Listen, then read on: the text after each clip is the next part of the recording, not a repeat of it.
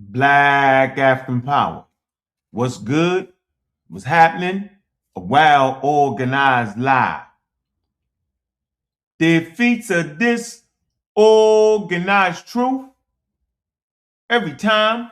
Woo-hoo-wee. Man, y'all already know what it is, man. It's God killing the house. And I come to do what I got to do, and we're going to do what I got to do. Standing tall, standing strong. Hey, man, y'all know what it is, man. What's good, family, man? Let's have a good one today, man. We're getting ready for them damn debates. Y'all know what it is, man. If you don't got your tickets, man, get the daggone tickets, man.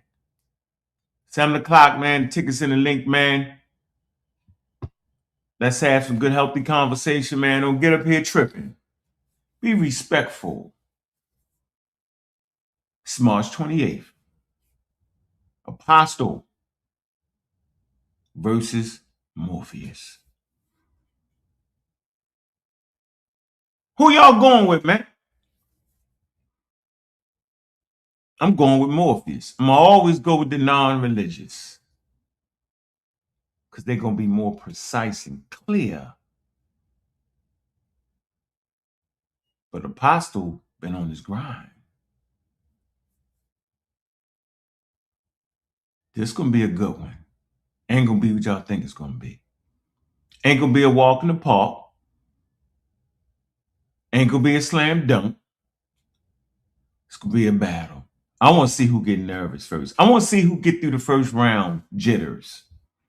Because you know that's always part of the debates. Y'all think y'all can get up there and start debating, have it at you, man. Shh.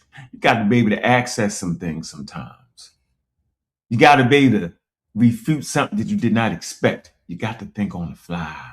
You got to be able to take care of presentation in the middle of your presentation.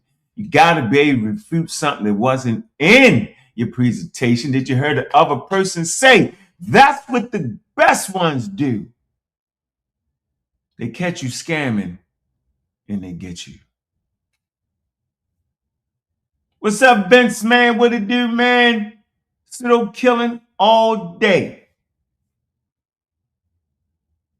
Yeah, we're going to be live for a minute, man. Rocking. You know what I'm saying? Flowing. Doing our thing. It's been some real interesting conversations, man. And some disappointments, man. You know? Definitely that. Definitely that. Atheism, Science and Belief. Man, it's debate Saturday, man. Man, let's talk about it, man. Let's talk about it. Weather good. It's 2 o'clock. Man, and we rocking, man. Let me let the people come in the building, man. We can get this thing going. You know, I'm going to drop the link early and often. I was reading a book about the immune system. It's a very interesting system there. Your immune system be cracking a lot of codes. Did you know you could go anywhere in the universe and get protection from your immune system? Maybe if you don't die. Because that's part of it. But if you catch, your immune system is trying to figure out to crack the code. Might not be able to crack the code, but it's going to try. Big up, Cedric. What it do? To the killer official, man. Let the people dribble in here, man. And y'all see the title, man.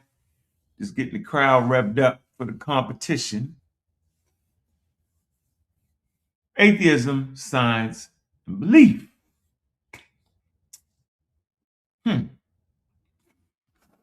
Y'all see the flyer, man.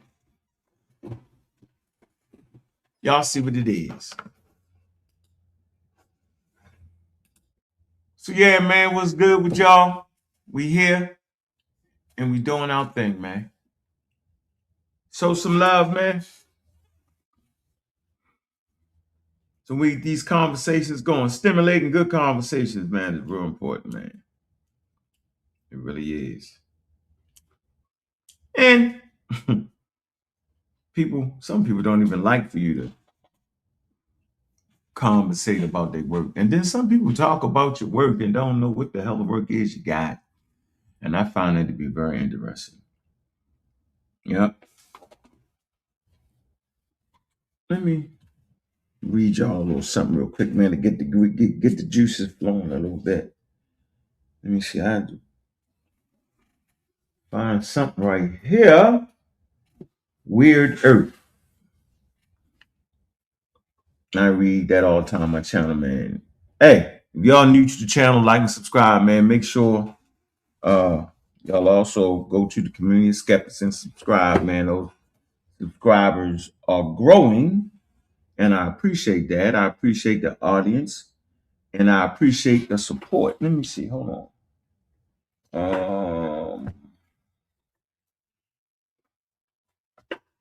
And then there's some things I don't appreciate. Where the hell Reggie at? He in the bushes hiding somewhere. I know he is. Dang, where's the book? Reality? Hold on.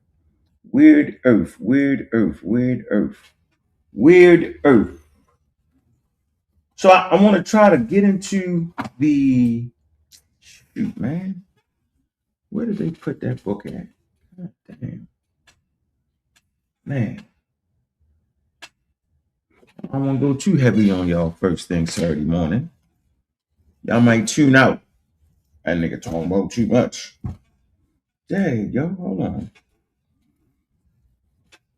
How many of y'all got anthropology books? And then how many of y'all relegate an anthropology book to white people? If you sitting there listening and you relegating anthropology books to white people, I'm gonna always beat you up. You're gonna always get got. All right, found it. Found it, man. Did the people come in a little bit? What's up, Richard, man? What's good, man? Appreciate you sliding through, man. Y'all, if y'all driving in the car, man, just go ahead and tune it in, man. Tune in on it. Tune in.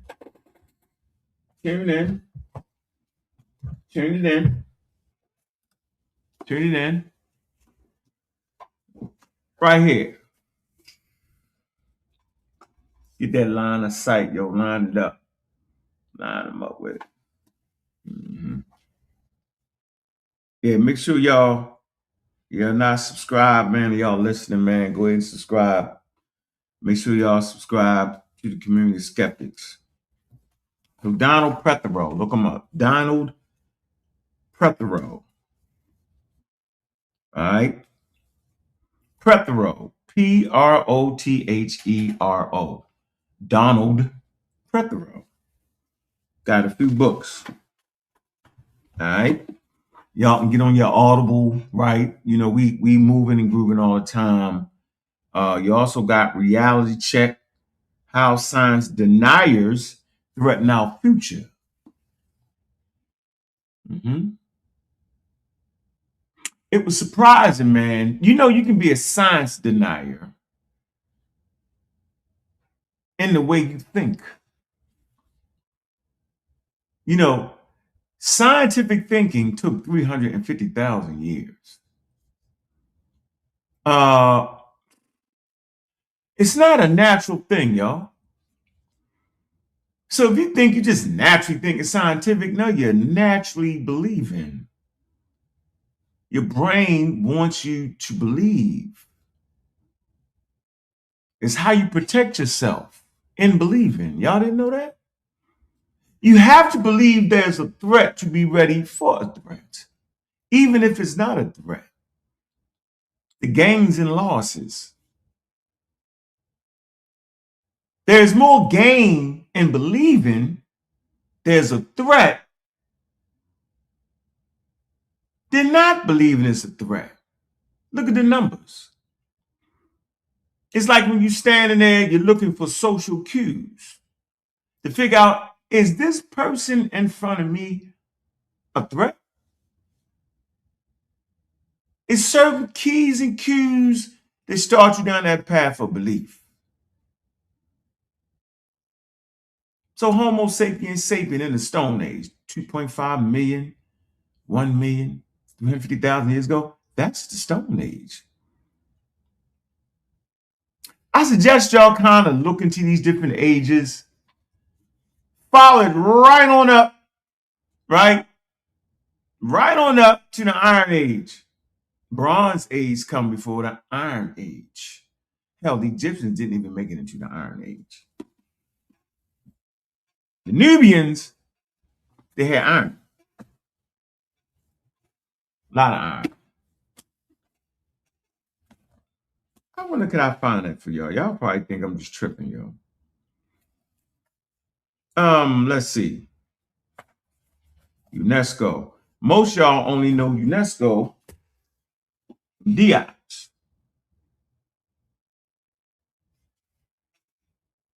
It was a scientific conference. The community messed that up. I believe they messed it up on purpose too. Crazy. It actually did. Look at these books, y'all, all these tools, right? Crucial for butchering, protection, a Gillian age, all tools, right? Always about the tools. Tools predate science. Upper Paleolithic. Let me find out. I want to find the origin, development, expansion of agriculture. All righty, let's see. Neolithic. I would assume there's Neolithic period Nile Valley cultures of the North-South region. All right. Khatun, the culture also known as Nubia, pre-dynastic Nubian show agriculture rock rating. Hold on. Virtually all known objects of this type found in Kerma's site. Let's see. In Upper Egypt, they show that this region must have played a leading role in, let's see, dissemination of copper and iron metallurgy. Man. Dissemination of metals. That's on page 31, right? It said the dissemination of metals, copper, together with gold, silver techniques evolved in working them, appear to begin from the beginning of the historical period. Bronze and alloy copper and tin was developed in the second millennium, but the existence of iron forging is disputed. It says gold from mines in Egypt and Nubia always contained a high portion of silver, and this is why the distinction was made between white gold, that is gold mixed with silver, and yellow gold, which was called nurb. Gold that has been stolen from graves over thousands of years. There goes the Africans wasn't stealing. Or ancient people wasn't stealing. They was all mayatted up. Thousands of years, all right, was lavishly used in the Nile Delta in Upper Egypt for burying furnishings, personal adornments, and architectural decorations, and so on. Although bronze is stronger than copper and easier to smelt, it neither entirely took the place of copper. Later can be hardened and through hammering, and was used to make toiletry artifacts, especially mirrors, weapons, tools, vases, jewelry, and inlaid work on furniture. And watch this, virtually all known objects of this type were found at Kerma sites in Upper Egypt. Kerma sites in Upper Egypt. That's a cue for y'all. They show that this region must have played a leading role and dissemination of copper and iron metallurgy, both through the Nile Valley and over Africa as a whole, in particular from the kingdom of Napata to Monroe.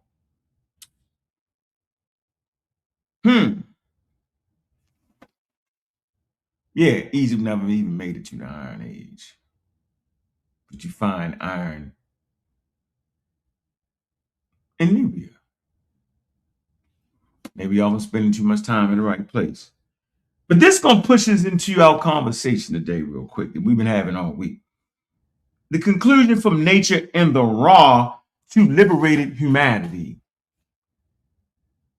The preceding chapters amplify, illustrate the leading role Africa played at the early stages in the story of mankind. Although they now stand at the periphery of the technologically developed world, Africa and Asia were at the forefront of progress for the first 1.5 million years of the world history, from the time of Australopithecus to Pithecus Boise.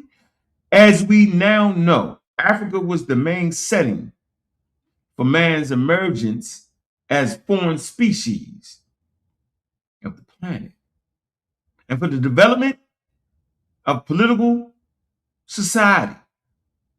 The preeminent role it played in the prehistory times was followed during the historical period of the past 200 years, 2,000 years, by a pattern of development marked by exploration, which reduced the entire continent to a mere tool of the hands of others. At some point, we're going to have to take a look at the pain and the underdevelopment of Africa to see what role they played in the world we live in. If you ignore those ages of enslavement, then you'll never understand the scientific revolution. You won't understand the role they played in the scientific revolution.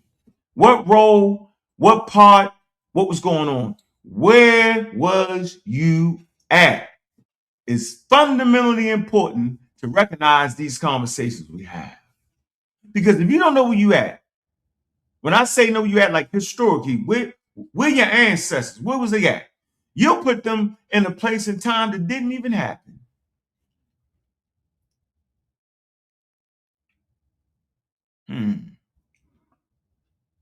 That'd be interesting, right? So it's important to recognize where you at, what you was doing, and what it mean now. So when we had these conversations, we ain't fighting and arguing over absolutely nothing. I didn't even know we had to have a conversation about that. I thought people understood with the 1400s, 1500s.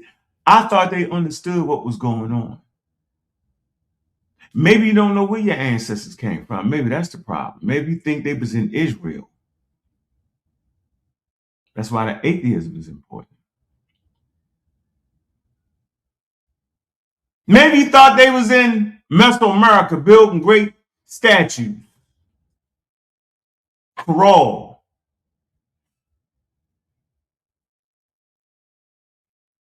Almac. Maybe you watch these pseudos promote wild nonsense. Maybe you into hidden colors where they promote pseudoisms, effectively taking you away from where you actually was.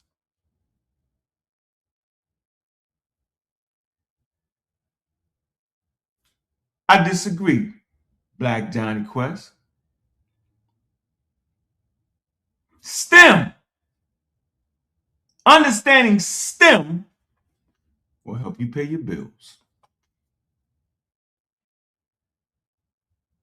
We are underrepresented in fields of STEM. There's plenty of money out there for us. Scientific literacy is so crucial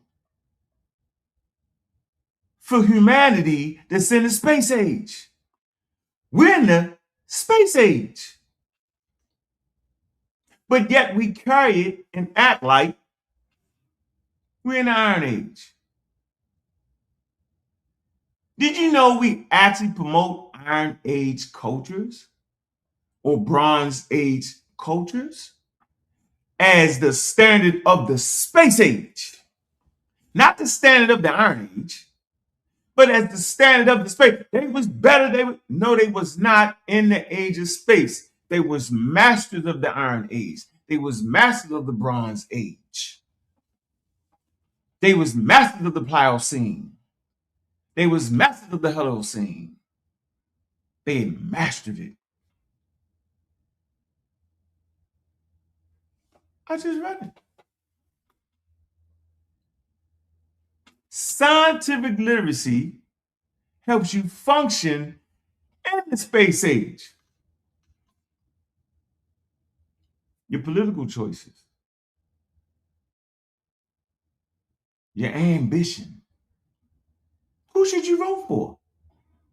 What should you teach your kids? What types of jobs have you analyzed prior to sending your kids to college? Should they start a business? What's the data on it? All these things function due literacy, financial literacy.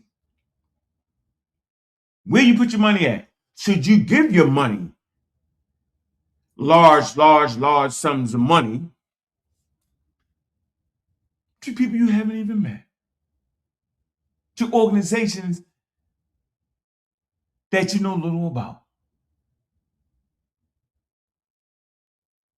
That's why we always promote scientific literacy, and out of scientific literacy comes financial literacy.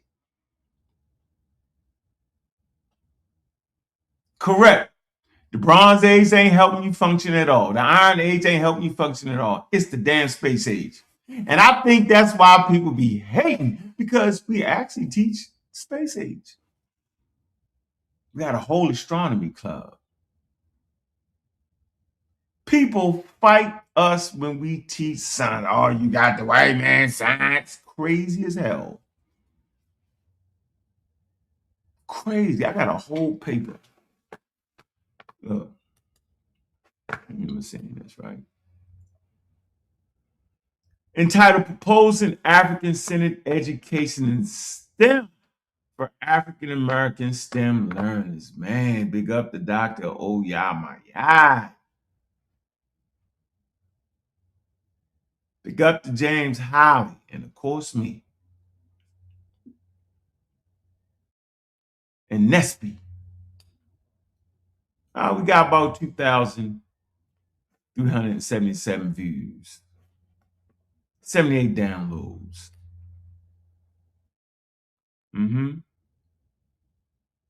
Black Excellence in Engineering, Science, and Technology Manuscripts. It was published Volume 1, 2023, December the 4th. We be serious with this, man. And then we be wondering why.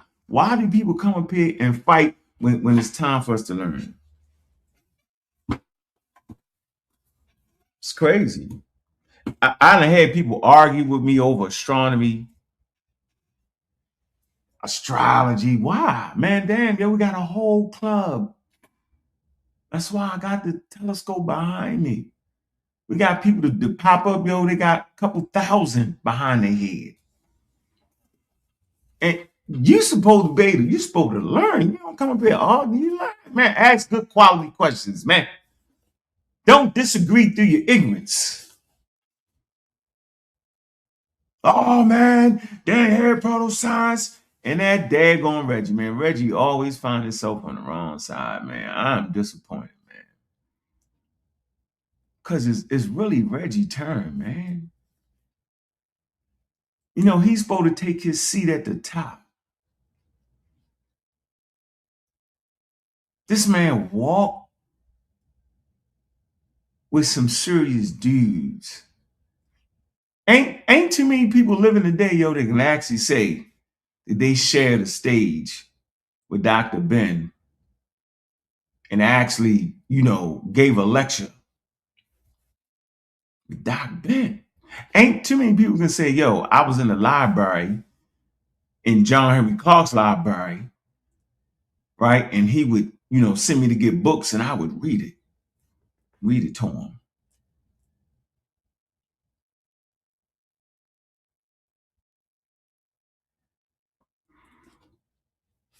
Seriously, it's levels to this. Sup, Queen? Sarah? Queen, what's up? So it's certain things I be expecting from Reggie and certain principles. I'm like, I know Reggie got my back. To help me explain to y'all, because I'm not expecting everybody to really get it. Like it's not a no-brainer that when I say, yo, they didn't have science, so you automatically think somebody trying to keep us out of something when you hear it. The education,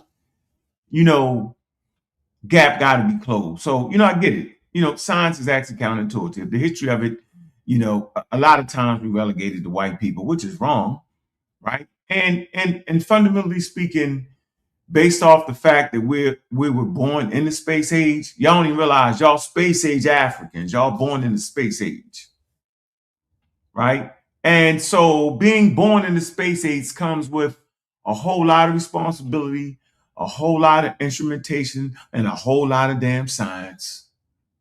In this particular period in time, science pushes technology and technology pushes science. And so we go into it with this mindset that it's always been that way. So I understand a person without any degrees making said mistakes. We grew up in a world where all we knew was science. Now, your household may not have promoted it, may not have the science magazines, but your world was actually governed by it. But when we talk about these ancient civilizations, their world was not governed by science. Now, if you're saying you use the terminology, the basic meaning, as just simply saying knowledge, then their world was instructed and informed by their particular knowledge based off of their particular clan, based off of their particular tribe, nation, city, state, based off of the ecological niches they governed. Knowledge ruled the day, and out of knowledge comes tools, moving a way towards STEM, and not in that order. So there's an education gap that I don't feel like fighting if people with degrees in said subject don't back me. People that I know is here, but yet come down here and fight. It becomes very confusing. And talk about scientism. We can look the word up. Talking about scientism.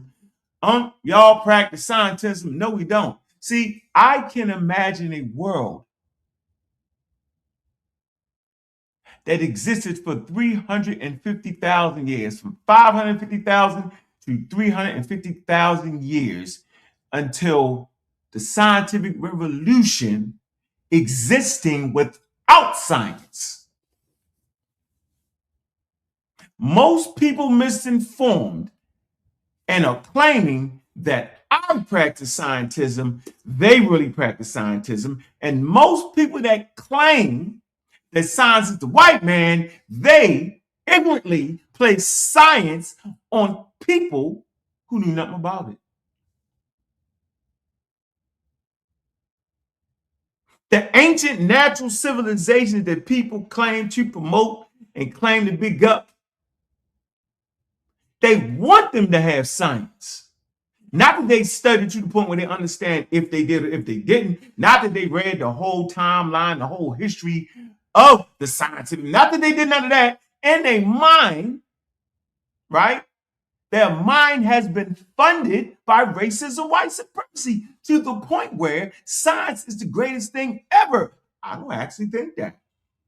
See, I don't actually think that things can't get done without science. I actually understand what STEM is. I can imagine a world for 350,000 years without it. We, living in the space age, can't imagine a world. So it's kind of awkward when people make slurs and statements, you practice scientism. And then I turn around and look at them, and they giving people microscopes, telescopes, redshift, Doppler effect to ancient people. And then say science is the white man, but y'all think science got so much power. That's why you think that people couldn't navigate without it. And then you make the mistake and say you are marginalizing. You are taking away from our ancient people. Are you saying we can't practice science? I'm saying they didn't need it. And I'm not just saying Africans. I'm saying people that inherited the forces of Britannica, of Germania, the forces of South America, North America, the plains of North America, the savannas of Ethiopia, the Green Sahara. They didn't need it. But there's an education gap there that will make you cuss me out when I say it. And it will mistakenly make you think I'm saying that our ancestors were not elevated to the level. They not only was elevated to the level based off of their knowledge, wisdom, social, cultural systems, they was the standard of their times. How many of you are the standard at what you do? So I never took away from the great works of my African ancestors. Do you know a simple way of taking away from your ancestry? It's to lie about it. It's the lie that's not real, nor is it tangible.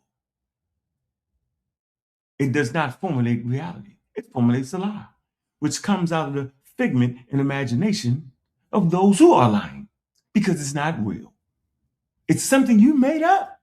So if you're making up stuff about your ancestors, you're lying.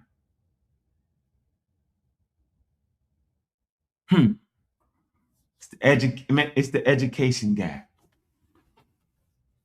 And so, my brother Reggie, until you admit that technology predates science, I can't have a conversation with you. Because I look at you as being here. See, you can't say that you're better than the person that did more than you.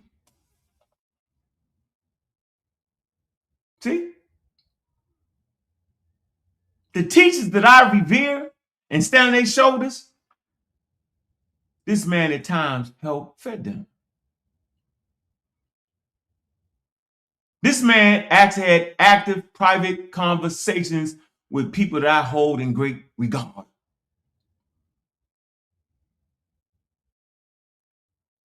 He just didn't snatch the torch. That's his fault.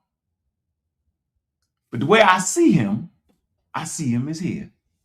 And I always expect whenever I need some help, when I'm trying to communicate that language, that thing we do, that STEM thing, that science thing we do, I always expect that man to be right here.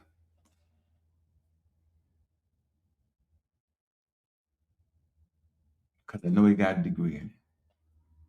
I never expect him to come up with a cockamamie, wild, confusing story to confuse y'all in the middle of a scientific conversation. I expect him to say, I have a degree in STEM, computer engineering, I've been this thing, and I've been this, and then go ahead and lay that thing down. I'm like, yeah, I don't expect him to go left side.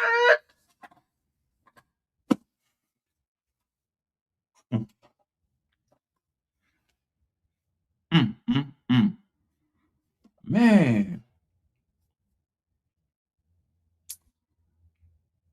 We got to be able to close the education gap, and we can't close the education gap when we got people tinkering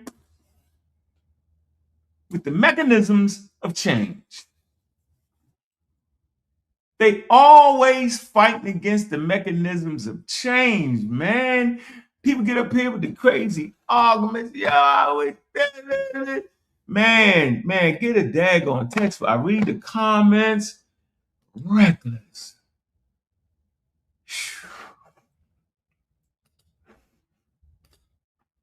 Boop. Drop the link, man. Anybody got the conversation, man? Hit the likes, man. Show some love, man. Got 46,000 in the building, man. We here on this great Saturday, man. Enjoying what we doing, man.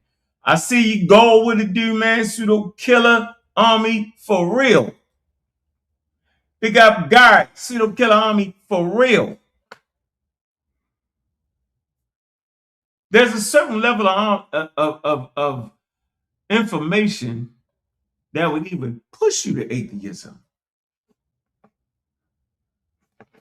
Let me show you what pushed me and how vital it was to my development as a foundational Black African American.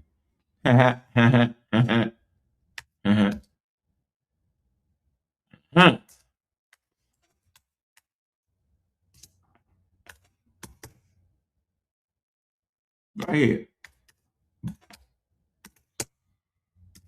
Right here.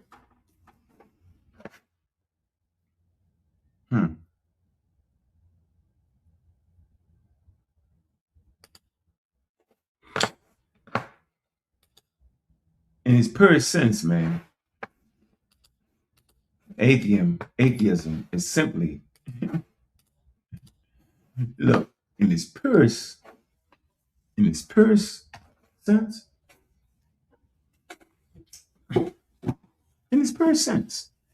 atheism is the questioning of the over 2,500 deities around the world. That's essentially what it is. I got the dictionary with 2,500 gods. Most of them you don't even know about. I'm going to show you one of my favorites. I'm trying to show you how I got to where I got to, how I did it. All right. I'm going to show you how I got to where I got to. Let me show you how I got back to great African thinkers by using the Greeks. Right here. Hold on.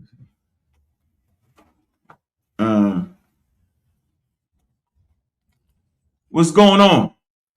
I'm the original. What's up? Mr. Ankh, what's going on, man? How you doing, brother? What's on your mind, man? Where'd you pass through? What's good? Hey, man, I think I first talked to you, man, when you were doing Blog Talk Radio. Well, you go back. Yeah, that's when I first met you, and you sent me a book. What book I sent you? I was trying to do that Israelite thing back then. Oh, what? Hey, man, you were telling me that stuff was false, and I thought you was wrong back then, but now I see that you was right. Wow. How long ago was that? Man, that was a long time ago, man. That was at least over 10 years ago. You see what I'm saying? Thought I was crazy, didn't you? Crazy. Yeah, I thought you was wrong, but I'm not saying I agree with everything you said, but I do know that you was right about that, though. I don't believe in that atheism stuff, and that's why I got on the show for a minute. I wanted to just see. I want to get an understanding of what you mean by that. Yeah. Go ahead. You at that junction again. Okay. So you said I would be saying this. Okay. Yeah. I'm saying don't ask no daggone questions, yo. If you don't want to do that same thing you did 10 years ago. Hey, man. Okay, I got you. So you said I'm gonna change again in a couple of years, huh? Of course you is, because I'm gonna see what you talking about. You gonna see what I'm talking about. You gonna say, "Dag, man, he wasn't even all that, yo." Really? Okay. So let me ask you this. I'm trying to really, man, seriously, man. I know I know you've been researching for a long time when I didn't even know nobody else. But man, what do you mean by you atheist? You saying that there's no source of power, or you just saying atheism in the sense we don't believe in the Christianity, Islam, and Judaism? Mm-mm. Okay, that's what I'm trying. That's my question. Mm-mm. So let me come right here. I'm on Encyclopedia of Gods of over 2,500 deities of the world. This is my favorite god right here. Voodoo. VODU. It says collective name for gods from Benin, West Africa. The origin of the term voodoo, okay, in the what is this? Caribbean regions. Voodoo. That's my favorite deity right there. Right? Once I Okay. started to understand that there's thousands of deities, and in your mind you start saying gods flying around beating up each other for man's attention, right? And you're like, that's funny. And then when you realize, why is it that there are so many gods and so many belief systems, and you can chronologically actually see where each god fits in time. So if I say Yahweh or Yahweh or Elohim, I can effectively put it in a particular time and place. I can put it in the Iron Age. And not only can put it in a particular time, I can group it amongst a group of people. Why is that? Because if it was what man routinely says, then it would be in the minds of everybody under the same name, maybe in different languages.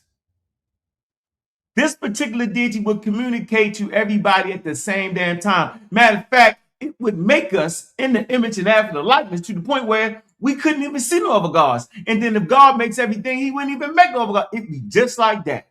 So at a certain point, you started to say the thing that I thought was the power was really human beings giving other human beings power and other things power. I started to recognize that the deity was really cultural containers of ideas and concepts that is relevant to the particular people that made up the ideas and concepts to help them survive in their environment. So that's when I got to the point to realize that deities are tools created by early humans to create concepts and ideas and religions and folklore to survive in ecological niches in their environments. I say, damn, that ain't nothing but culture. So that's all the deity is culture. And the power comes into our belief. We believe that this is the power. But it's always humans writing it. The power never coming down and writing and showing itself. The power shows itself through nature, so man says. But nature predate human. Go ahead. Okay, man, that's well spoken. You always been like that. Appreciate you, man. Thank you for so I think I understand what you said. So, but I didn't ask about deities. I asked about energy, the source of energy, the source of power, the source of wisdom, the source of life. That's what I'm asking about. You're not saying you don't believe in that, right? Or what? I'm saying I don't know. And the best way to get it, the best way to know is based off of where you at. And based off where you at, people will have different ideas around it. But the thing that unifies all humanity, right, in later time periods would be science. It's when man truly started to understand the things that you talked about that occur naturally, the phenomenon, the natural phenomenon. That's all you talking about. You talk about rain, you talk about gravity, talking about the forces that exact on our world that cause volcanoes to go off, earthquakes to occur. That's what you're talking about. What is that? No, I'm not talking about that part. I'm speaking of the source, like the source of the moon, the sun, the stars, humans, life itself, not Right, not you the. right. I get it. I'm saying that's a religious view. You get it? That's how we see it through religion because our understanding of the natural world was not there. Once you get a basic understanding of the natural world, you realize that there is no source. That Okay. when we start looking at 4.2 billion years is unfathomable. When 13.5 billion years is forever. Yeah, Ain't I don't no pay. time for the source. You get it? There's no time for a source. You get that? Okay, so if there's no source, then how are you gonna create how something that's so complex as for example the human body Mm. or a flying jet, the is the B-2 bomber? I forgot which the B name of that. 52, B-52. B-52, right? So how you get Mm-hmm. stuff so complex like life, like humans, right? The human Mm-hmm. body, right? Mm-hmm. And then man also creating or making complex things. Mm-hmm. So why? So you saying there's no source of that? There's no source. Okay, so what you call it, man? Because I'm really trying to understand I your. call, I call it understand the world you in. You know what I'm saying? I call it explain. We can explain how humans came to be. We're not in that part no more. And a lot of times we deny it. We deny the very thing that answers the questions that we talking about. You ask the question, how is it that man came to be? Okay, it's called through evolution. We have a scientific theory on how life on Earth, watch this. The scientific theory of evolution explains why life on Earth is connected, but yet so diverse. They can explain it. But the religion in us, the belief in us, think that we can't. We actually can. We can explain the fundamental principles of how suns function. Pop stars, you know what I'm saying? First generation, second generation stars. Create Okay, heavy elements, hydrogen and helium. all right. They can I, explain I, I that. But yeah, I hold got you. on, you want to Okay. extend it all and keep going back, right? No. This is cool. You answer my question. So even though we got theorists and people even experimenting with the sources or how things began and how different things began or whatever, or the source of those things, that's still, I will put that in the same category as people writing books about the Bible, about God in the Bible. That's still man writing those books and coming up with those theories. I like that. Whether I like do that, you right? do you I agree with like that, that. right? I agree. Okay. But I don't agree you would put it in the same category. I would agree that Okay, that's religion fine. came first. I would agree that man, you see, people don't get this, man. They tried to stick Reggie with it. I didn't appreciate that, right? They tried to say Dr. Ben said that our ancestors in the Nile Valley recognized through their religion that man had a spirit and a body, right? And out of that religion came science. That's true.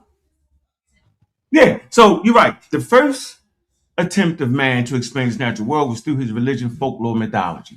So you're absolutely right. Well, no, I'm not saying that. I don't know if that's true or not. That's I No, don't have. I'm That's telling. not a. I'm telling you. Okay, that's You're fine. right. I'm not. I So don't. you're right. That's not. So you're right That's about not that. something I debate. I don't debate that. That's not really an issue with me.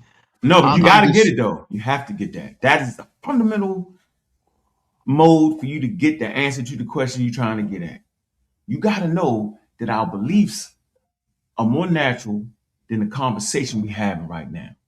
Yeah, I'm saying that the way we think is resistant to the answers I'm giving you.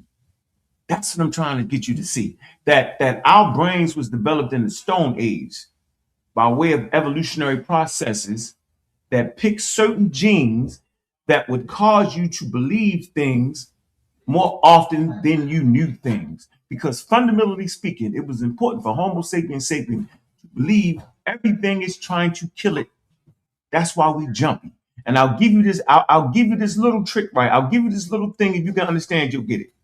Human beings will always make the mistake in thinking that a shadow is a human, but will never make the mistake in thinking that a human is a shadow.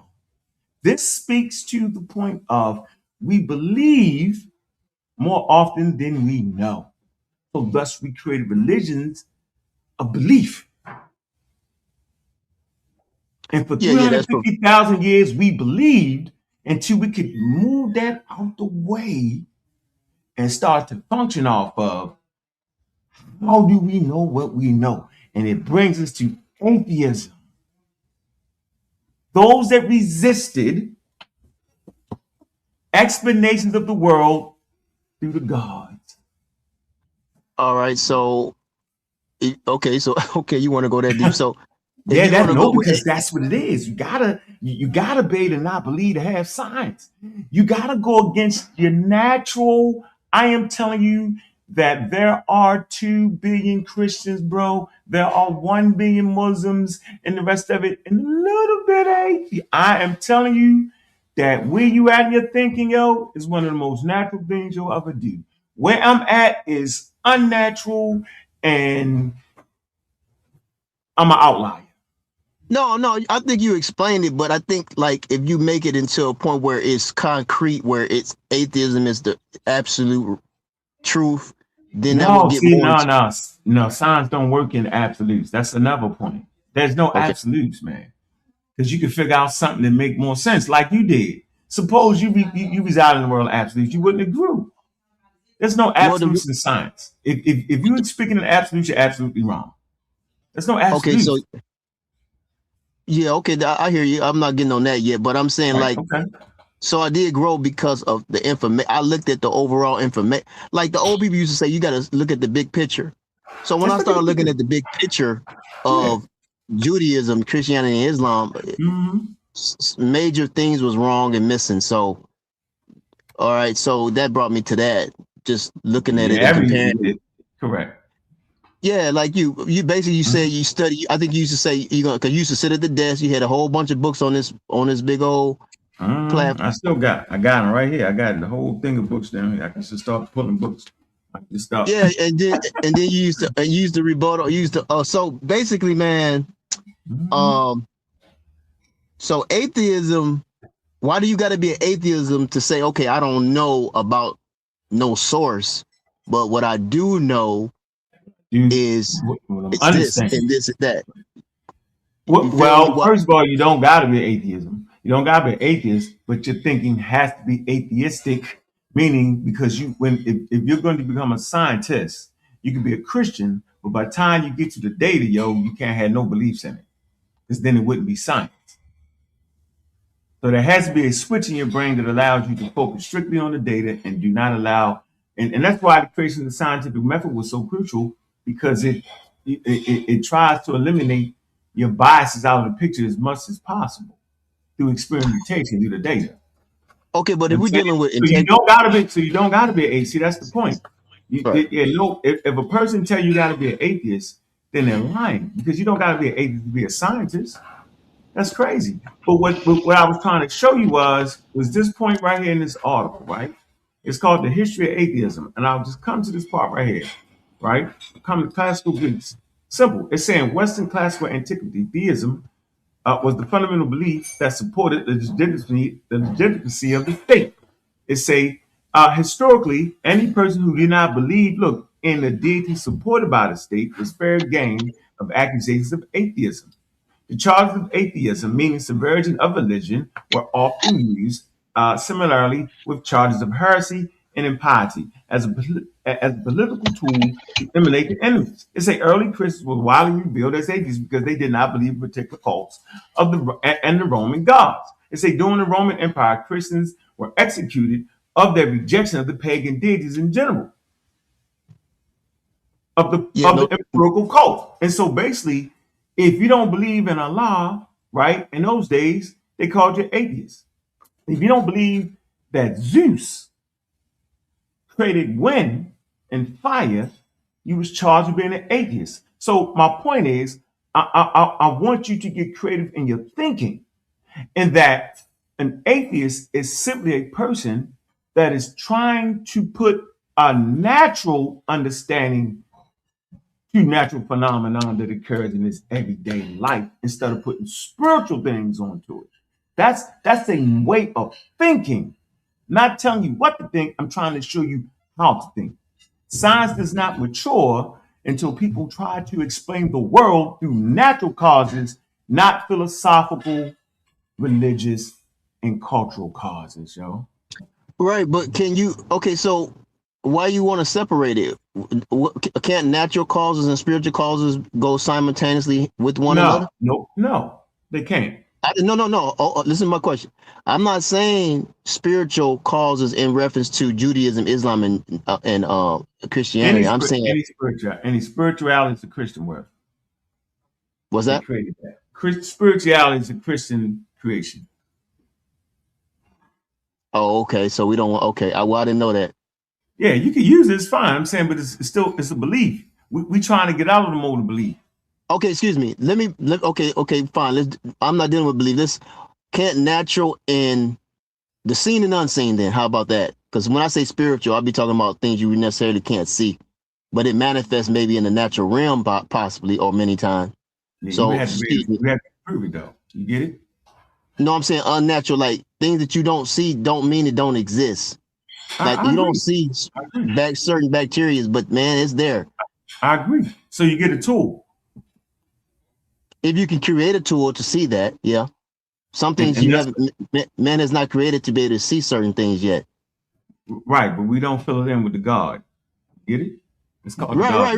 No, I feel you. No, I'm with you. I got you. That's right. We don't know. I mean, we just don't know. Not yet. Yeah, and we don't got to know everything. See, that's another thing. Well, there's nothing wrong with knowing everything. I don't think there's anything wrong with that. With trying to know everything, if it's possible. When you know something, then you move to another frontier.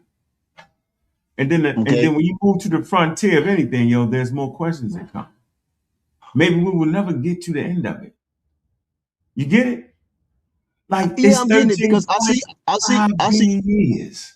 Your fundamental question is, how do you know what you know? That's what you're really trying to ask me. And can you know with spirituality? No. It has to be separate. Because your spirituality will always get in the way of your natural answers. Because the natural answers at times are counterintuitive. Because watch this, if you sitting there thinking spirituality gonna make you stop. You're gonna take the easy route once spirituality hit it. Y'all follow what I'm saying? I follow. Like so if you're trying to figure out why a volcano erupted, you're not gonna try to get into figuring out the core of the earth and all that if you attach spirituality. You're just gonna say God. So you're not really gonna go no further. No need. So you'll never come to understand why. If a fire starts, you see what I'm saying? You follow my reasoning? I agree with y'all. I'm saying, but the only thing about it, I think that if we don't understand the word or how people using the word spiritual, then we'll just write them off and thinking that they're talking about Islam, Christianity, or Judaism. And I think that I would be cautious about that. Just being in that before myself, I would be making sure I would make sure that person, I understand how that person is using that word. No, we understand it though. We understand it. So if you was to ask me about spiritual, I'm going to tell you that is your brain trying to make sense of the world around you. See, our brain creates our reality. You know that, right? You understand that, Aya? Yeah. Our environment, the people that's in the environment, and ourself creates. That's how we experience whatever we call reality or what we experience it now. Yeah. All right. So check it out. So check it out. Your brain is doing that for you. You, from a metabolic standpoint, like the amount of energy that your brain would have to use in order to understand the world around you and its reality, you would die.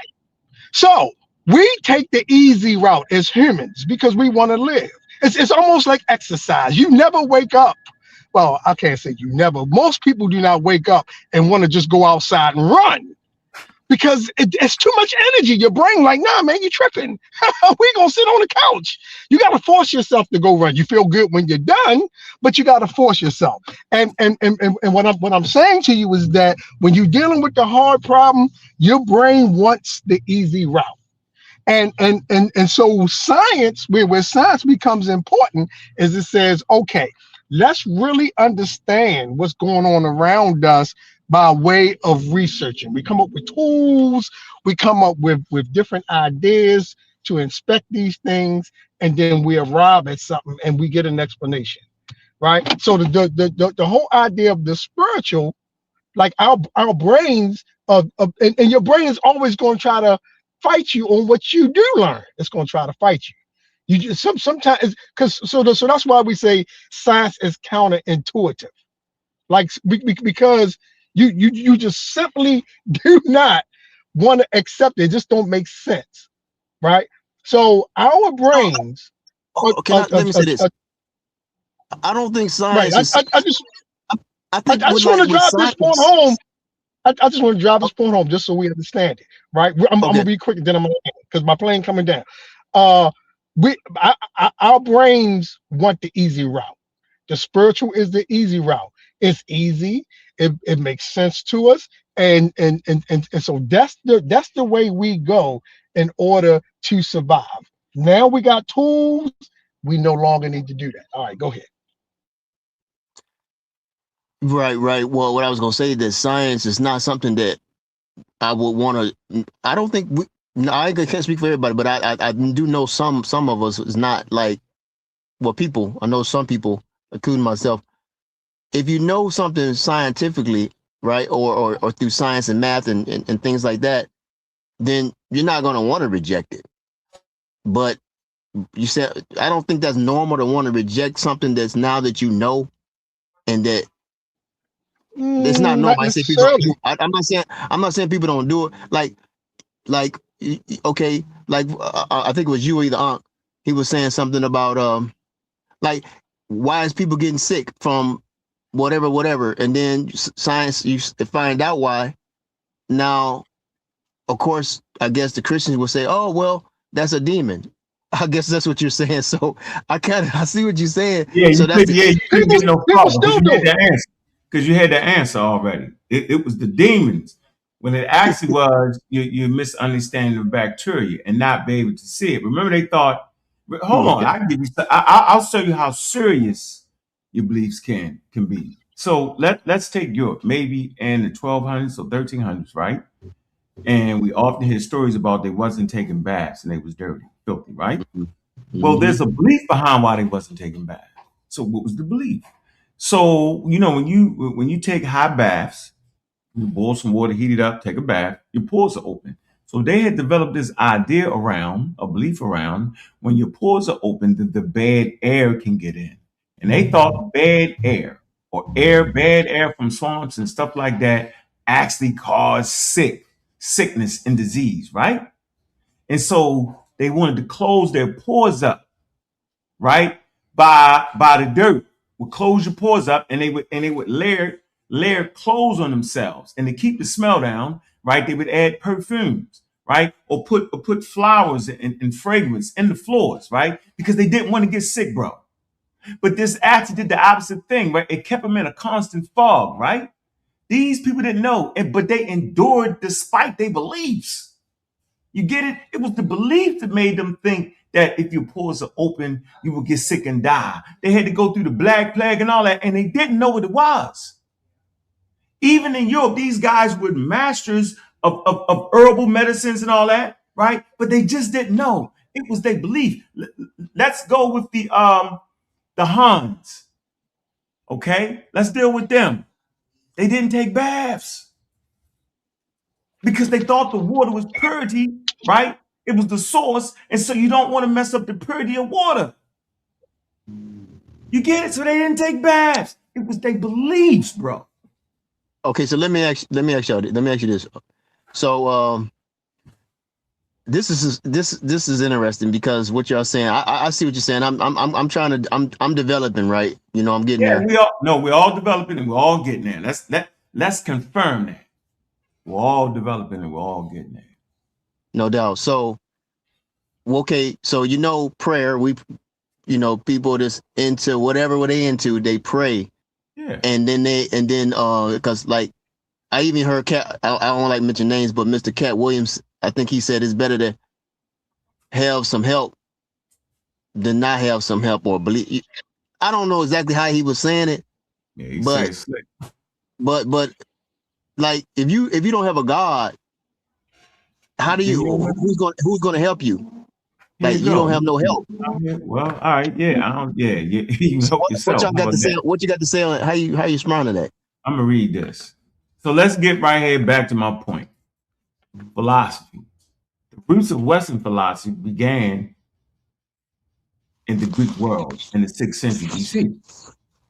The first Hellenistic philosophers were not atheists, but they attempted to explain the world in terms of natural processes of nature instead of mythological accounts. This is a sharp break away from the Egyptians. Thus, lightning was the result of wind breaking out and parting the clouds. And earthquakes occur when Earth is considerably altered by heating and cooling. Early philosophers often criticized traditional religious notions. Xenophanes in the 6th century BC famously said, watch this, if cows and horses had hands, then horses would draw the forms of gods like horses and cows. Another philosopher, Anacrates, 5th century BCE, claimed that the sun was a fiery mass larger than Pelenes. A charge of impiety was brought against him, and he was forced to flee Athens. So it's a belief who's going to help you. That's a belief. The key is, can you recognize what's happening to you? Can you explain it through natural processes is where you're going to get your answers at. But in the ancient world, charges were brought against humans that actually tried to explain the world through natural processes. And this is my point. So Cat Williams is simply a believer. What do you mean who's going to help you? Who? It's not the who, it's what's going to help you. It's depending on what's going on with you.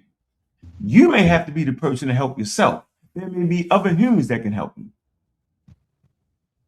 Think about that. Like, that's a religious statement to try to stifle you at the door. Forgive me, I don't want to quote him wrong, so I don't want that to get out there. I'm just saying that if that's forget his name, just put another name on it. Just if somebody said that, maybe I should have said it that way, because if somebody said something like that, like your like our grandparents, right? Mm-hmm. Or great grandparents, right? Mm-hmm. Or aunties or great uncles, right? Mm-hmm. They're praying. Okay, so say it's a sister. So okay, I think I know what you're saying. So if one of our sisters say, "Oh, I believe in God. I need some help. I need some money," and then she get the money. Yeah, I gave it to you. It ain't necessarily, yeah, okay. It ain't necessarily God gave it to you. It was I gave it to you. It came on my pocket. Well, yeah, not only that, but maybe you was feeling her energy. I don't know what you want to call it. Intuitively. You had empathy for her. You had empathy for her, and you gave her some money because you had it. Based off your heart. Watch this. No, watch this. I'm gonna let you finish, but I'm saying, like, say you didn't know, but then you kind of knew because you know her situation or whatever. But just to say, somebody needed some money, you didn't know they needed it, and you gave it to them, one of your family members. So they'll say, okay, well, I was just praying about that, and then you come through, right? So you saying, no, it wasn't God. Yeah, it was God. It was the God, right? Now I ain't giving them no money because I ain't doing that because I work too hard for mine. So you need to get that straight me. Yeah, they get off. Add another dynamic to this, y'all. Yeah, they get off that. What's up, Reggie? How you doing, man? Hey, let's add another dynamic to it. Good discussion. You broke it down, though. Good discussion, but the brother, he's got to give you a donation for this long conversation. Hey, good brother, I want to ask you a question. Got no problem with that. What is the source of the source? You talk about the source, right? So, what is the source of the source? Well, according to the Bible, there is no source of that source. The brain don't need to know. The brain don't need to know that. But I don't. But It's irrelevant. Yeah, I couldn't. I can't answer that from. Right, but if you're going to use the source and you're going to claim that there has to be a source, right? Then what's the source of the source? No, I'm not claiming that. That's too much, Reggie. That's too much. Yeah, I got your question. I'm just trying to break that down to me. That's what I'm saying. I said that, you know, Let me break it down. Let me break it down. Okay. So I'm gonna say this. So if there is a source, then there has to be some type of beginning of that source. That source has to come to being. That's the same question. So we're back to square one. So we don't know the source of the source, right?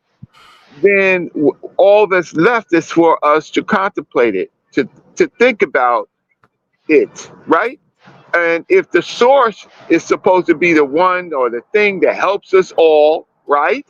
Well, it's helped us to understand evolution. It's helped us to understand science. It's helped us to understand, to give us a rationale. It helped us to give us tools, which you're using right now, a phone, right? To talk to us. So the source, right? Is this Reggie? This is Reggie. This is Brother Reggie. Right? The guy who was fighting us? Say what? The guy who was fighting us? This Reggie talking? No. How can you understand what you're saying right now but can't understand our conversation? What are you? I don't understand what you are talking about. What my question is, if the person who is talking to Ankh, and Ankh is being very good, he's very pragmatic on this, right? Ankh is saying, he's asking the question about the source. So Ankh is talking about what we can do based on our our skills and our understanding of the world. So what are you saying? I speak good English. You do. That's why I'm so baffled. So if you can understand that we understand, we try to talk about a source. We say, okay, we deal with evolution. We deal with the natural world around us, and we've come to understand that things have evolved a certain way, like such as humans. You know, being part of the primate family, we evolved a certain way. We got certain tools. We do the things that we do. If you can understand that, I don't understand how you overwhoop and try to make it seem like the Africans over there in Egypt skipped a whole bunch of steps and jumped straight to what we call science. I don't understand how you are stuck. You should be able to say exactly what we do. Like they started off. Let me get it out, Reggie. They started off doing certain things. People built upon that, and now we are where we are right now with our understanding. You should understand that. Oh, but I understand it completely, and I understand that you don't understand.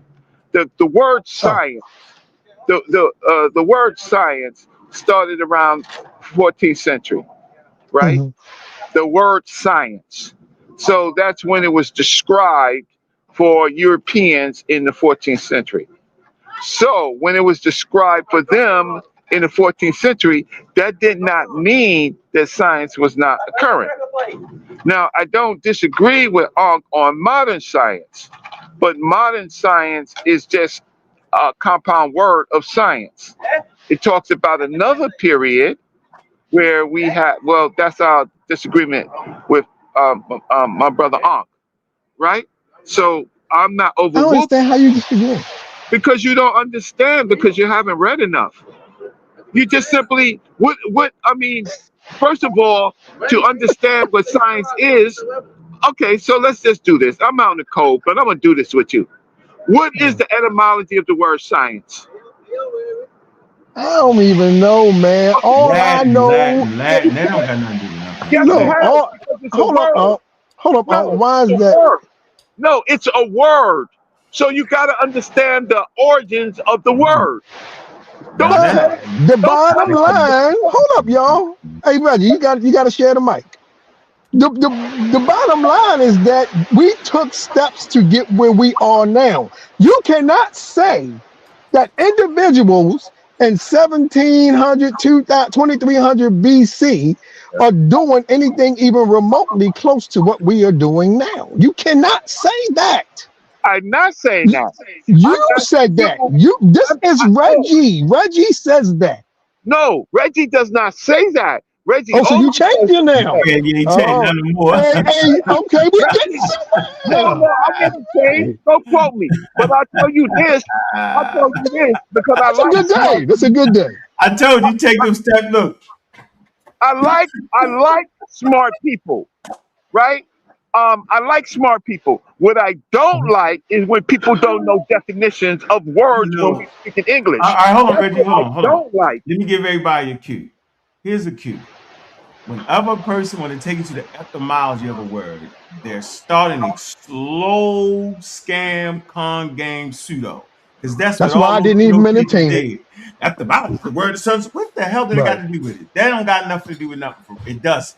Nothing at all. Okay, No, so it's a trick. I like these clips It's a because then I trick. can clip them. So you're telling me, Ankh, that when we communicate with this language of English, we There you don't go. need to know No, definitions. no, I didn't say Before that. there are I didn't say that. definitions, Uncle Keck, right?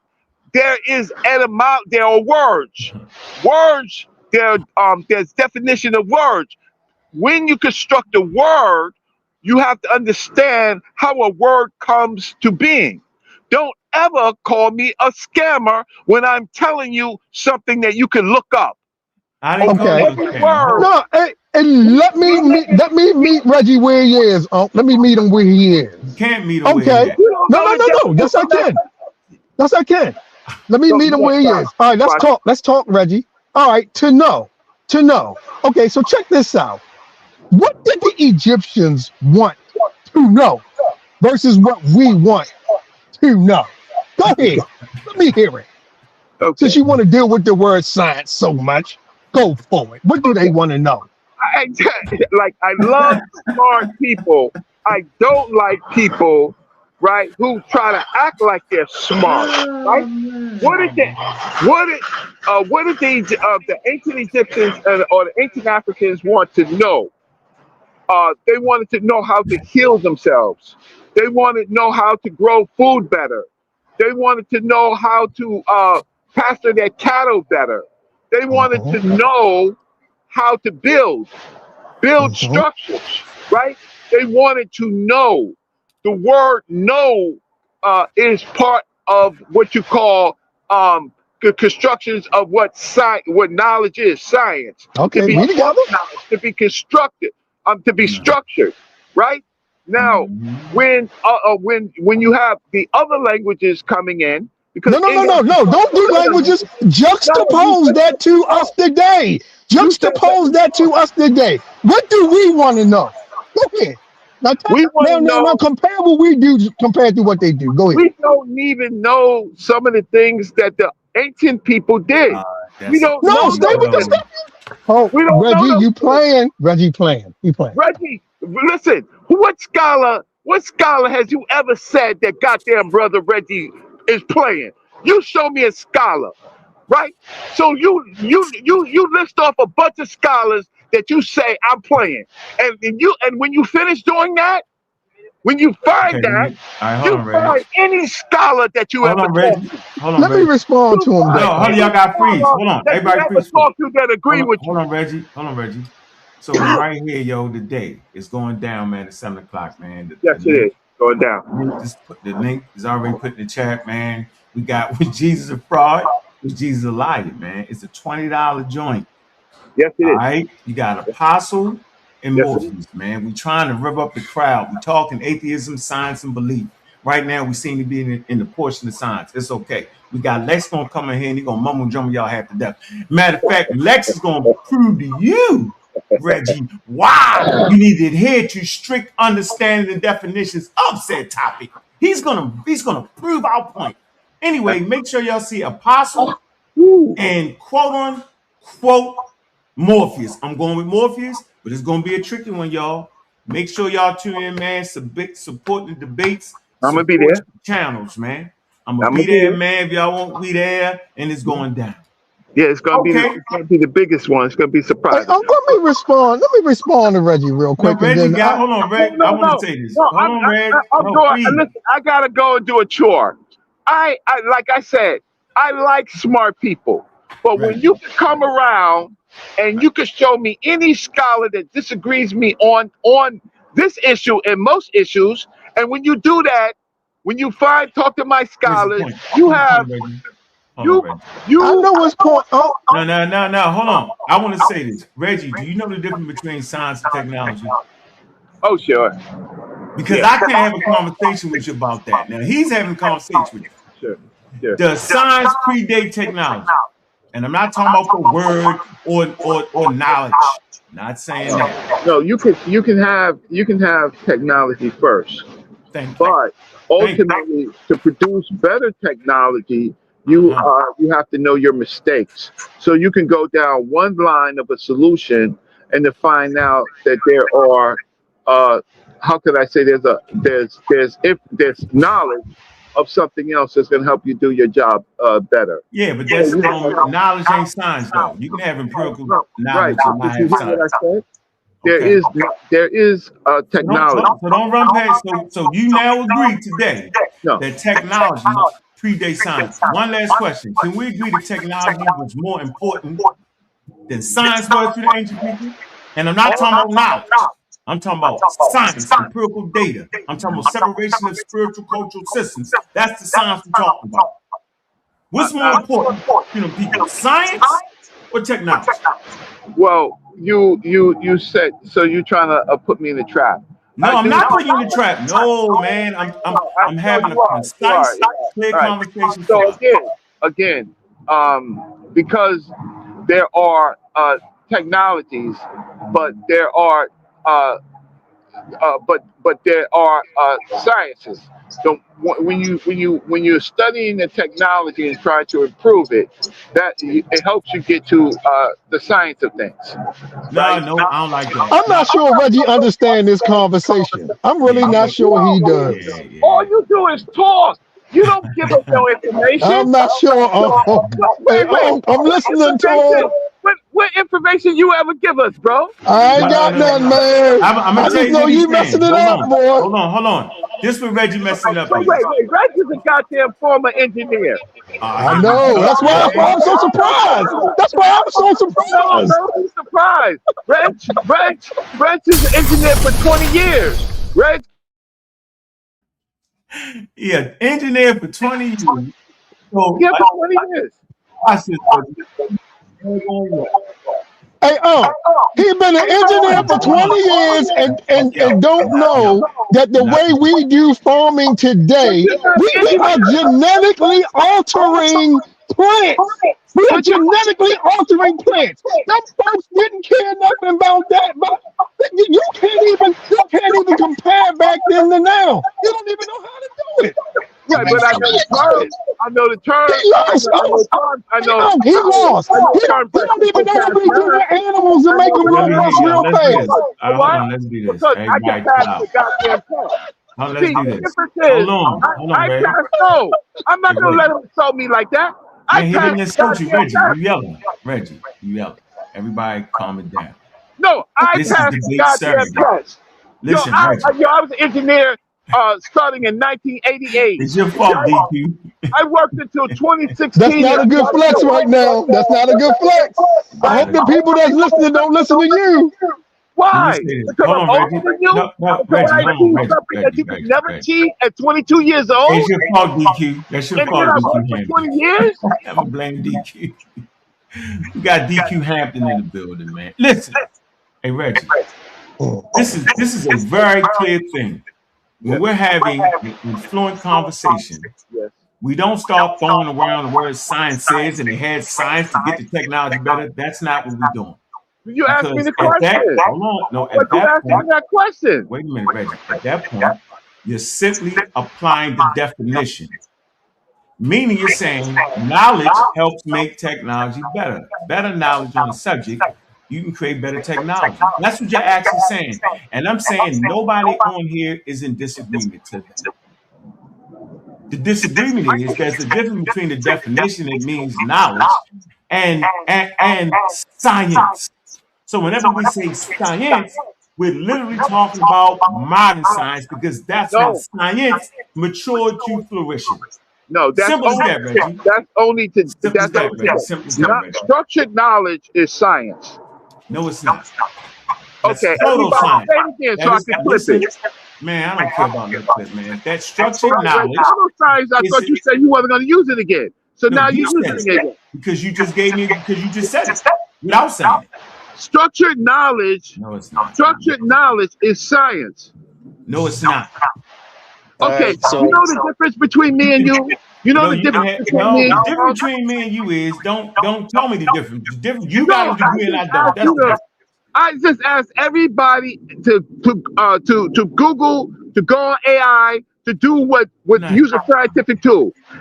Is structured knowledge science? Reggie, I'm saying you can have you need structured knowledge to build pyramids, Reggie, but you don't need science to build pyramids. You just need engineering, mathematics.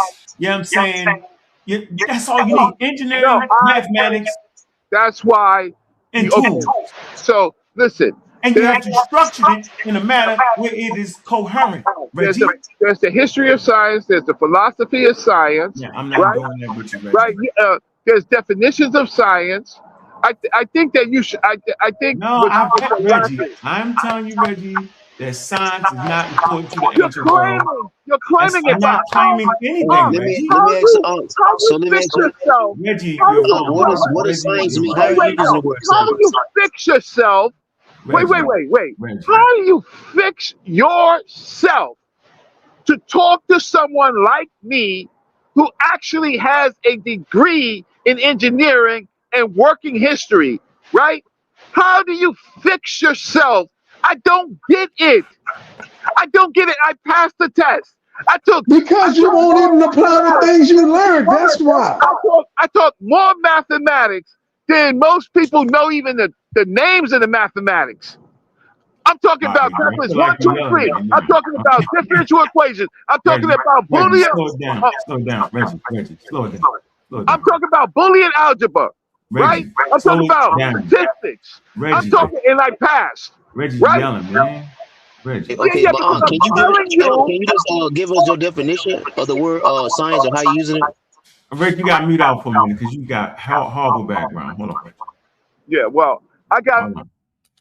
Don't look at structured knowledge. No problem, Reggie. Right, go up there. Why don't you read a dictionary for me? Reggie, read a dictionary item. Stop. Y'all gotta stop this. Reggie, y'all gotta stop this. Okay. That's all he got. Hey, hold on. Let me say this. I want to make this clear to everybody. I think I came on the wrong stream, man. What stream was you? Man, I was hollering at Sa. I have bought my ticket and things, right? Uh-huh. And is it up under summary? What you mean? It's gonna say the link. Right there. It's in the chat right now, right? No, I have bought a ticket, right? Okay, and check your email. It should be in your email. It's gonna be in your email. Okay. But it said view your order and things like that, right? View the order, because I never had to go through that, you know. I did it with PayPal. I never had to it's gonna be in PayPal too.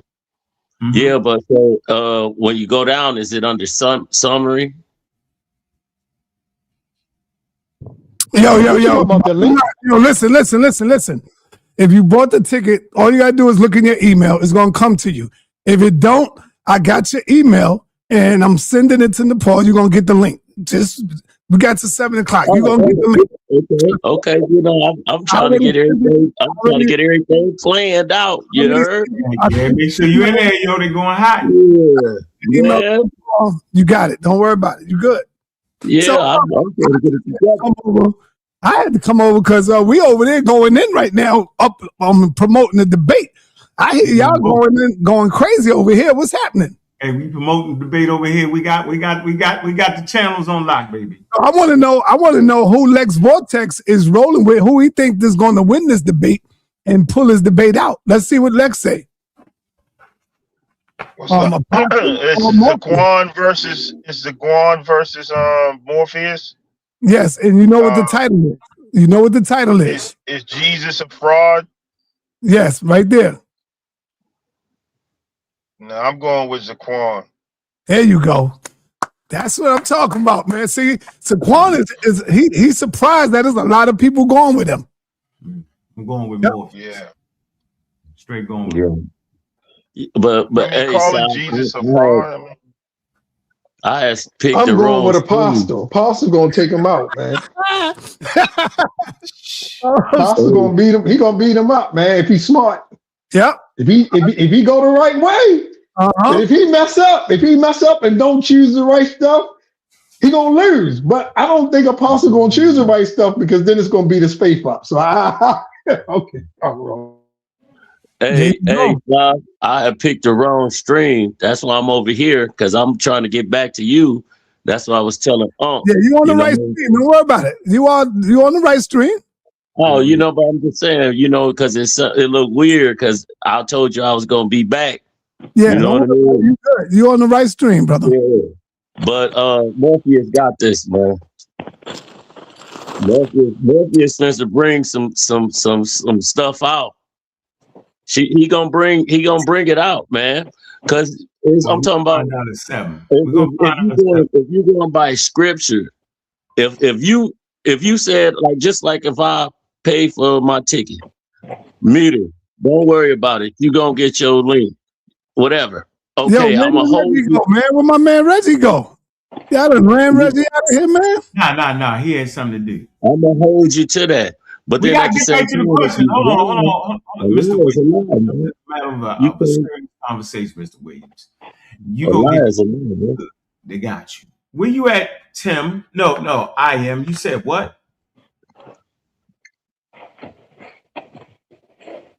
Yeah, what's up, man? Okay, what you say now?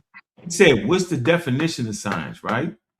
Yeah, I want to know how you was using the word, because obviously you and Reggie was not sound like y'all not agreeing on something. So no, because he's doing it on purpose. He's doing it on purpose. Listen, a word has a definition to it. The word science is simply knowledge, to know, right? What is it that scientists want to know? They want to know about the natural world. So they develop a system around understanding the natural world, getting away from your biases as much as possible. Now, when was that system created is the real conversation, and don't let nobody take you off that. When did the human population crystallize this idea of how do you know what you know? It didn't happen in the ancient world. It didn't happen in the ancient world because it was not important. If people were seriously studying indigenous cultures, they would get it. But since they don't study hunter-gatherers, semi-nomadic tribes, ancient Egyptian tribes, ancient European tribes, since they don't really study them, they will make the things that are important to us important to them. Simple as that.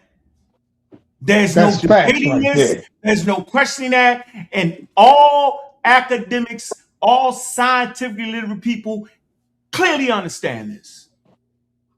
We only debate this amongst those who don't understand. And then it's a debate and they mix up the definition with the actual thing that was crystallized with key components. No religion, no culture contained in it.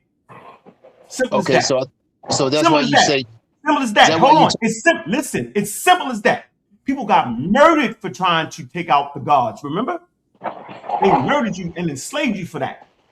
It's very sacred to humans. We will kill you over what we believe. How long did it took? It took It took 350,000 years for humans to go against their genetic makeup that says believe.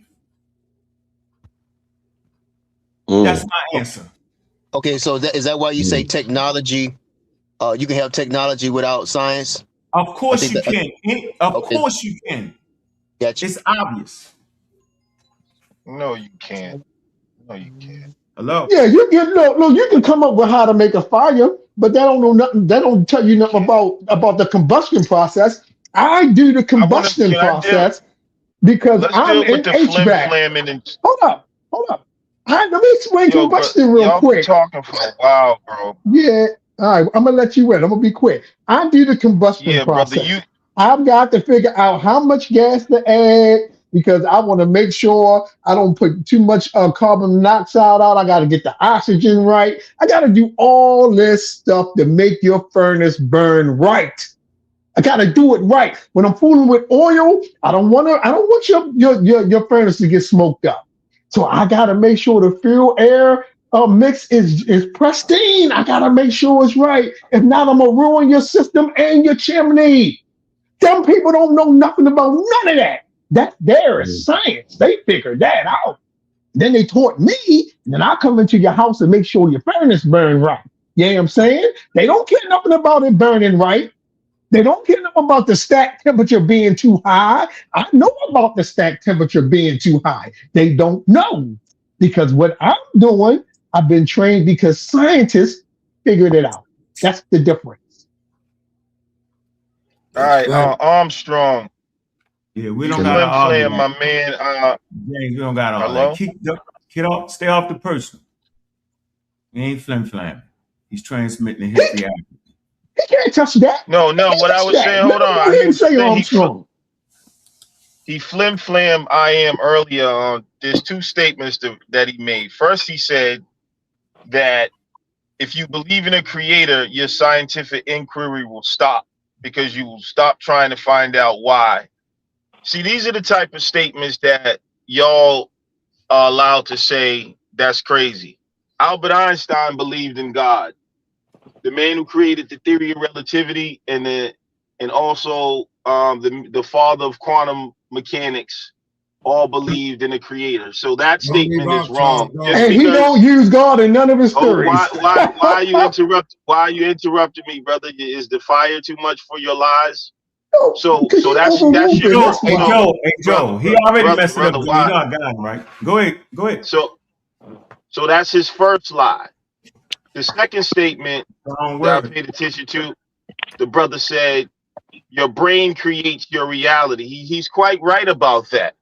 And so now we know that, going to what he's talking about, this goes into what they call the hard problem of consciousness. If your brain is creating a reality around you, which is and that's happening through filtering. And it's in psychology, the brain is filtering like 90% of reality. So the reality we're even perceiving with the brain that is projecting to us is projecting us a false reality that we're observing. Based on that alone, we are missing 90% of the information that we need that's being filtered to the brain to come to so that already blinds you from coming to empirical decisions if you're already limited in your perception. So that means that in order to fully come to the knowledge of our reality, you have to go beyond. That means hold on. Hold on. I'm almost. Yeah, go ahead. This is what they do with me. No, so man. Hold on. Wait, Lex. This is not what we do with you. This is what we doing with everybody. This is not okay. You made your statement. We clearly heard what you said. Clear. It was very clear. Go ahead, finish your statement because we actually heard you. You don't have to repeat the things. Go ahead, brother. And what was my last thing? The last thing was something about the conscious thing, and you only saying a part of it, so your brain can't come to all the stuff. You started agreeing with me. That's what it was. You started agreeing with us. You started proving why. No. You actually did. But go ahead. Go ahead, man. You made me. I lost my train of thought. You did a Because good you job. said everything. I wasn't. You said everything. Go ahead. So basically, there is no. First Hold of on. all, they write so many books Did on. Come on, man. Come on. I'm saying, could you address? Because I I'm addressed two addressing it. things. I'm addressing the part I need to address. The first First part of when he all, said you can't, if you believe in God, that it stops your scientific inquiry. Okay, Will you admit that was an outright lie? No, what it was the belief in deities and folklore and mythology that got in the way of humanity for 350,000 years. Now, let's say what you just said is correct, right? But there's no scientific data to support what you're saying, but there is parts of it that is right. What I'm saying is your brain alone can't do it. I agree with you. That's why we couldn't do it for 350,000 years, because we're wired to believe. That's the point. That is the point, because it helps us reach the age of reproduction more readily than those who don't believe. Religion co-opted those things that are in the genes. Okay? So we had to develop systems that will squash our beliefs, right? Put them all the way down here. So we create experimentation to know why we don't know.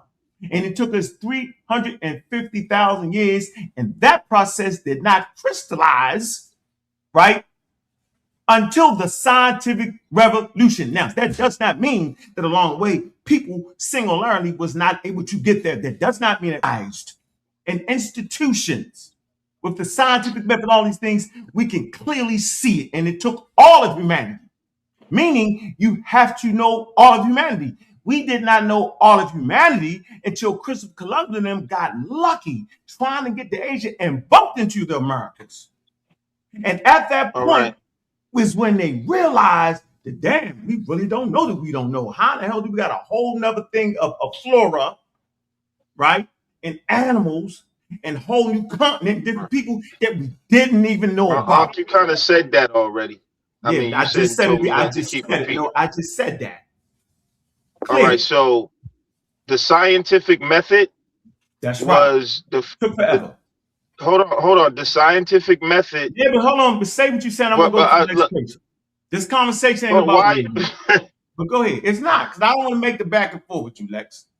I know. I'm just saying. I just want to let you know that when you're talking about the scientific method, you're talking about Roger Bacon, who's the father of that, who's a Franciscan friar, right? When you talk about modern genetics, you're talking about a priest named Gregor Mendel. When you talk about the Big Bang Theory, it was first proposed by Georges Lemaitre, a Belgian Catholic priest. When you talk about electromagnetism, you're talking about James Clerk Maxwell, a deeply religious man. When you talk about astronomy and physics, you're talking about Johann Kepler and Galileo Galilei and Isaac Newton. Isaac Newton was a religious man. When you're talking about analytical geometry and mathematics, you're talking about Rene Descartes. When you're talking about computing, you're talking about Blaise Pascal. These are all people who believed in higher science and higher spirituality. So everything that y'all are saying about that part, freeze.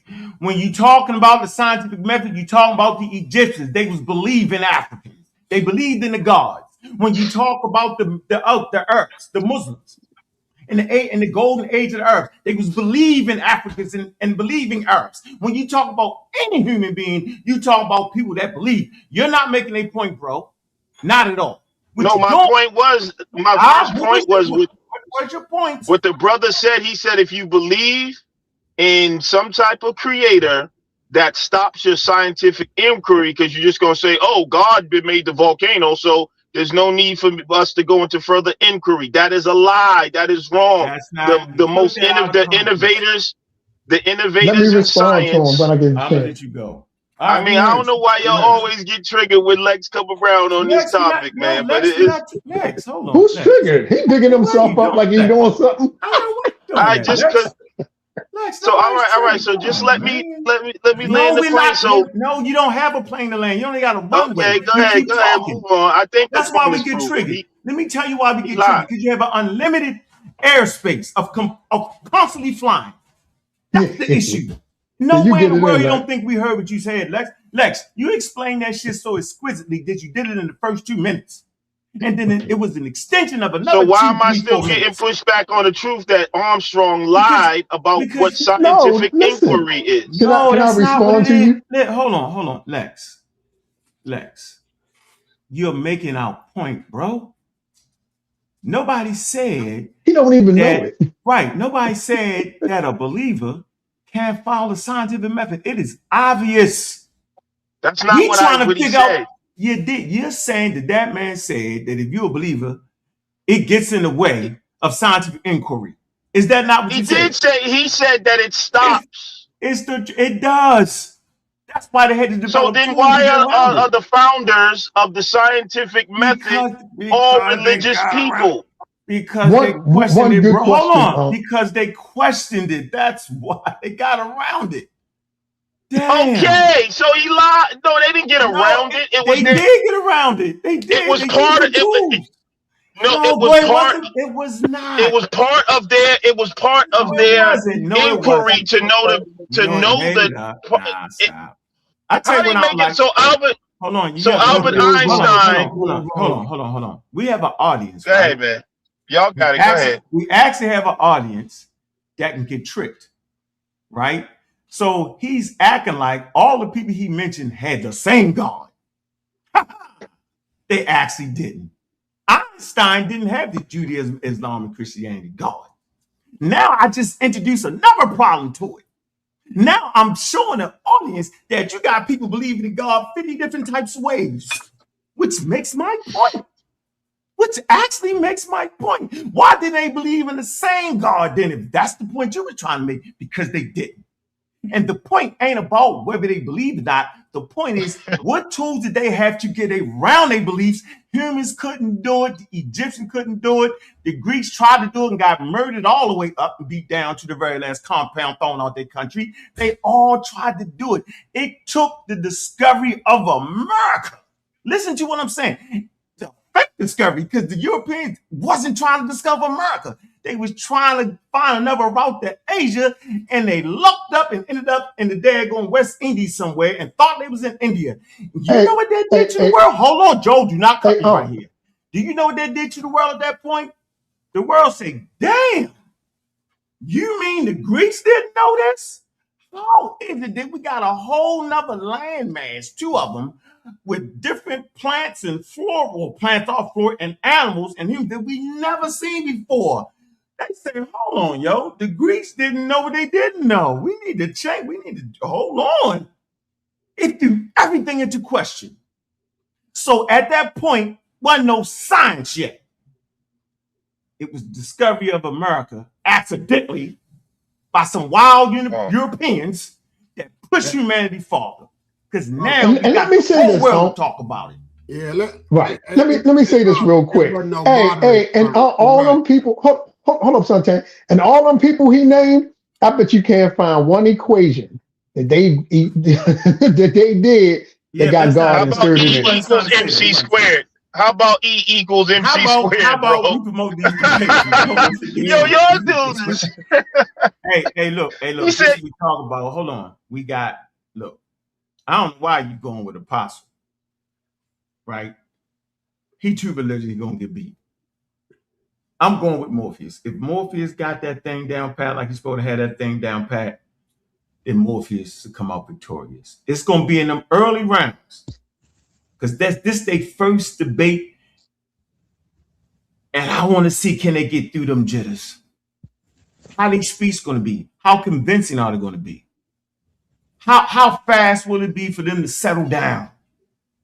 Man, find out tonight at 7 o'clock, man. The tickets is $20, man. The links is in the chat, man. We going all the way here, man. Let's get somebody on here, man. You know, Lex is my favorite person to argue with. Yo, he argues. He's a professional arguer. Yeah, he said one equation, though. Does he not know that Einstein was a mathematician, bro? Yeah. Where do you think we get E?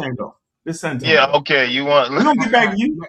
You're my favorite person to argue with. Lex, trust me. Lex, Go ahead. Okay, I just want to say this. You know, I already thought about what you said, and it makes sense to people who know about what your point is this, and where you getting your pushback is because you're just using science and you're not using the nuances. But you are right, because modern science came in the 16th, 17th century, which came with a method. But before that, we know this. I knew what you was talking about then. But you're gonna get the kickback because you're saying that what other people doing what in science. So that's where you get your kickback at. And I got no problem with that, because your premise is absolutely right. Modern science came in the 16th, 17th century when they came with a scientific method, right? Over here in America, the scientific method is what you are talking about, and where it differentiates at when you talk to another man who knows that science have nuances to it, right? It's the He tricked you, Suntan. He tricked you with that. Come on, man. Come on, man. Why are you cutting in, man? All I'm saying is this, man. I'll let him go back because he's ready to go at you. No, he's not going to. He's going to go at other people. I ain't listening to him. He's scamming with that. Listen, science is a nuanced word and a nuanced subject. It's just not science, and that's it. Okay, so I'll leave it there. And thanks for the new name you gave me, suntan lotion. Suntan. I'm gonna get you, Christopher. You my man, yo. You know what I mean? You know, we get frustrated with each other. Man, I got tough skin. Man. I like I want to move on, because, like they say, if you gonna stand on that thing of science, the new science, what you talking about? You exactly modern science. You absolutely right. You can't put modern science back in antiquity because it wasn't there. But science was there because science have nuances, and you said that too. But it keep getting tangled up. And as far as the debate concerned, I'm going with Apostle. You know why? Let me tell you why I'm going with Apostle. Even though I know that Morpheus is the smartest scholar. Get you ready for this? All right, go ahead. It's too many believers. I'm done. Oh, yeah. I'm done. Yeah. Okay, look. Why do we got a problem with the word believe and the word source? I don't see a problem with that, as long as it's directed in the right way. But I could be wrong. Listen, me neither. Right. Watch this. Y'all do know when a person says science amongst intellectuals in a university, they're talking about scientific method, reason. They talking about all those things that occurred through the scientific revolution, right? When people say Chinese science, African science, they're talking about Chinese custom, religious belief systems intertwined with their empirical data. When you say African science, you're talking about a continent of people that have different custom and traditions and belief systems entwined into their empirical record keeping. So I know what the hell everybody talking about. And we're going to watch people over the next couple of weeks just take a step back, take another step back. And you know what we're going to realize? Man, them people ain't even need no science, yo. What they needed was food, clothing, and shelter, and protection of that. So does science actually do that at 200,000 BCE? No, because it's not practical. It doesn't feed you. Do you know how long it took for humans to make it practical? That's another stage. I'm going to prove that I've studied more than you. I'm going to prove that I'm sourced up more than you. I'm going to prove that you don't love your ancestors like you claim you do. You love science. I'm going to prove that y'all can't imagine a world without science. I can imagine 350,000 years of technology without science. Mr. Unapologetic, what's going on, brother? Black Power. What's up? Peace to you, man. Peace to everybody on the panel. I just got one question. Like when you discounting the surgery and Kemet, what was the reason why you don't consider that science? Because it's not. Based on what? They had a scientific method. They had examination, diagnosis, treatment, and prognosis. With magic in it. You just mixed things. No, you just mixed things. You just mixed. No, Egyptian medicine wasn't magic. It was a systematic recorded science. No, it wasn't. How? Because they would have had pharmacology. Hold on. Go ahead. Listen, watch this. There are residual to having certain things. If I hit the hardest and I move the quickest and I got the best trainers, right? And I stay on my game in between fights, I'm going to beat everybody. That's the residual of doing that. Mayweather did it. If I'm drinking, right, before a fight, if I got slack trainers and I slack off, and in between fights I'm partying and spending all my money, I'm going to get in there, and sooner or later I'm going to get beat. There are residuals for your actions. If the Egyptians had what you say they had, they would have had pharmacology at levels unknown. They would have understood that there are active ingredients. There are chemicals inside of here that need to be coupled with other chemicals that will allow the particular herb to stay in your system just a little bit longer. She weighs 130 pounds as opposed to him weighing 250. We need this amount, this CC and that CC. They didn't have that. What they had was, they had what they had, which was the highest level of that time. We don't respect the level. We want to put everything with what we got, which is hard. But go ahead, sir. Is the Edwin Smith papyrus not recognized as the world's first scientific medical manual? No, it's not. Show me that. I'm looking at right now. It say it is recognized as the world's first known scientific medical manual because it's reimagined and focused on empirical observation. Here you go. I got it right here. I'm going to show it to you. All right. I'm going to show you what the world recognizes it as. It's recognized as a medical milestone, first of all. Right? And I'm going to hold it up here for y'all to see. You know what I'm saying? And I'm going to read it to you, right? Conversation is serious, right? And it's extra hard. Let me see if I can get here. Look. See? This is coming from the Atlas. Atlas. The human body. It says the Edwin Smith papyrus written in an Egyptian script from 1900 to 1600 BCE is the earliest known medical literature consisting of 48 case histories.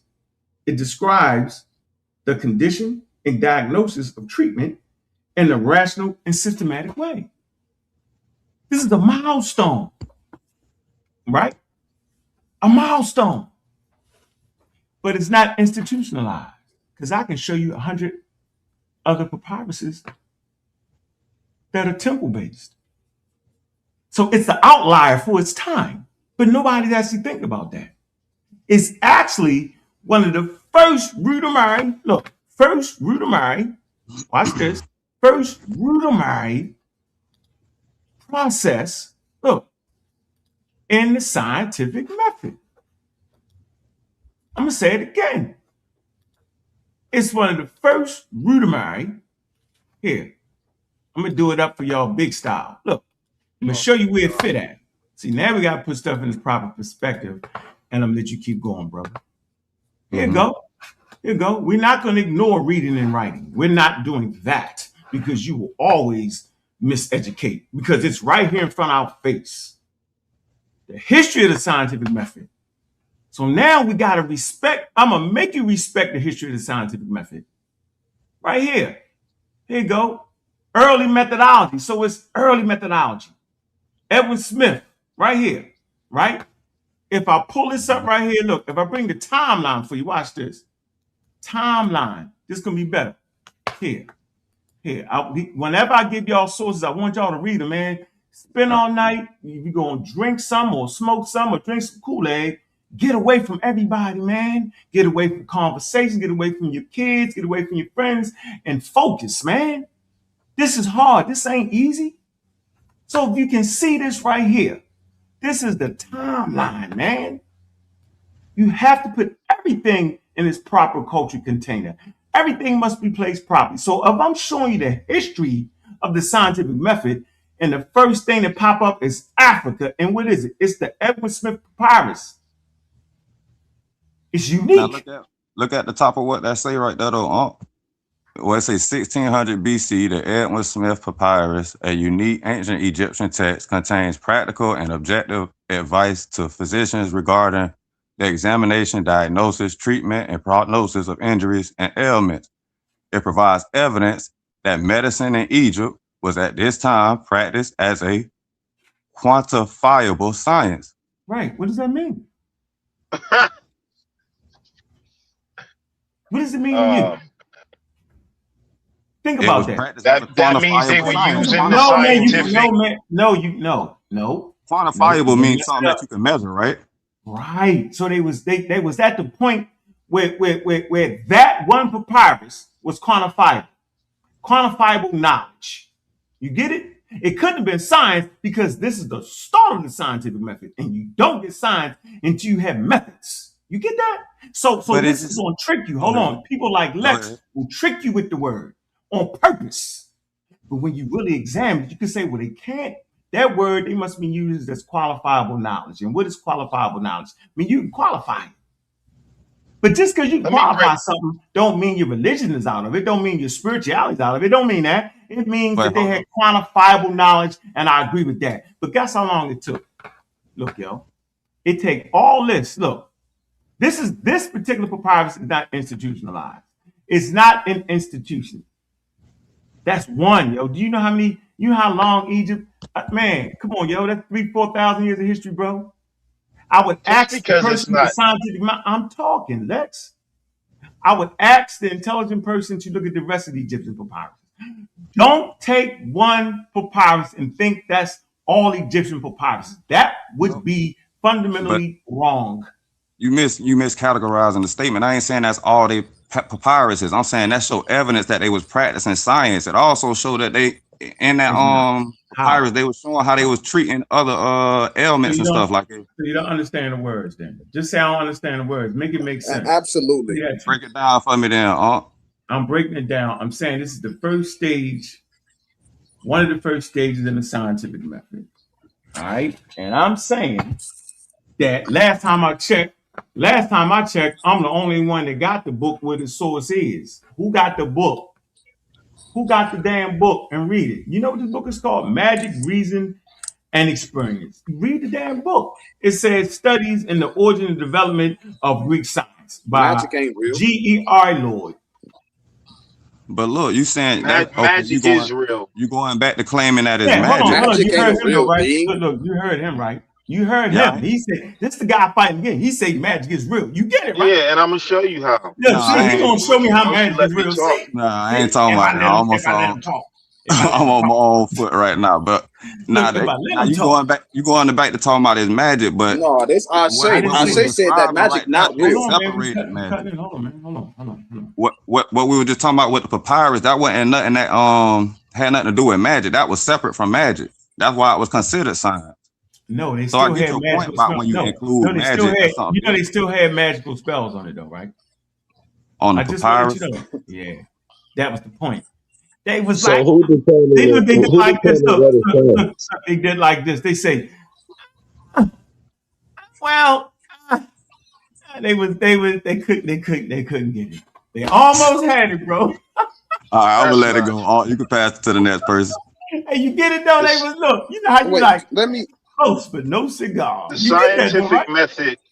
Man, I ain't listening. Let our shake. Why, bro? You believe in magic, man. This is not a believe in magic conversation. Yeah, but we're having a conversation about science. Magic. Listen, bro. I'll let you go after somebody else. Go ahead. Let me get in there. Let me get in there with you. You had King J. I thought King J was in here too. Go ahead, Ashay. Yeah, I'm coming in on my laptop right now. Hold on, wait. I'll be there on my laptop. The scientific method was used before. Hold on, brother. Give me 1 second. Anybody? Man, you be hurting my feelings, man, because I really mess with you as a person. That's good. But this stuff is the stuff that I just can't stomach it. I can't stomach it. I can't. You know, I can't stomach it, man. Let me share the screen a little bit, man. Go ahead, man. Do your thing. What you got? I just want to show all right. The definition of quantifiable science, because the brother was asking, all you gotta do is look this stuff up, bro, and you will catch him. You call Ankh in his own source. Quantifiable science is the systematic study of phenomena using numerical data, measurement, and statistical analysis to test hypotheses, model systems, and validate theories. It focuses on general, objective, reproducible, and precise data, e.g., force, distance, rates to describe the world, often relying on mathematical modeling in fields like physics, chemistry, and biology. That's not what Ankh told you when you asked what was quantifiable science, was it? What you want me to get into you? That's why I was saying he tricked them. He tricked them. No. So hold on. So check this out. All right. I tell y'all what. This is something y'all don't do. Y'all black human beings never concede at any point. That's what y'all don't do. Because we black. Y'all gotta be black. It's gotta be black. But white people do concede, right? I don't know. I'm talking about Chinese people. So watch this. I am going to concede for purposes of teaching. So I concede that statement right there mean what you think it means. That statement literally means that the people that wrote that papyrus had quantifiable things that they had that would help them make their medicine better. That's what your source said. Okay, that's what the source say. That's what y'all saying to do. So now what? That's what your source says. Oh, you know what's now what? Now you know what's now what? Can we now talk about the other 13,000 papyruses that went in that direction? Right? Hold on. Can we now talk about that particular papyrus is important to us, and the damn Egyptians didn't make that institutionalized, so most people wouldn't even have known it's one. See, I've conceded. Now, can y'all concede that wasn't the whole of Egyptian papyruses? That wasn't. I mean, of course not. That's a deflection, bro. That's easy. It don't have to be a whole. No. So you had a few scribes, yo, that wrote that was a serious dude, but they probably killed him at the end of the day. They ain't killing me. What the hell is this idiot talking about? What do you mean it wasn't Batar to help them kill him? He left out the magic. Y'all look, I can see it now. He left out the magic. He don't got the magic. He's going against the gods. I can see it. Can't y'all see it? Let's continue the conversation. I'm with y'all. You made that up, bro. Long as you can concur that they had that quantified one scribe did it. That's the only reason I want to come up here. All right. I'm out. Y'all got it. Go ahead. There we go. What you're saying about the scientific method, here's where you're messing up, bro. What I already conceded. So how am I messing up? But I'm gonna show you why you're messing, because you're saying that there's a difference. You're saying there's a difference. So you saying before the scientific method, he think Egyptians had the scientific method. Listen, let me tell you why. King J, where you at, King J? What you're talking about is the laying out of it, like writing it down. This is how you do it. You know what I'm saying? You won't find like in Egypt that says this is the scientific method, testing, hypothesis, blah blah blah blah blah. So they didn't make it the written standard. In other words, if you want to do science, this is how you do it, but they were doing it. That's just like saying, learning how to bake grandmama's secret cake. You don't know the exact way she did it, but if she writes it out, but that don't mean it wasn't being done. So what you're talking about is laying down a scientific method as a standard of performance science, but that don't mean nobody was doing it before it was laid out as the standard of science, brother. That don't mean nobody was doing it. They were doing it. Says you. That's why when you read it said it was quantifiable science. So the only thing you're arguing is it wasn't institutionalized and laid out. But there's a lot of things like that wasn't so-called put in the exact formula in an institutionalized. But that don't mean there's some things that people are doing that are not structured in terms of laid out as how you do it. That's why people write books. People write books. Let me show you. No, that's why it's not science.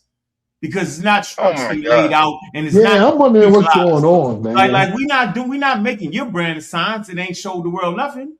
No, what I'm saying is they were performing the method though. You can't No, man. method. They had the Egyptian method. Y'all got an agenda, bro.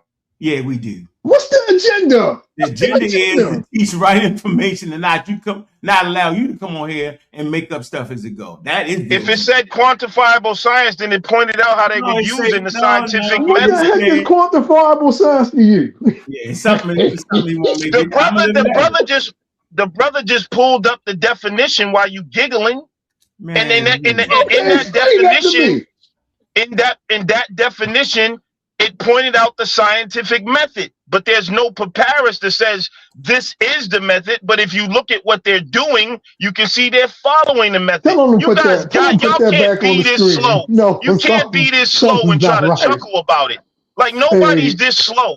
Y'all are trying to deceive people like they're not reading what they're reading. Like what the brother brought up and read the definition isn't what it said. Doing too much to that definition. Look, Ankh conceded and then tried to backtrack and deflect like a preacher in the church and tell you ain't seeing, you ain't hearing what you hearing with your lying ears. They were following the scientific method. Shame on me, buddy. Oh, Lex, he ain't backtrack. He conceded that we were trying to move on and you wanted to hit the point again. What is he conceding? What is he conceding then? What is he conceding? When that brother read that definition and the brother said that they used. Can you put it back up? While Lex giving us a lecture. Lex. It's not a lecture, it's just pure logic and reason and common sense. No, that sense ain't so common, buddy. Yeah, it ain't. I wish it was. Then you would win if it was just common like that. And then when y'all get a chance, let's deal with the magic part, because I'll show y'all that magic is real. Oh man, you right, yo, you got me, yo. Magic is real, Lex. Come on, yeah, I'm not right. Y'all hear what this man is saying? This man is he's messing with us. He's trolling us, man. But see, that's what y'all do. Y'all hear stuff and dismiss it, so you ain't gotta have the real conversation. We trying to have a real conversation, and you. I'm not trolling. Just because you can't handle what I said, why won't you let the people hear it? Hold on for a minute, Lex. This is what I'm not doing. This conversation ain't about me and you. This not your show. All right. So I'm not. Did he come back and do a show showing us how magic is real? No, I'm not. I can tell you in less than 2 minutes, but Ankh don't want to let it come out. Right. Ankh don't let it come out. No, Ankh don't want people to learn magic so they can start throwing spells on each other. You right? No, I'm not talking about that. How you doing, Cedric? What's going on, Cedric? How you doing, bro? What's on your mind, man? I'm good. I'm trying to avoid the magic tricks.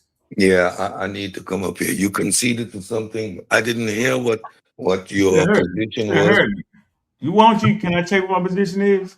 Listen, since everybody want to read that line of quantifiable science, right? They don't know that statement does not mean the Egyptians had modern science. It don't mean that, right? It simply means they had a systematic, observable, right, and an order to medical practice. I know that. Right, exactly. You know that. But hold on. But like Sosa said, like King Sosa said, he said, yo, this is gonna be the problem. People gonna read the source right there, it's gonna say that. So I said, okay, I can see, right? If that's what y'all want to make that mean, watch this. Then okay. I said, but there's one little small problem. I said, first of all, it still had spells on it, not as much. Second of all, they only found one out of 4,000, 5,000 years. And I said, I bet you only found one because they killed the nigga that wrote that. They was like, I can't believe you left off the gods. But where's the magic at? That wasn't a flourishing idea. That wasn't an institutionalized idea. It wasn't. Because if it was, we would have more than one. Go ahead, Cedric. I just wanted to add, in the conversation, if you read the full scope of the article, it's going to tell you clearly that this is an aspect of modern science. You need chemistry, you need biology, you need all these aspects of modern science to do this quantifying. So what were the instruments the Egyptians used? What were their units? Show me how they quantified what they were doing to equate that one-on-one. So again, y'all are doing the same thing we say don't do. Do not use these terms and make a one-on-one equation. Thank you, Cedric. The proto aspect of it. That's why I told him to define quantable. I was like, somebody define that word. There's no way you can say that's on the papyrus. There's no way you're gonna say that. Somebody just because he said go get your best metal, go get your best metal reader. Tell them to grab that papyrus and show us them doing something quantifiable on it. Heck no. Wait, hold on. He asked what tools they use, right? No, this is what I'm saying. Cedric, for a minute, we don't want to hear you after everybody else say something. I swear to goodness, we don't want to. You want to hear everybody else but me, right? Of course, because you know what's going to happen. Yeah, you're going to teach us about magic. We're not doing it. Well, no, I'm not talking about magic. I'm talking about what he said about the tools. Why can't I comment on the tools? That's magic to the debate. I'm talking about the tools he asked about, bro. Two papyrus in there and see if they stand up. Instruments of measurement. Hold on, everybody, please, for a minute. We got a debate coming in a couple hours, man. If you ain't got your tickets, man, then you ain't playing fair. It's $20. We got Morpheus against Apostle. I've heard people say they're going to Apostle. I'm saying no way Morpheus let Apostle beat him. Hell no. There's be no Morpheus going down. He can't come back talking if he let him beat him. He has to find a way to rattle him, rattle the cage a little bit. Defeat things he's saying in the middle of the debate. Was Jesus a fraud? Was Jesus a liar? 7 o'clock, man. Got a couple hours on. We're on the countdown track. Let's get back to the healthy conversation. In all fairness, what is it, Lex? What you're saying today about the way you're classifying the Egyptian science is what they'll be saying 200 years from now about today. That's why I said when he said what tools do they use? Yeah, their tools might not have been as sophisticated, but they was using the method. Now the tools are getting better now. Can I finish, brother? They wasn't using the method, and brother, can I finish my statement, bro? Tools. No, I talked about instruments. See what I'm saying, y'all? This how y'all know another who's running and why they hiding and scamming. And brother, I was only speaking for 20 seconds, bro. No, that's all you got. We don't want to. You finished. We heard you. I can tell you what you said. I didn't say that. We heard you. What you? No, how did you hear me? And he interrupted me. All right, brother, go ahead. The people see what's going on. Good. Let the people see. What you said was, which was mischaracterizing of reality. What you said was another 200 years from now, they're not gonna say that another 200 years from now. What's gonna happen? People can't see it because it's magic. Another 200 years from now, right? They're gonna have an extension of what was done. That's what's gonna happen. Exactly. No. Why? But it's going to be an extension of something that was codified during the scientific revolution. It's not going to be an extension. Just like today's an extension of what was done then. So there's going to be new discoveries with better tools, and some of the laws of science, some of the things even now, people in years to come are going to be like, oh, they was primitive. They thought this worked like. You're trying to be a prophet, and that's not the reality. Again, the conversation about science starts from the moment we, as human beings, adopted methodological naturalism. Why that is the standard? Because it's applicable all over the world in a universal sense, and it's the foundation for how we answer questions of a natural nature. That's it. Prior to that philosophical position, prior to that paradigm shift, we were not engaging in science. We were engaging in being practical. We were engaging in being empirical. We were engaging in being a very, very, very well suited for survival in our natural environment. We had high level herbalism that is still in place for about 60 to 70% of the world. That's still in place. Science required a paradigm shift. It is a way of thinking. And prior through the scientific revolution, we simply didn't have the tools to be able to produce that mental shift. It is the instruments created during the Arab Golden Age that pushed people's ideas again. And again, it took couple hundred years before we got there. Human ingenuity, human process. So don't give it to the Europeans. Don't make it a black-white thing. It is a way of thinking that changed the way humanity engages with the world. Prior to that, you simply didn't have science. Why are you guys engaging in scientism? The world doesn't need science. Those people in the Congo Basin, which you're the one engaged in living for scientism. over 100,000 years, not engaged in science, and they're living very well. So do you think they're backwards, dumb, or ignorant? No, they're very sophisticated and highly evolved for living in their natural environment. They do not need science.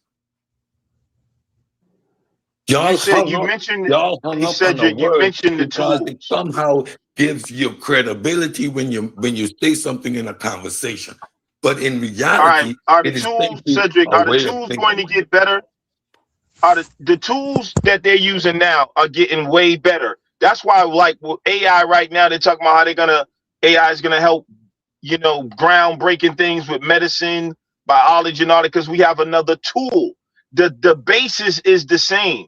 That's why I said in years to come, we're gonna have free energy, maybe space travel, maybe they're working on things like reverse aging, all type of things. So with the tools will come new things that will make some of the science that they practice today obsolete. Just like today's science made other things obsolete. So when y'all try to say I'm not saying something real and I'm trying to act like a prophet, no, what we're talking about is recognizing patterns, which is the signs of intelligence. And through patterns, what y'all are saying they're not performing science. No, you're mistaking advancement for doing something totally different. Science has advanced. It has not changed in method that much. So yes, in 200 years, will they be saying that the way what we thought about electricity and new things we found, they'll be operating on a totally different platform in terms of their knowledge. So you're absolutely wrong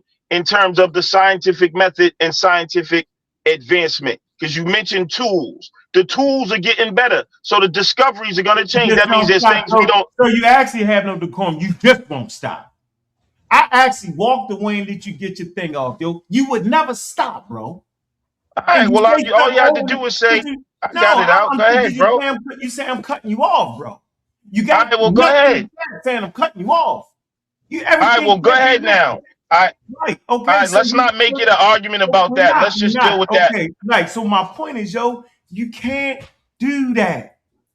Do you realize you actually coming up here saying because we're gonna have better tools and better things that science is gonna change? Not in the way that you're saying. Just like because you add to the scientific method or add to the theory of evolution, which you do not agree with, which is wild to me. Tell people that you really don't agree with science. Lead off with that. See, now you're not addressing. Listen, bro. You find every way to discredit science, but yet make the Egyptians have the very thing you are discrediting. I don't understand that, Lex. I don't discredit science, sir. I don't understand it, Lex. You do not adhere to scientific rules and regulations. Can you address what I just said, though? I'm addressing what you're saying. I'm saying your whole thing is to confuse. You're talking about me, huh? And your whole thing is, from the point you started speaking on this platform and yelled out magic, is to discredit science, but yet you talk like the Egyptians have the very discredited thing that you're talking about. It makes no sense. It's mumble jumble. So watch me ask you a question and you make my point. Hey, Lex, okay. Is there a coherent scientific theory called the theory of evolution? Is it correct, right? Is it coherent? And it is the foundation of modern biology. Yes or no? You're asking me if it's correct. It's aspects of it's correct, not all of it. There you go. Y'all heard it. But you're avoiding. You're avoiding. See, this is what I mean. I just made some statements. I'm avoiding what? I made a statement about tools in the future. Like right now, there's no such thing. But hold on, right now, there's no such thing as free energy. Why do you care, Lex? There's no such thing as free energy at this point in time. But with the tools that we have, and as tools get better, if they discover, see, what do you mean? Why do I care? Yeah, why do you care? You don't adhere to science. You wouldn't care. I'm adhering to science. No, you're not. You adhere to whatever the scientific priesthood tell you because you're in a religion. Did y'all hear it? Hold on. But you won't deal with what I'm saying. Hold on, Lex. I gotta put him in the back now. Got to. Because he ain't gonna never let me get it on. This man is on his platform. He's not supporting science. He's telling y'all that science is a priesthood. Now, Lex, I'm gonna put you back. Don't cut me off, bro. Lex is up here saying that that's a scientific priesthood, which is fine. He can believe anything he wants. But what he shouldn't do is he shouldn't discredit science. Now, why should he discredit science? He shouldn't discredit because he's not in the field to be able to discredit. He's just actually talking. But he's talking from a position of a person who's going against science. But yet he wants to act like our ancestors had science. But you just discredited it. You're literally discrediting what the Egyptians did, but yet you argued for 20 minutes. You argued for so long that I walked away and let you get it in. It's tricky. We're at high levels. If I'm a science supporter, which I am, right? I understand the weaknesses in everything. I understand the weaknesses in humans, but I'm not tricking y'all. If I'm a believer, I'm going to say it. If I'm an intelligent designer, I'm going to say it. He's an intelligent designer. He's not really caring about science because science discredited his intelligent design. But he won't tell you that. He won't just say it. He'll find all kind of slick ways to discredit. But, they're going to have more tools. Of course they're going to have more tools. They're going to add to the theory of evolution. Of course they are. But what the hell I got to do with it? That's still not going to put science back in ancient times where they wasn't at the point where they had the reason to even separate their spiritual system from it. Man, that's flam right there, bro. Craziest thing ever. And the people in the chat, they won't never hit that link, though. They'll do exactly what Lex does. He discredits his science and act like he knows science. I like to engage in the conversation and talk about the science itself. Anyway, is anybody around? See what I'm saying? Is Cedric, are you on here? What we doing? I'm not doing the fake. Y'all see what it is. Yeah, I don't know what it is. I don't know what it is. One thing about the magic, right? One thing. I know magic is a triggering word for y'all. But what I'm saying is that when you look at something like the placebo effect, when you talk about magic, you're talking about obviously there's something beyond the brain in human psychology that is in our consciousness, right? That affects matter and actually affects our biology. That's why we have the placebo effect and the no placebo effect. All right. This is why you can tell someone this is why belief is a science, because belief affects your biology. So if I give somebody a sugar pill, why do they start to get better without any scientific empirical data? Because there's something beyond just empirical data, and it's called our consciousness. The placebo effect proves that. That would be considered magic, sir. So when you look at a ritual, for instance, when those are affirmations, when they, so they might do the science, but they add the affirmations to it. Oh, the god Ptah, is the energy of Ptah is entering your body or whatever, and it's going to help heal you, blah, blah, blah. That's part of the psychology of consciousness along with the physical. What you guys have a problem is y'all like to separate things. You can't separate chemistry from biology. You can't separate biology from psychology. You can't separate mathematics from technology. That's why it's called STEM. Science, technology, engineering, and math is one thing. Y'all are compartmentalized in the mind, which is why you can't see the holisticness of creation. All right, you can't build a pyramid without mathematics, and you can't do technology without mathematics. The basics of science. Man, somebody tell Lex to breathe, man. This man over here gonna OD on pseudoisms. Yeah, at this point, I want to see how Hey far Lex, I just wanted you to rock, man. Let you know you ain't I nothing just but wanted love. to see how far you can Hey take yo, it. you, Yeah, it's all good. Y'all can't mess with me, bro. It's a fact. Right. Hey yo, you Anywhere you want to go with this, we can talk about evolution. We can talk about mathematics. Let's see. Let's do it. Hey Lex, do you know how long? But you will never address what I say. It just becomes a personal. Oh, Lex, you pseudo. It's not personal. I didn't come Deal with the placebo. So how does the placebo effect work? I said you can't breathe. You wanted to get it off. You got it off. You really How does the placebo effect work? with your Would that be considered magic? No, I'm not Cedric. going back and forth with the stupidity. You said what you said. Yeah, I thought so. Let's move on. I want to come in with what you're talking about. Did you get that lecture? Yeah, man, I let him rock, man. Shit, I ain't gonna lie, he kind of got a point though with the placebo effect, but all you gotta do is tell me how the placebo effect works. Don't avoid the question and try to Lex is this. If you can stretch yourself like that to do all of that together and make it coherent. First of all, he illustrated. All right, tell me how it works. He illustrated what technology is.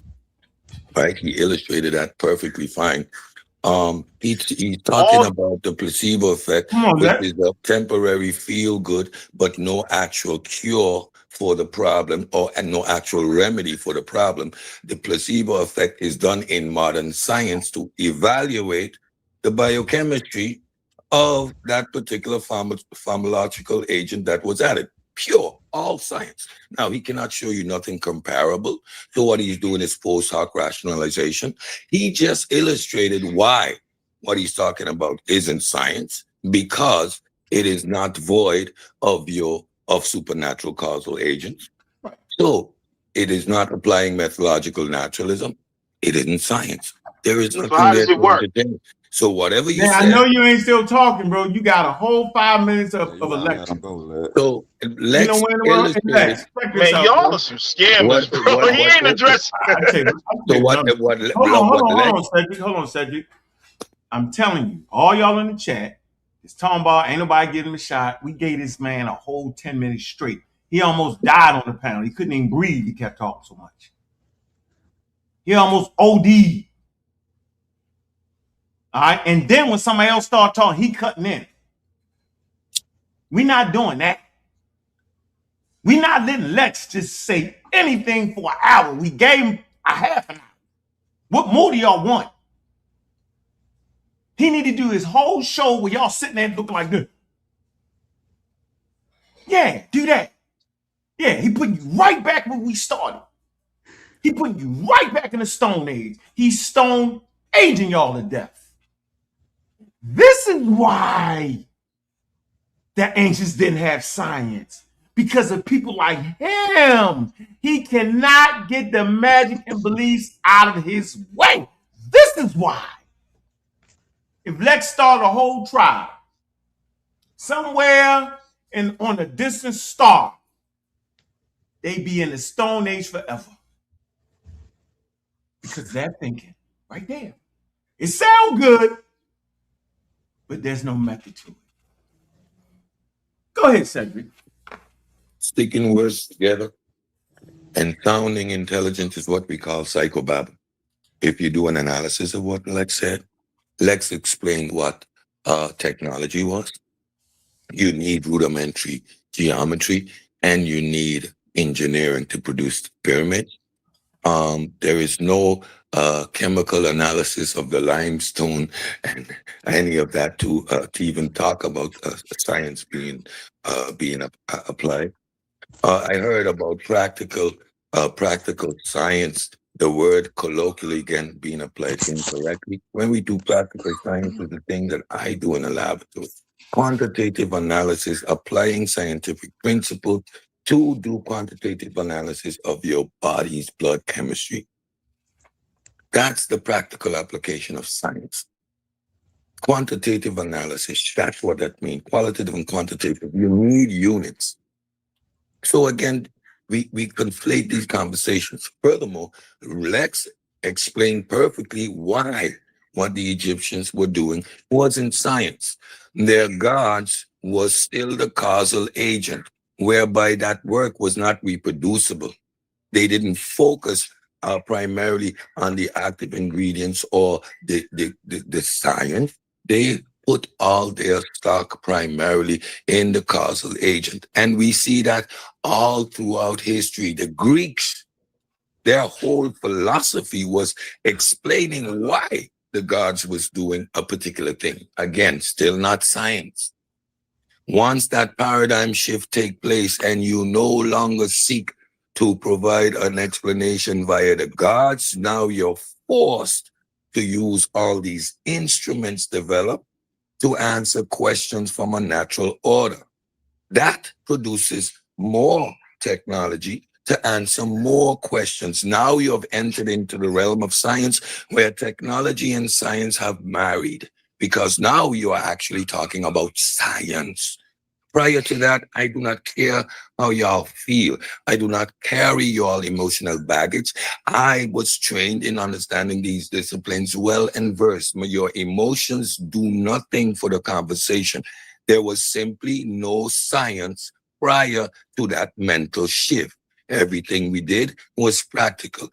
I will even say the word scientific, but y'all are too immature to deal with that. So it was practical knowledge of your actual environment, the ability to survive and reproduce that work generation to generation.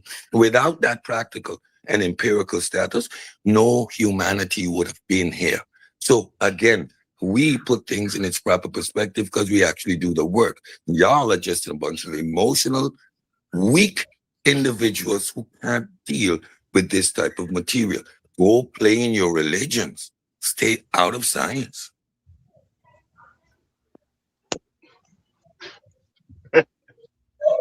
So, hey man, going down, Morpheus, Apostle. Man, get them tickets, I got a man. question on the science and ancient cultures. Would hold y'all on. reject? Yeah, hold on, man. You see, I got the thing. Go ahead, my bad. Get them tickets, man. $20, man. The big topic: was Jesus a fraud? Was Jesus a lie? It's going down today, yo. 7:00, man. Make sure you'll be in the building, man. I'm gonna be there, man. And moderators, make sure to drop the link in there, man. You know, let's get it. Let's get it cracking, man. Very, very important. So go ahead, brother, because you know what I mean. In all fairness, man, I never want to leave, the crowd, hanging. All right, and so it's the English language is being able to communicate ideas. It's about understanding where they position the Edwin Smith papyrus. Will allow you to know what they're really, kind of talking about, right? So we just got to slow down, man. So you can't be sitting here reading a statement about the Edwin Smith papyrus when the whole Wikipedia page is saying something different. Just because you see two words, there's a rationale behind why they use these words. There's a reasoning behind that. But they're never using the words to verify that the Egyptians had modern science, or the Egyptians had evidence-based medicine that is equivalent to today. That's not what they're actually doing, right? They're simply saying that they had rational thought. Now, the thing that should be interesting to y'all, listen to the programming is that at 1900 BCE, how far is that from 350,000 years, y'all? Did y'all ever think about that? If Homo sapiens said we've been on the planet for 350,000 years, and at that point been writing for 3,000 years. No such thing as a Homo sapiens sapien.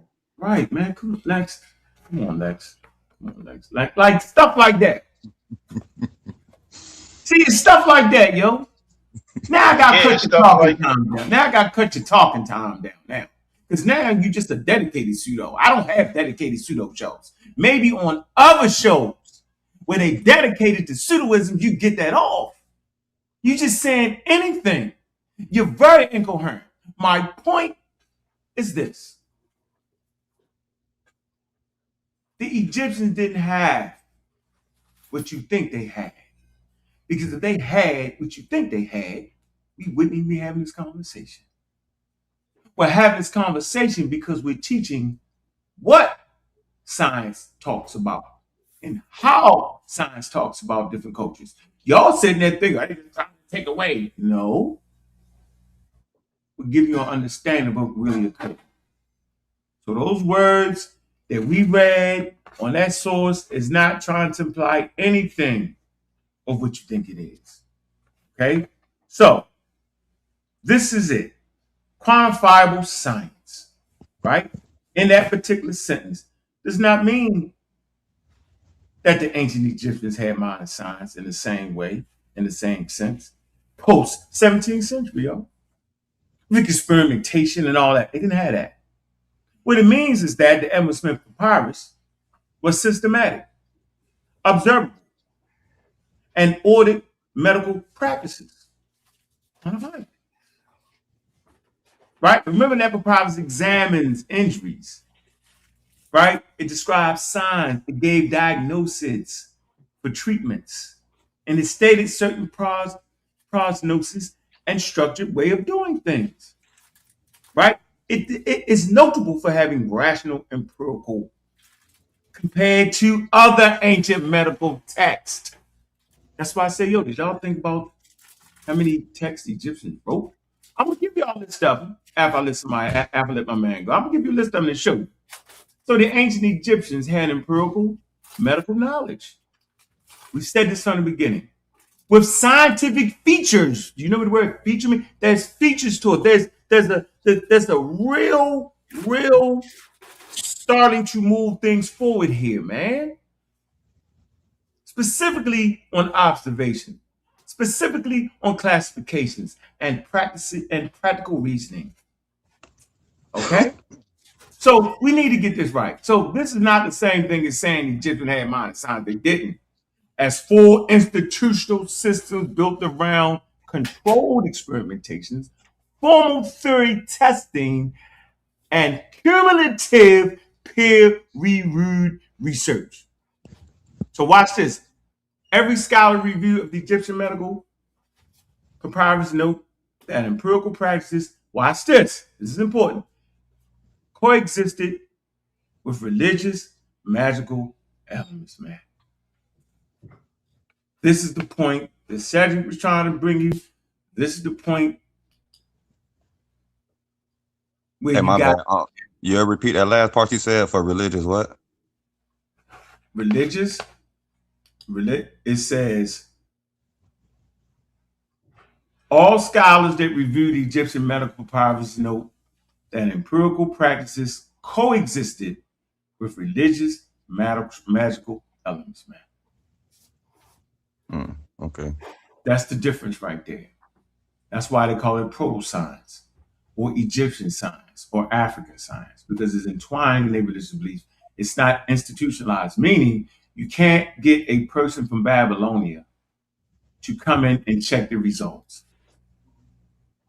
You get that? You can't send it. You can't send the medical papyrus off to, say, Greece, right?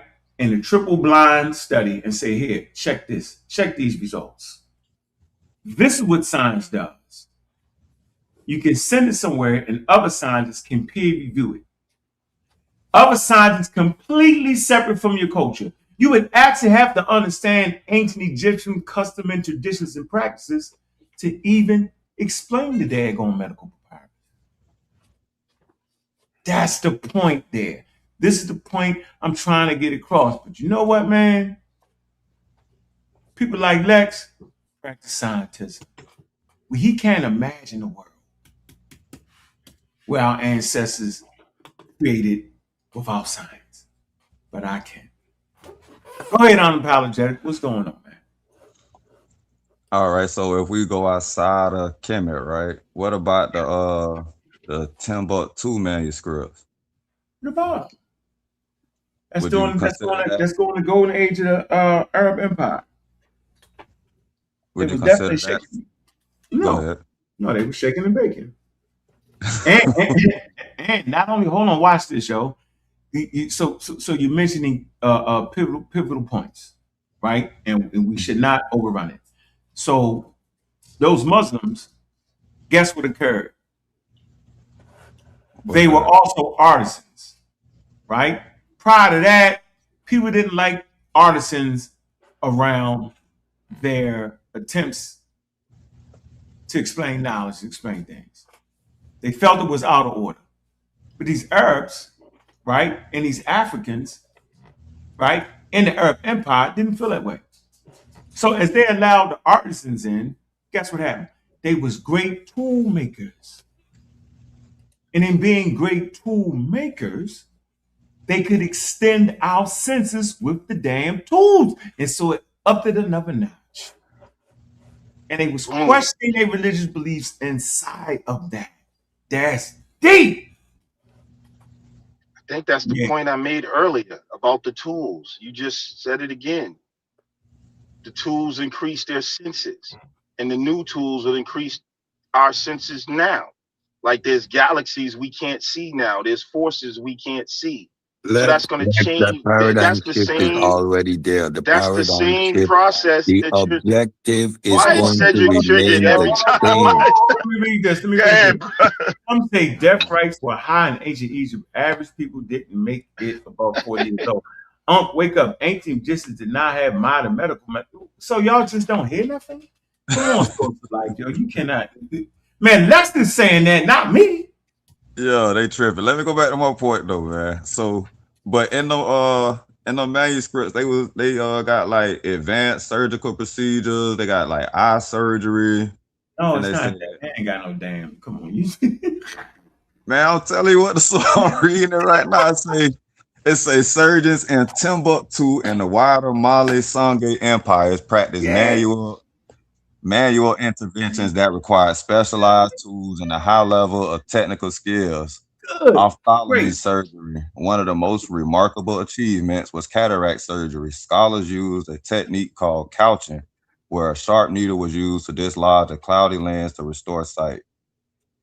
All right. And then, they had tools, technology, still not science yet. Right. And like the black woman who healed cataracts with the laser.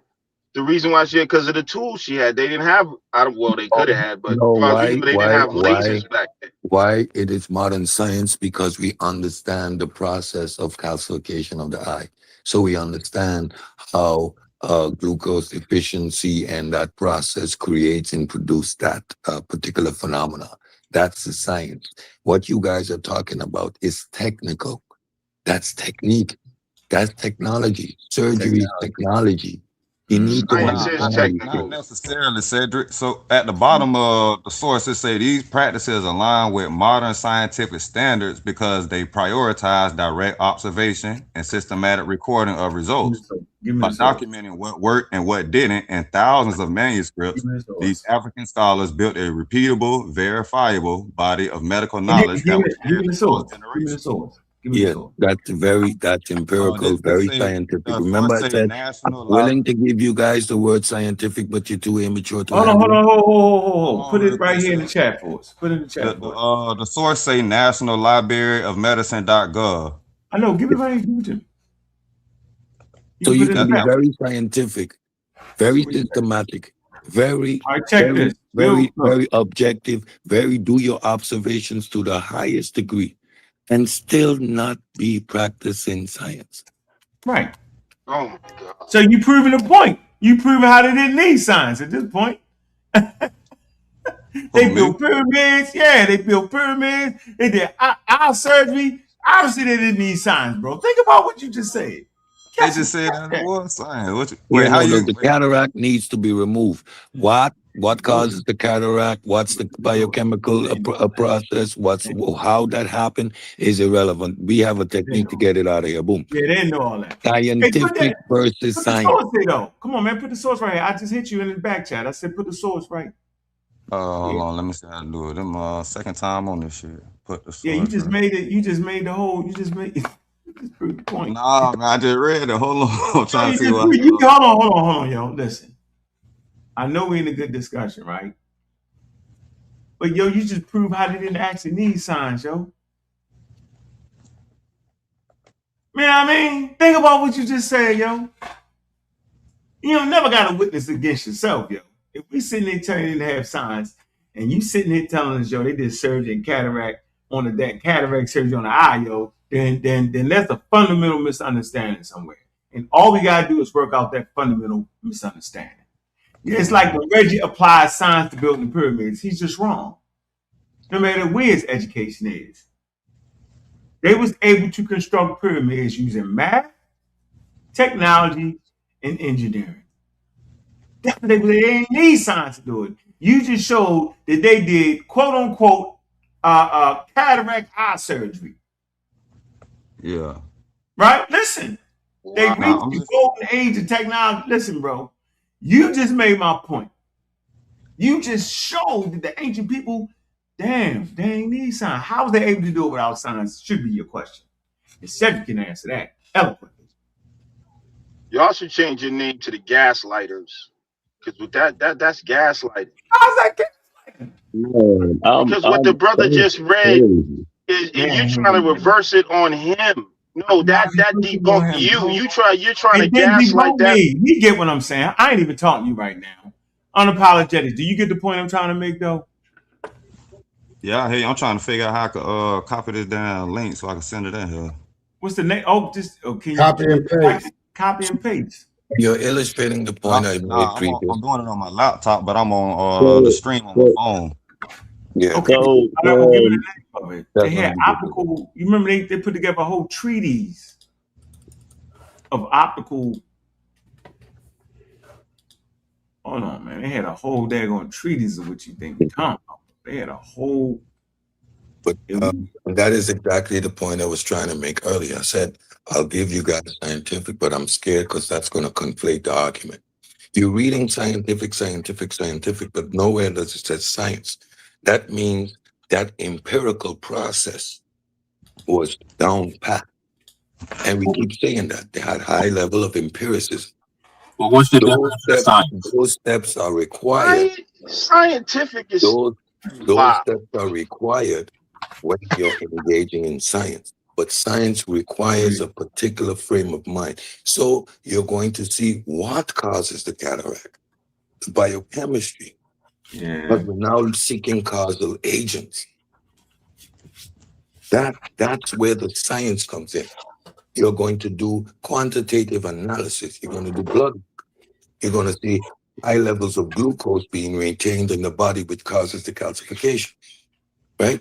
That's the biochemistry. That is the science. Removing of a cataract is that's advanced science. Technical. That's the knowledge. Exactly. That's science, bro. that's the details and advancement in the knowledge. No, that doesn't mean yes, it is because you're the paradigm shift, methodological naturalism. Prior to that, what you described, you are not engaging in science. I know that is hard. I know it is hard. I can go outside every day and be very scientific without being a scientist or doing science because I'm not engaging with that particular. No, then you wouldn't be doing science if you're scientific. You can't be scientific. Yes. And not scientific means empirical. Can be means empirical, means systematic, means right. But what you just described about the eye, that's why you're running from that. Science requires a particular frame of reference. No. We do not want to only know how to remove the cataract. What causes the cataract? What's the underlying biochemistry? You have science at that point because it's a shift in thinking that produces these type of results because it creates a different paradigm of questions asking. It is not hard. No, the technology allowed them to do that. Humans needed to be empirical to get to where we are. It is part of human nature, that empiricism you see throughout every single culture. The ability to transfer information from one generation to the next that works. That's empiricism. We were doing that prior to any ability to record data. We did it in stone. We did it in monuments. We use any means necessary because empiricism is fundamental. Science is a thing of luxury. It requires a particular paradigm shift. Know the causal agent, and the causal agent must be natural. That causal agent, that question creates a whole new paradigm. Well, how do you come up with a cure for something? How did the ancient people come up with cures, Cedric? What's that method called? He's saying it's not science because they didn't know the name of the chemical or the exact chemical process, and that comes down to knowledge, which is why science means knowledge. That just means you advance the more when he says it's not science, when we're having these conversations, you're going to see the word science. That means a body of knowledge. When we're talking about science in the modern context, it's a verb which relies on a particular philosophical grounding. You cannot get away from that. Yeah. I know, okay, if I come up with a cure for something using trial and error, what do you call it? If I'm in the ancient world, I call it serendipity, and I call it luck. Luck. Yeah. Oh my God. Hey, Ankh, why don't you just tell them they're not using? Hold on for a minute. Hold on. Hey, Kimmy, listen. Yo, you know, Christopher Columbus, he actually didn't discover America, right? Right. Right. Up into the West Indies, yo. Craziest thing ever. Yo, think about that, yo. Man, we sitting here giving people credit, and they bumped into it. The wind blew hard for maybe a day or two, and boom, what is this? Oh, think about that. Hey, yo, let y'all minds think about that for me. That's the same way modern scientists discover stuff too. You get it though? Yeah, right. Lex. So what are you talking? Most things discovered is serendipity, bro. So antibiotics. Antibiotics was luck. It wasn't science, right? Antibiotics was luck. Yeah, yo, the Nubians had. You ever heard of Nubian beer, yo? Yo, they had antibiotics mistakenly in their beer, yo. And they know because they look at the bones and they under fluorescent light and they show up yellow. So they must have had antibiotics, yo. If you go to the lab, yo, it's like a fungus grew on one of the petri dishes, yo.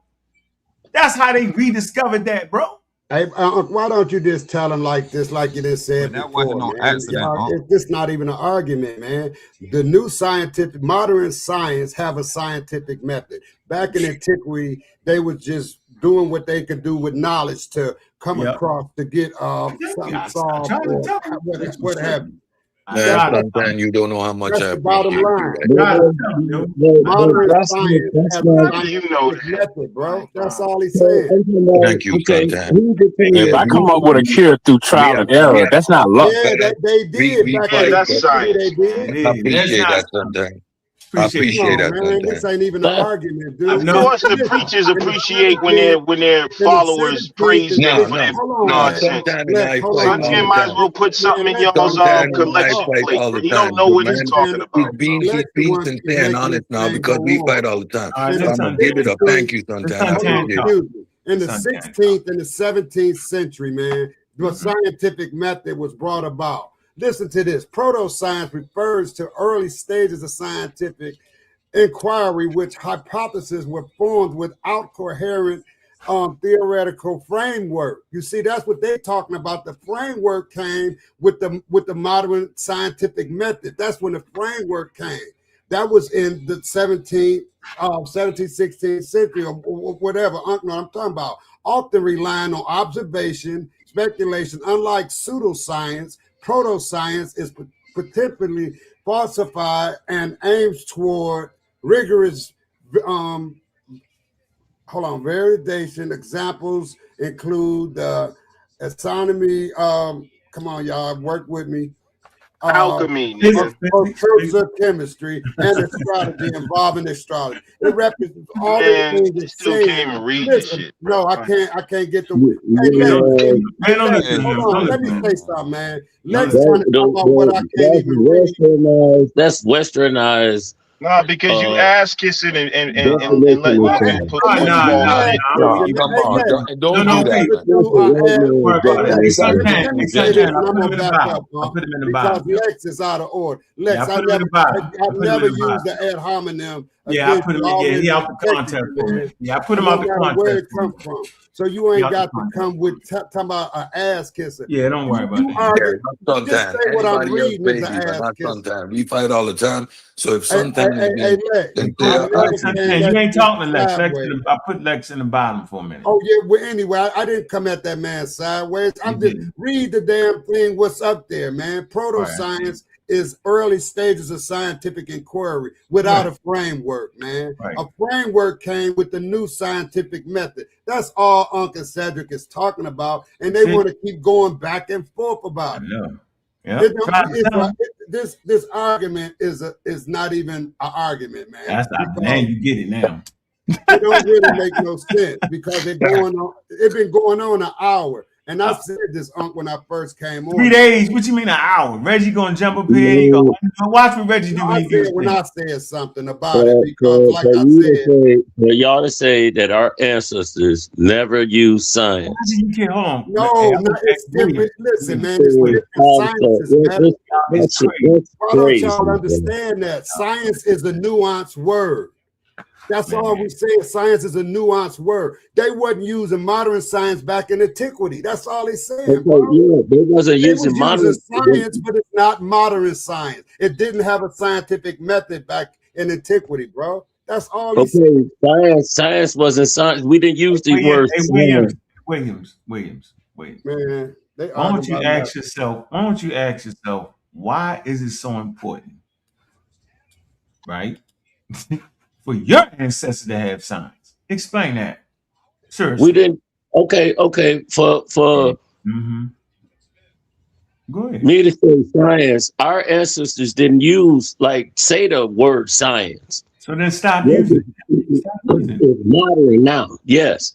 So stop using it. Tell us what they was doing. The definition and the formula of science itself, our ancestors was doing it. They couldn't have had the formula. It took the whole planet Earth to do it. Get it? The formula don't come out of one culture. So okay. Hold on, wait. No, listen. Our ancestors dealt with nature. Our ancestors dealt with nature, right? Wait, listen. Wait. Meta. They didn't have a scientific method. Hold on. Everybody relax for a minute. Listen. Do y'all know why science is so strong, yo?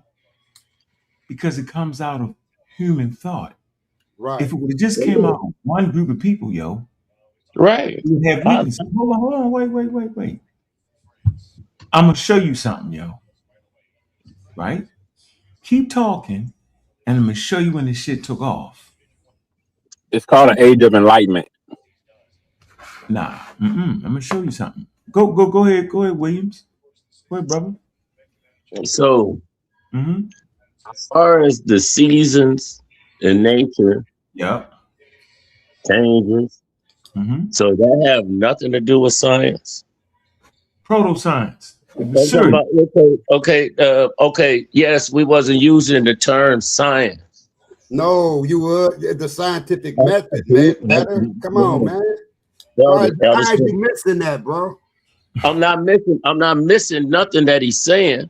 No, not what he's saying. I'm talking about what it is, bro. What it is. It ain't what he's saying. Science is science. Matter. Science have more words than just science. It's different kinds. It's different kinds of science. And all I'm saying is that it wasn't the modern science back then, and that's easy to understand. They were doing science back then. It's just not the science that we do today. I understand that. I can agree with that. Thanks, man. I can agree. I can because it's piggybacking off each other, you know. Yeah. Cataract surgery involved into a whole different method of how the surgery is done. I understand that, but for us as our back then, we was using science. It just wasn't modern. But then who determined what science is? You know, you going away from the point, matter. Okay. We don't care who determined what it is. Humans determine what it was. Yeah, humans determined what it was. Comment all the time. Let's just stay grounded, man. That's just new reality. Because your argument is a non sequitur, man. It don't make no sense, really. Not saying that I'm not trying to attack you, matter. I'm just saying I'm good with it. Non sequitur. What I was getting out of it is that our ancestors didn't use science. And then what I also understood what Ankh was talking about as far as modern science. You got proto science. You know? Okay. Right. The scientific method now is more rigorous and better than it was in antiquity. Of course, we just reproduced. We got better and better and better and better. That's all it did. Science got, but you can't call the science back then in antiquity modern science. And I don't think nobody y'all just saying science, so you're getting hung up on the word science. But it's a nuance. Listen, bro. It's a nuance. Because we still can't built the pyramids. Science is a nuanced word, brother. I'm gonna leave it at that. Science is a nuanced word. I agree with that. That's it. So what's your point of contention?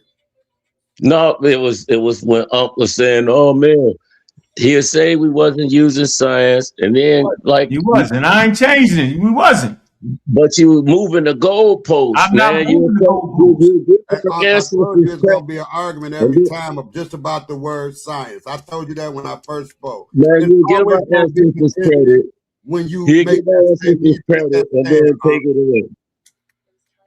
It's gonna always be pushback when you say it wasn't science, then you're gonna get pushback from another brother or another. Well, I don't know why when they all say it's white man science anyway. Lex got to be talking how incomplete it was. Y'all talking about the white man thing. Yeah, our ancestors knew more. All right, then stand on that. Then I'm gonna make them stand on it. Just stand on it. Where you gonna be sitting there fighting them all day? I ain't fighting. They got to stand on it. What's up, baby Chad? Peace. What up, y'all? I get you in. People keep calling you, man, knocking you off, man. I gotta get you in real quick, man. I know, right? My bad, man. Let's change it up a little. Yeah, man, that's how I go. You busy, man. What's up? My bad, man. But yeah, I just wanted to say, like, can you and Cedric, do y'all understand though that sometimes it comes off as if you're discrediting? Yeah. Right. Okay. All right. Yeah, I hear what your line is telling you. If you take it, listen, if you take your time. Look, I'm gonna piece it all together for you. Yo, on these platforms, our ancestors was the greatest of all time. I agree. They built pyramids, they had medicine, Timbuktu. I agree. And then when I say, yo, they did all that, yo, they reached the heights of civilization, yo. I read it in the first book. I read right here. Led the world in the first million years. I did all that, yo. And I said, but they did it without science. Boo, boo. I was like, wait a minute, yo. I'm showing you when science crystallized, yo. In Europe, right? I say, so why you need it? That's my question I'm asking y'all. Let me dive in. Hold on. If our ancestors were so great, and they was, and we did all this, and then I'm connecting the dots and saying, yo, they did all that without science, they should say, God damn it, you right. We was great. And we did it without science. I don't understand the kickback. Why do y'all make science? Hold on. Why do y'all make science so important to the point where it's so important y'all don't want to listen to me really talk about science? Think about it.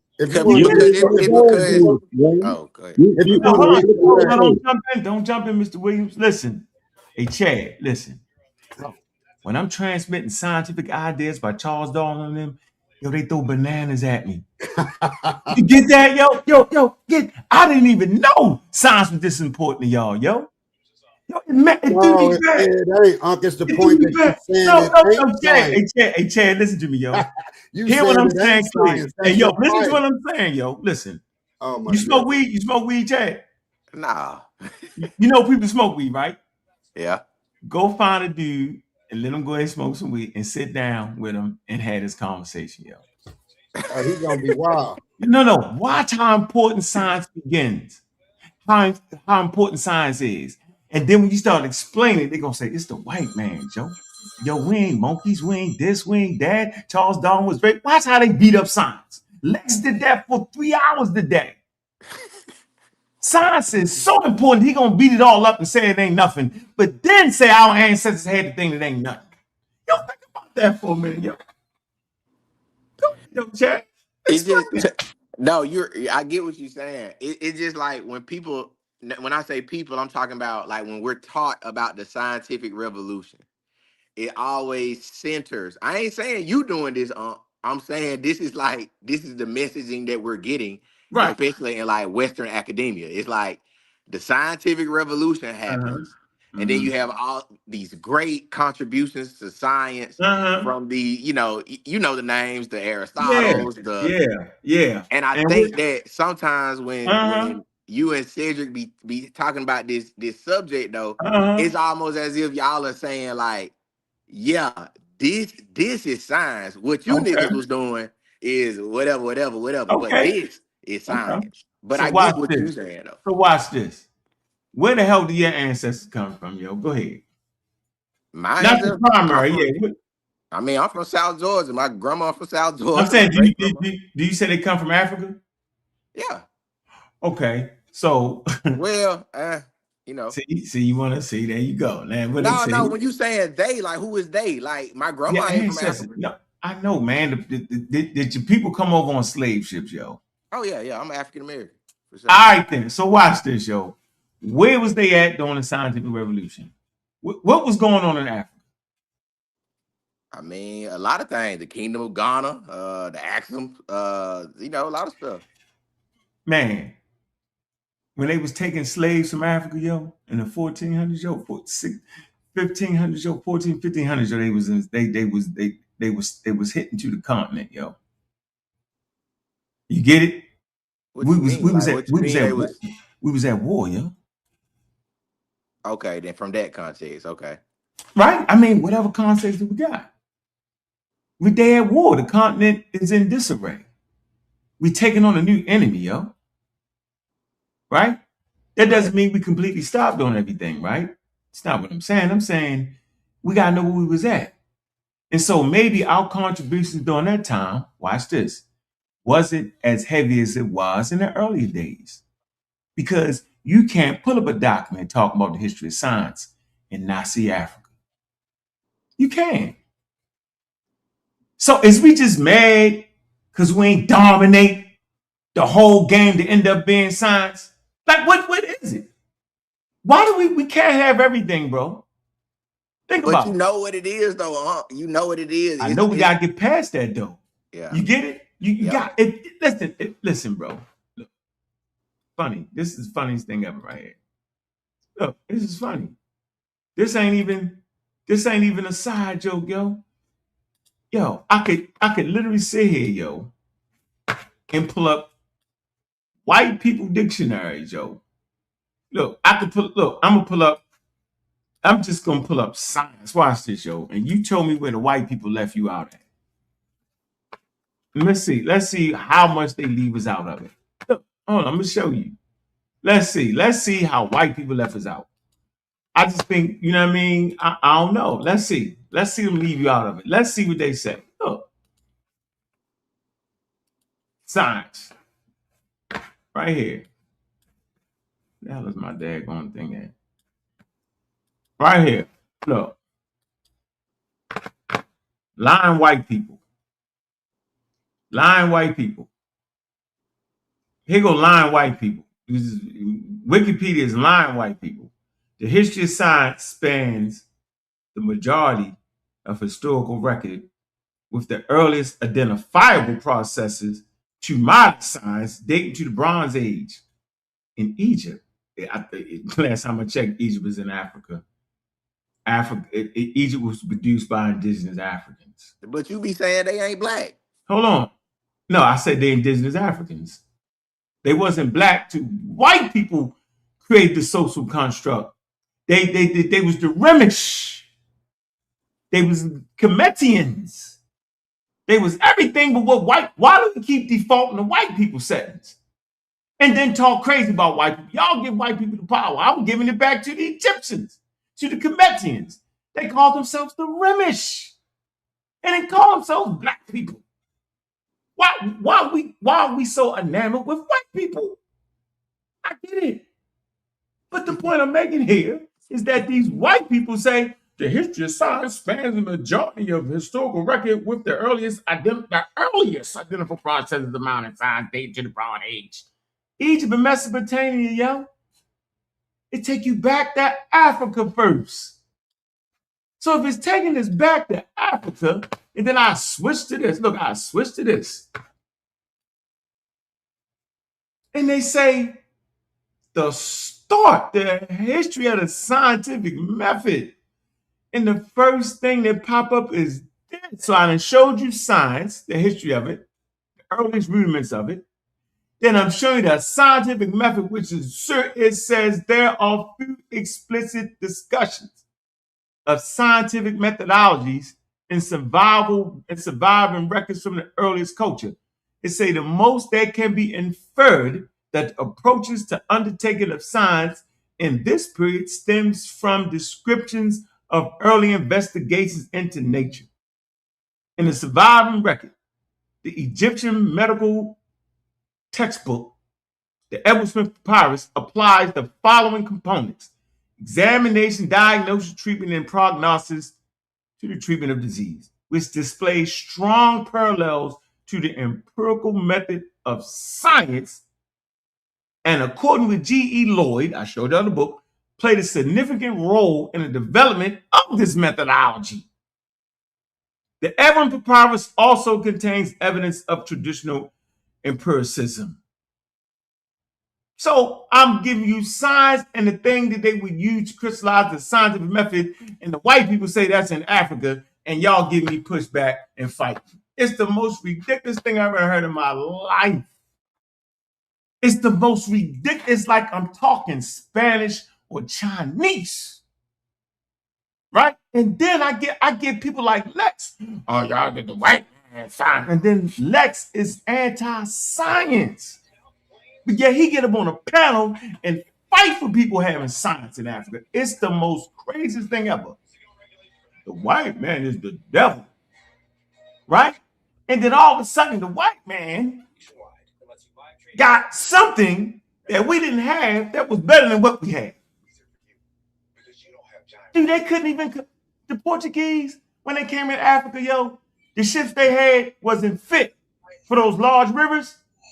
They got beat up out of Africa. Nobody don't talk about that. That the African navies, those polities, those civilizations had a better naval force with weaponry that was better than what the Europeans had. They chased them up out of there. The Portuguese say, dang, we got to find another strategy. They killing us. They got poison arrows with metal tips on it. They surround our ships and take our ships and run us out of there. And then the force is presenting things to our quote unquote immune system. They didn't know about immune system, but we're getting sick on top of all that. They had to bow down, yo. They had to bow down to the point where they had to fit in, get some translators over time, get different African nations to bring them in and teach them the system of African trading. Yo, they came in like cowboys, yo, and came back like gentlemen, yo. They thought that they was going to run up in Africa and bulldoze it. They ran up and got beat up. Yeah. And them Africans that beat them up didn't have science. So I'm just trying to figure out, like, maybe science wasn't important to the ancient world as we made it. Maybe science is actually a human endeavor that will crystallize at a certain point in time that now gives the world its power, but it didn't give the power to the world back then because it wasn't around. Maybe it actually took that long for some European at the end of the day to say, you know, y'all say the Europeans don't believe in God, right? Because that's how they beat me off. I know, right? Black people ain't atheists. So if black people are atheists and white people are, it took a bunch of atheists, right? A bunch of Christian atheists to say, yo, how about just taking God out the equation for a minute? See? So y'all get mad.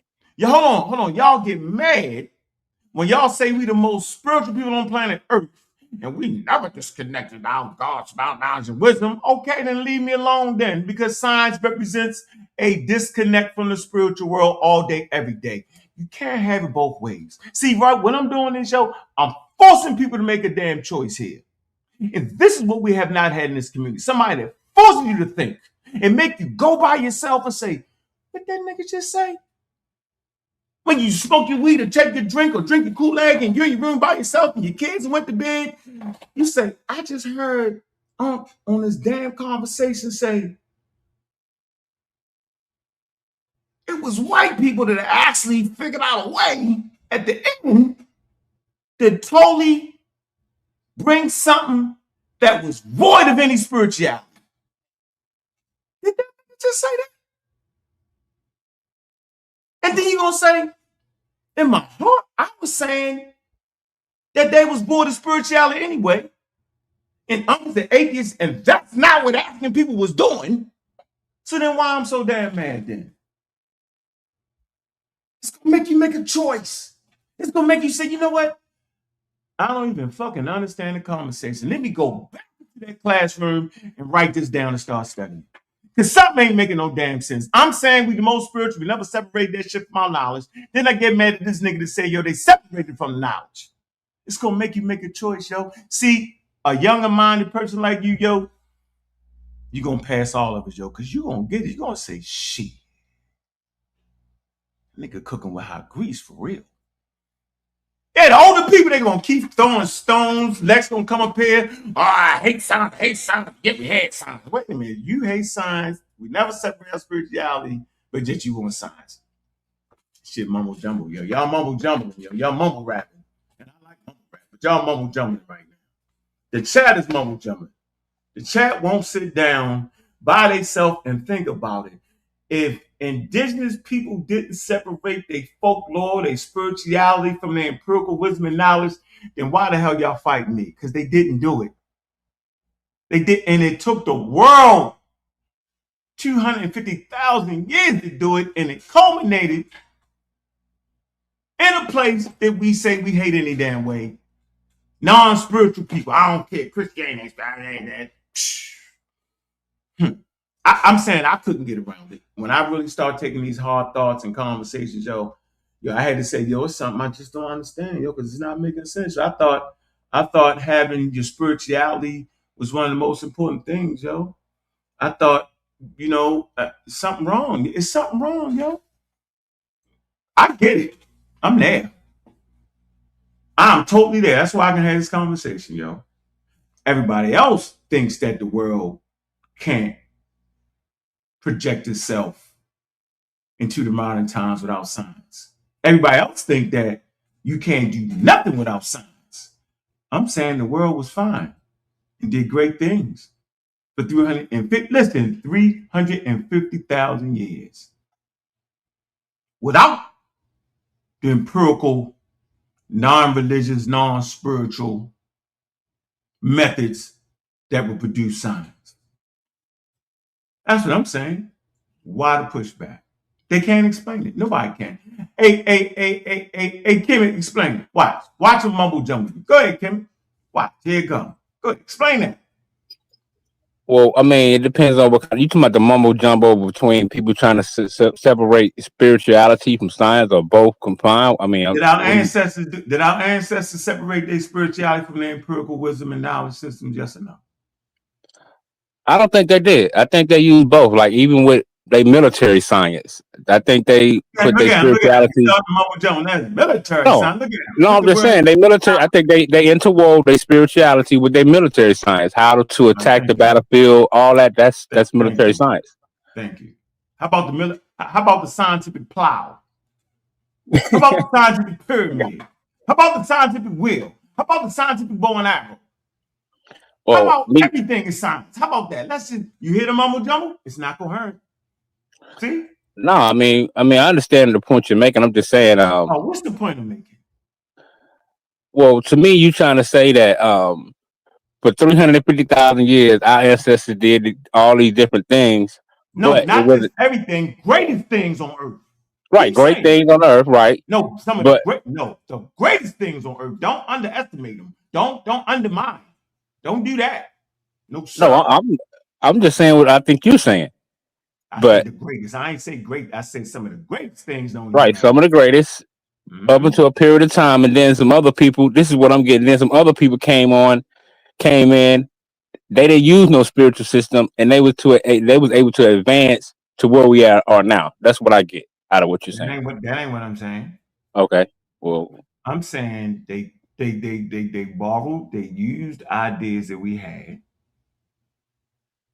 and they added to it. And at a certain point, they realized this. And here you go. Here's the point. Y'all might not get it, but here's the point. Right here. Hold on.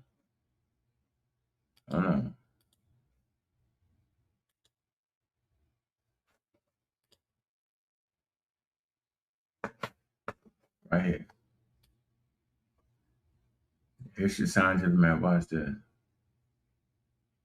Watch me move slow. Watch this. Here's the point. Here's the luck of it all. Here's your don't say. It's the luck of the draw, man. Galen. Y'all don't even know who the hell Galen is, yo. He studied Patronus, the Stalians, the solstice. Studied different trains of thought, but it's right here, y'all.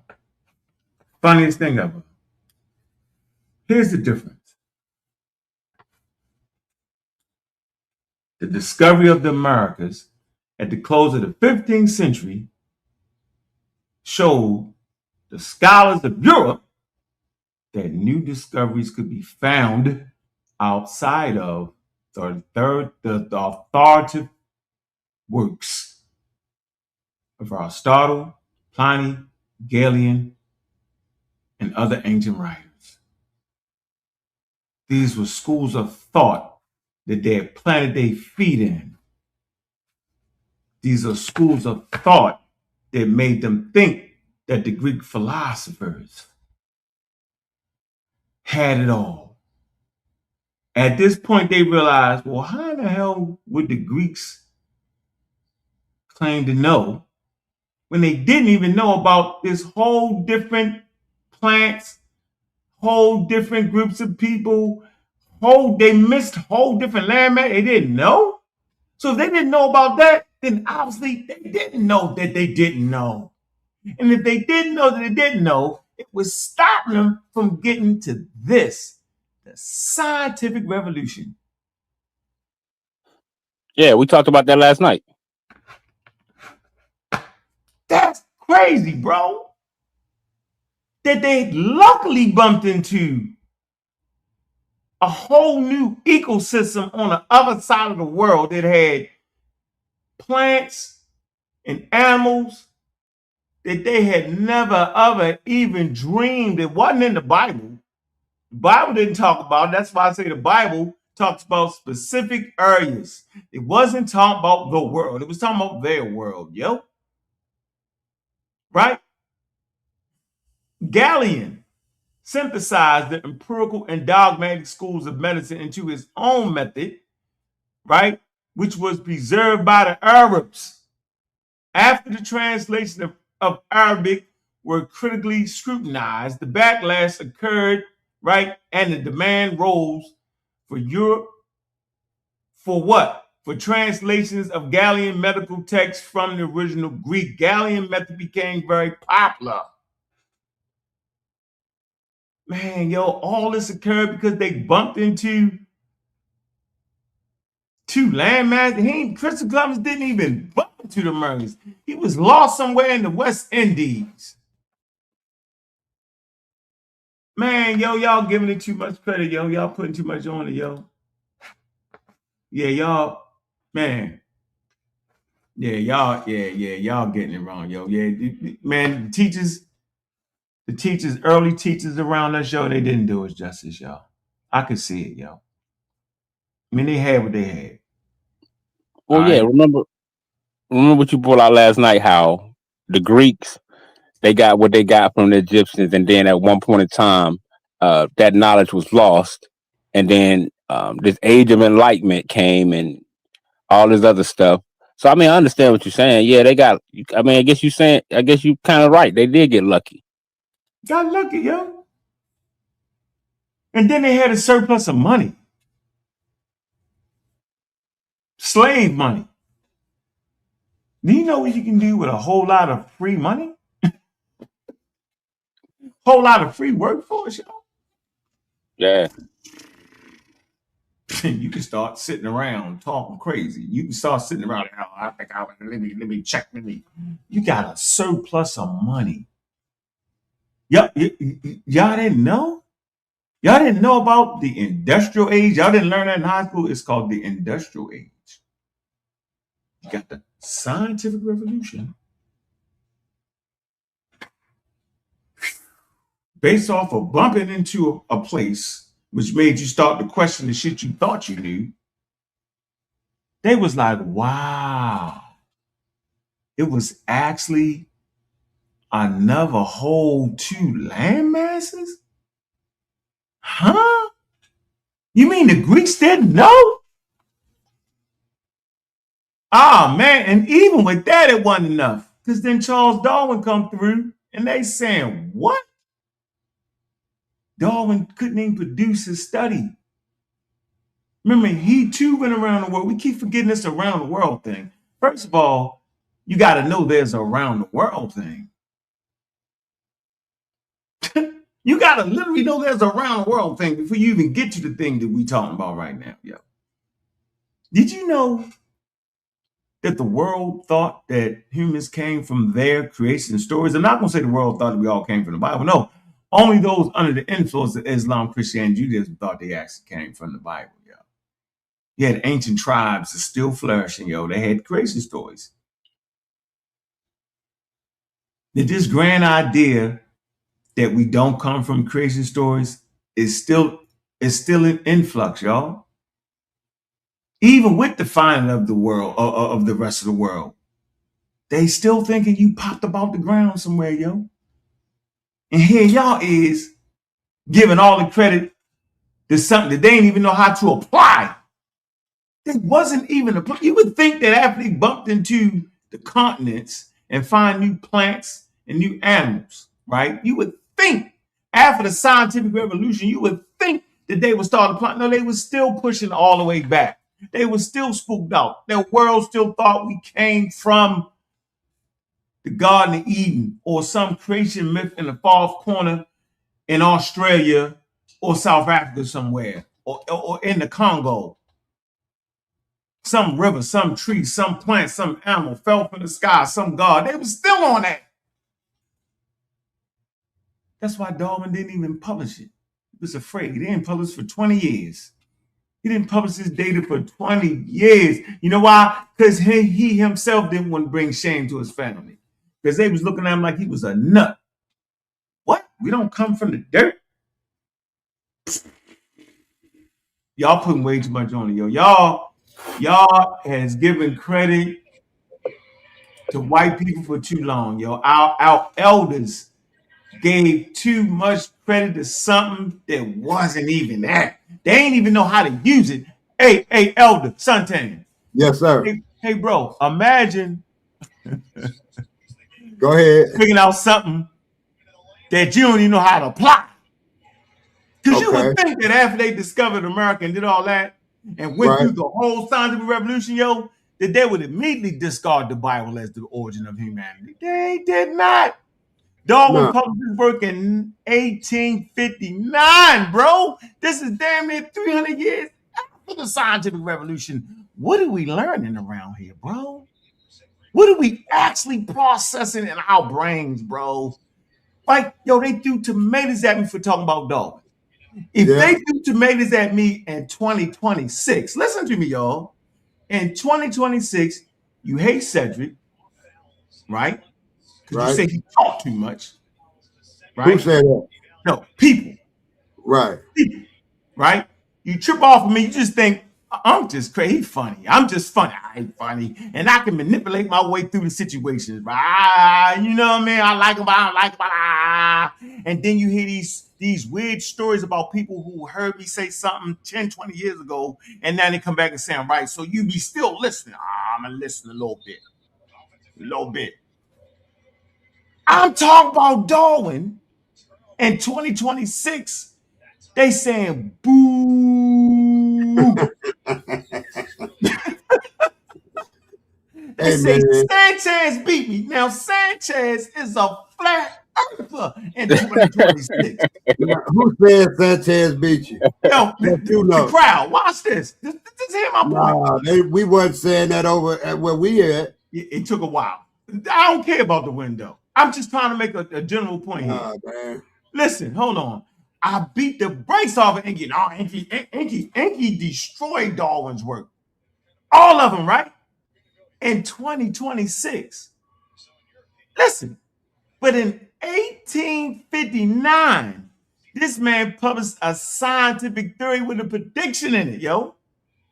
His people was like, boo. They was still thinking after the scientific, they in the scientific revolution, yo. They still saying scientific racism, dude. Listen, hold on. They in the scientific revolution, and they sitting there thinking because of the color of your skin that you have human. Can I say something real quick? Do you get my point? No, do you get my point though? With all the science, yo, they chose pseudoscience. I'm gonna say this again, y'all.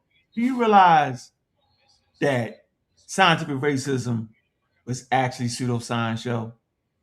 Can I say something? These people was in the scientific revolution that y'all love so much, right? Hold on. That y'all say our ancestors had so much, right?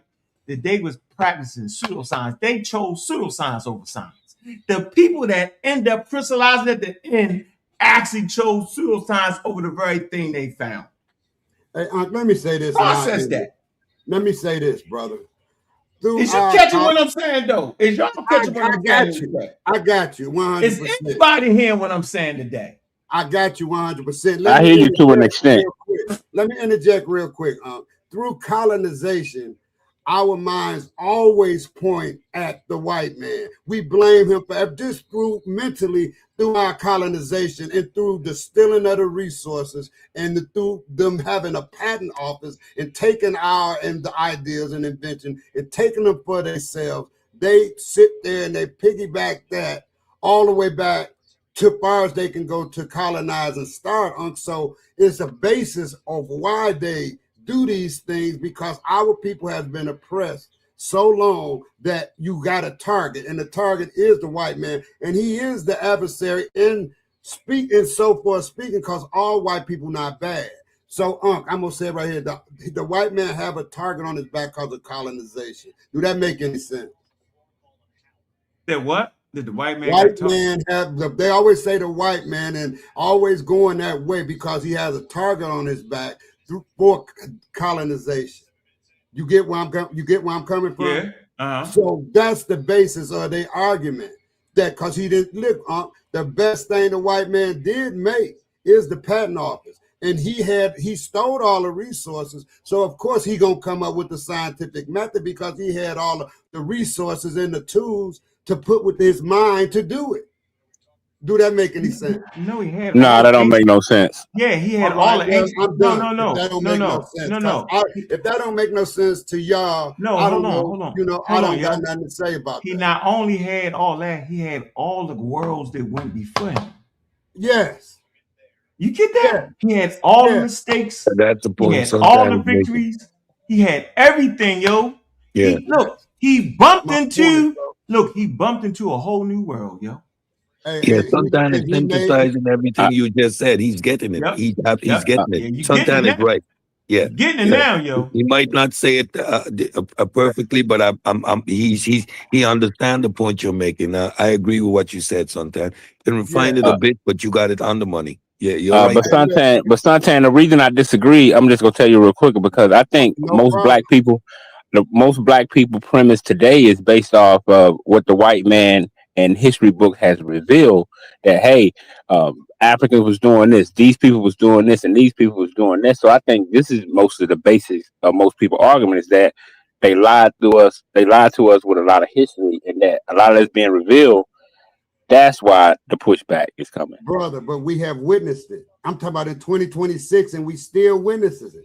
We still witnesses. They redlined us. They gerrymandered us. I'm talking about the basic thing of the social construct in America, man. It's built on socialism, right, and capitalism. So they got a target on their back for that. Because right now, Ankh is Ankh. And Cedric got his degrees, and I'm just using these two guys here because now get two white guys in the same stature that they got and let them go through the system of the United States. The white guy's gonna get the boost because the white guy who's on top of it gonna approve them before he approved them, before he proved the black guy. And that's just the way it is, and that's just the way it's been. However, we are smart enough and we have done a lot more work and we're more intelligent. So we made our own way, and we still doing. Look how many black men and billionaires it is now, and from what we came from, man. They told us to lift the bootstraps, lift ourselves up our own bootstraps. Then after we did it, they burned down Tulsa,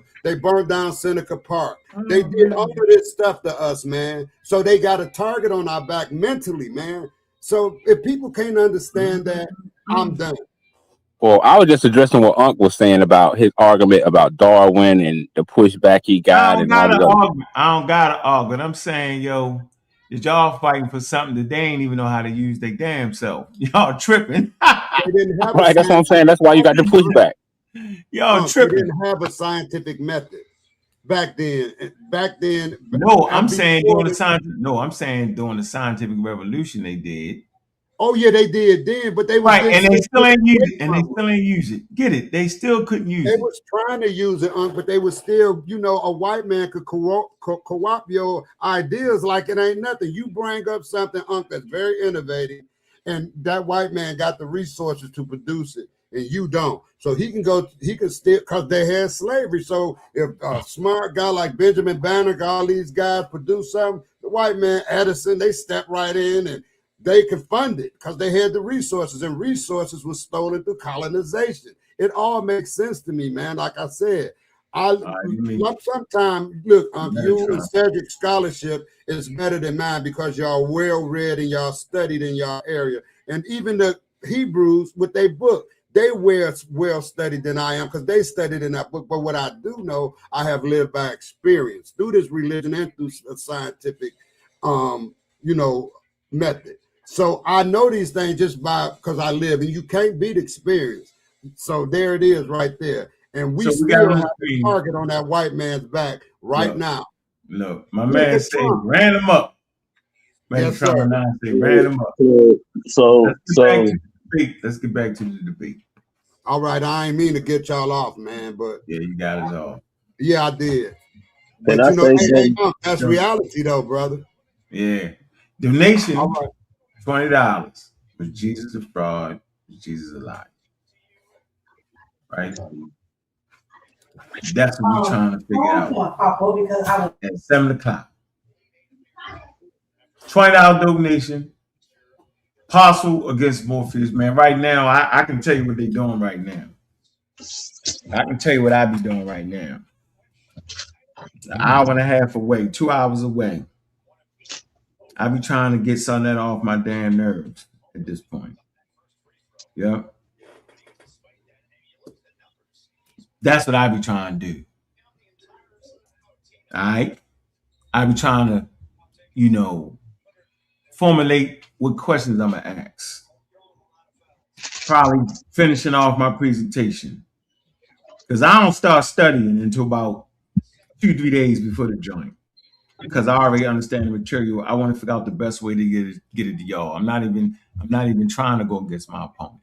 I'm trying to figure out the best way to teach. How I'm going to get the message across. So, man, hit that link, man. Go ahead and pay for that, man. And be there because I'm going to be there. Yeah. Hey, DZ, what's up, man? What's good? No, man, you got to let my man go. You're going to mess up. I know you're going to mess up. You ain't ready, yo. You ain't ready, mate. You gonna mess up? I was asking questions for the debate, man. None of that. All right, go ahead. Debate question. Go ahead. Yeah, man. Like, cause I got a few questions that I want to ask the elder. You know, as far as the debate, because if Morpheus stay within scripture and then go into history, it's undeniable he's gonna win. You know what I mean? Because like, okay, all right. Matthew, I know, but I'm just saying, okay, Jesus was deceived by Judah, right? What? I'm talking about Jesus was deceived by one of his one of his disciples, disciples, right? Judah, right? Yeah, Judas. Right. So Matthew 19:28, Jesus promised the 12 disciples that they're gonna have a seat and be able to judge the 12 tribes of Israel. Yeah, how was that when Judah commit suicide? Well, because it was two Judas. It was Judas Iscariot, and there was another Judas. It was two Judases. Well, Jesus already knew he was going to do it and forgave him. What? Hold on, wait, hold on. What happened? What happened? Did the boy come through here? What happened? Yeah, man. When we get to that right there, that ain't gonna be the debate. Morpheus gonna Morpheus gonna come deeper than but it don't make it don't make no difference how deep he come. Watch, and then I'm just gonna say this, man, because I got a spiritual likeness in me. So I'm not taking sides, because that's why I don't get on here and talk about my religion. They want to say I'm on the fence and all that. I worship, and I think but I'm telling you this, Ankh, and this is a fact. Watch how many people be in church tomorrow. So that's how many atheists that you know gonna be to an atheist hall. He don't have a chance against against Apostle, because the belief in the religion theology is too much for just a scholar to be. If they did, he would have got a Nobel Peace Prize by now. Any scholar that goes against religion, dude, is just too much. Well, a lie is a lie. But it's not a lie if you believe it. I'm talking about a well-placed lie, But you can't call nobody belief a lie, dude. It's not about I'm talking about, okay, if he go into scripture, when Jesus spoke on the dreadful day, the great dreadful day of the Lord, Malachi 4:5. Behold, I will send Elijah to the prophet before the coming of the great and dreadful day of the Lord. Dude, that don't mean nothing. Yeah, that was talking about Elijah Muhammad. Listen. Then when Jesus came, he said, Elijah has came, but not. It was with John the Baptist. So the dreadful day of the Lord is supposed to be when? I understand what you're saying, dude. I really do. But that's not going to count in the debate, man. It's not going to count. If you believe in the text, the scriptures and things like that, right? Those things already came to pass. If Jesus is speaking for that day, those things came about because he said it.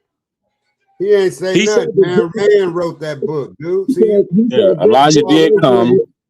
You keep falling away from reality, dude. People don't believe what they want to believe, man. About that generation or our generation? Both. He said our generation. Hey, man, you can believe what you want to believe. I mean, nothing Elijah came. Right, we're going to move on, y'all. Yeah, we got to move on. See, let me get DZ on this joint, man. DZ, what's up, man? Big on, what's up, man? Peace to Yeah, everybody. in here, make them think, make them go home tonight and rethink the daggone they whole concept. What's up? No, man. You see, you actually have been caught up in a damn situation like you said earlier. You know, many of the people who listening and who came up here, they supposed to hate science. They Yeah, always telling us science don't know everything. We yeah, have something better than science. But yeah. then, like you said, soon the moment that you came on and you said that, hey, we weren't actually doing science yet. We were doing proto science. If Mm. we're gonna use the terms that we currently use, man, people went crazy. No, Went we had nuts. science. We had science. We were doing master scientists. They were they were doing high science. You know, and, and where did that change up come from? Oh See, no, no. We one hate of his names, malpractice. Oh no. one of his names said something that really highlighted. I think it was Sanchez said it, and it goes along with what I be saying, that we have this thing about this inferiority complex with white people, whereas we just have to scream out, we did that. We got it. We know that. We did it first. Us too.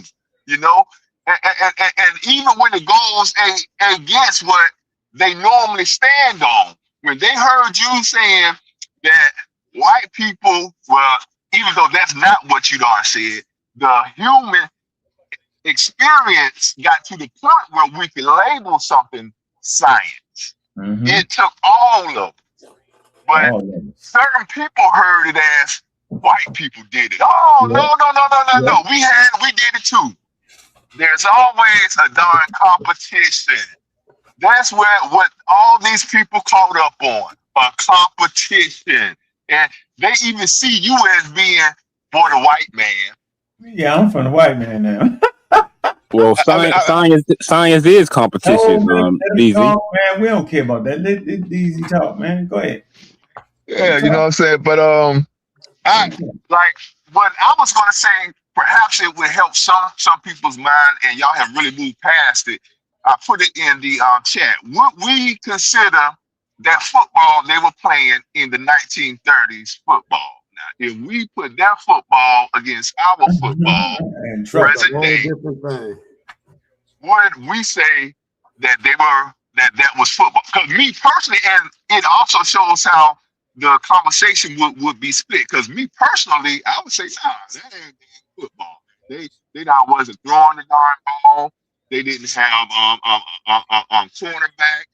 They only ran wishbone. I would say that is not football. But some people will say, yeah, that is football. But that's kind of that's they the reason. they wasn't even throwing the ball. Remember? That's what I'm saying. That's what I'm saying. But Somebody there got are lucky and threw that motherfucker. yeah. So there are diehard people who will argue us, hey, that was football, man. That was football. You know, those old crusty white people who had played it and they didn't have any face masks, they would say that was football. That's real football. While me now, I would say, but hey, let me fall back and let someone else shout. Yeah, let me ask you a question, DZ, if you don't mind. Why do we have what they call wonders of the world? Like, why do we have like ancient things that's built that people still confused on how a lot of things were put together? Why is that? Shoot, I don't know. I have to ask someone. I don't know. All right. Ask that question again, bro. A classic example of begging the question. You're already presupposing that we do not have an idea how these monuments, which we consider like the 7 wonders, 8, 9, 10 wonders of the world, as if we don't have an understanding how they were generated. The fact that we marvel at them is because of the level of human ingenuity, not for the time, not for the era, no, just human ingenuity. And the fact that a lot of these accomplishments were done without the level of resources and comfort that we have today. Again, you don't have an electricity plug that you could plug your drill machine in. Right. So We if didn't you, even if have a you drill back then. exactly. So if we take the time and conduct ourselves as anthropologists, especially when we're asking these questions, then we would go into the culture, the experience, the understanding, and But why are they still trying to figure it out? In some cases, why are they still trying to figure it out? In some cases, Trying to figure out we what, were bro? I'm begging just the asking. question because you're assuming that we don't know how these things were produced. We actually know. So Right. you're begging the question is already leading. So no, we know how the pyramids were built. They left records. They tell us Okay, how. how do they build the pyramids? What? Don't go do First some of all, research. hold on, I got you. First of all, you talking about ancient structures. A lot of the records is gone, bro.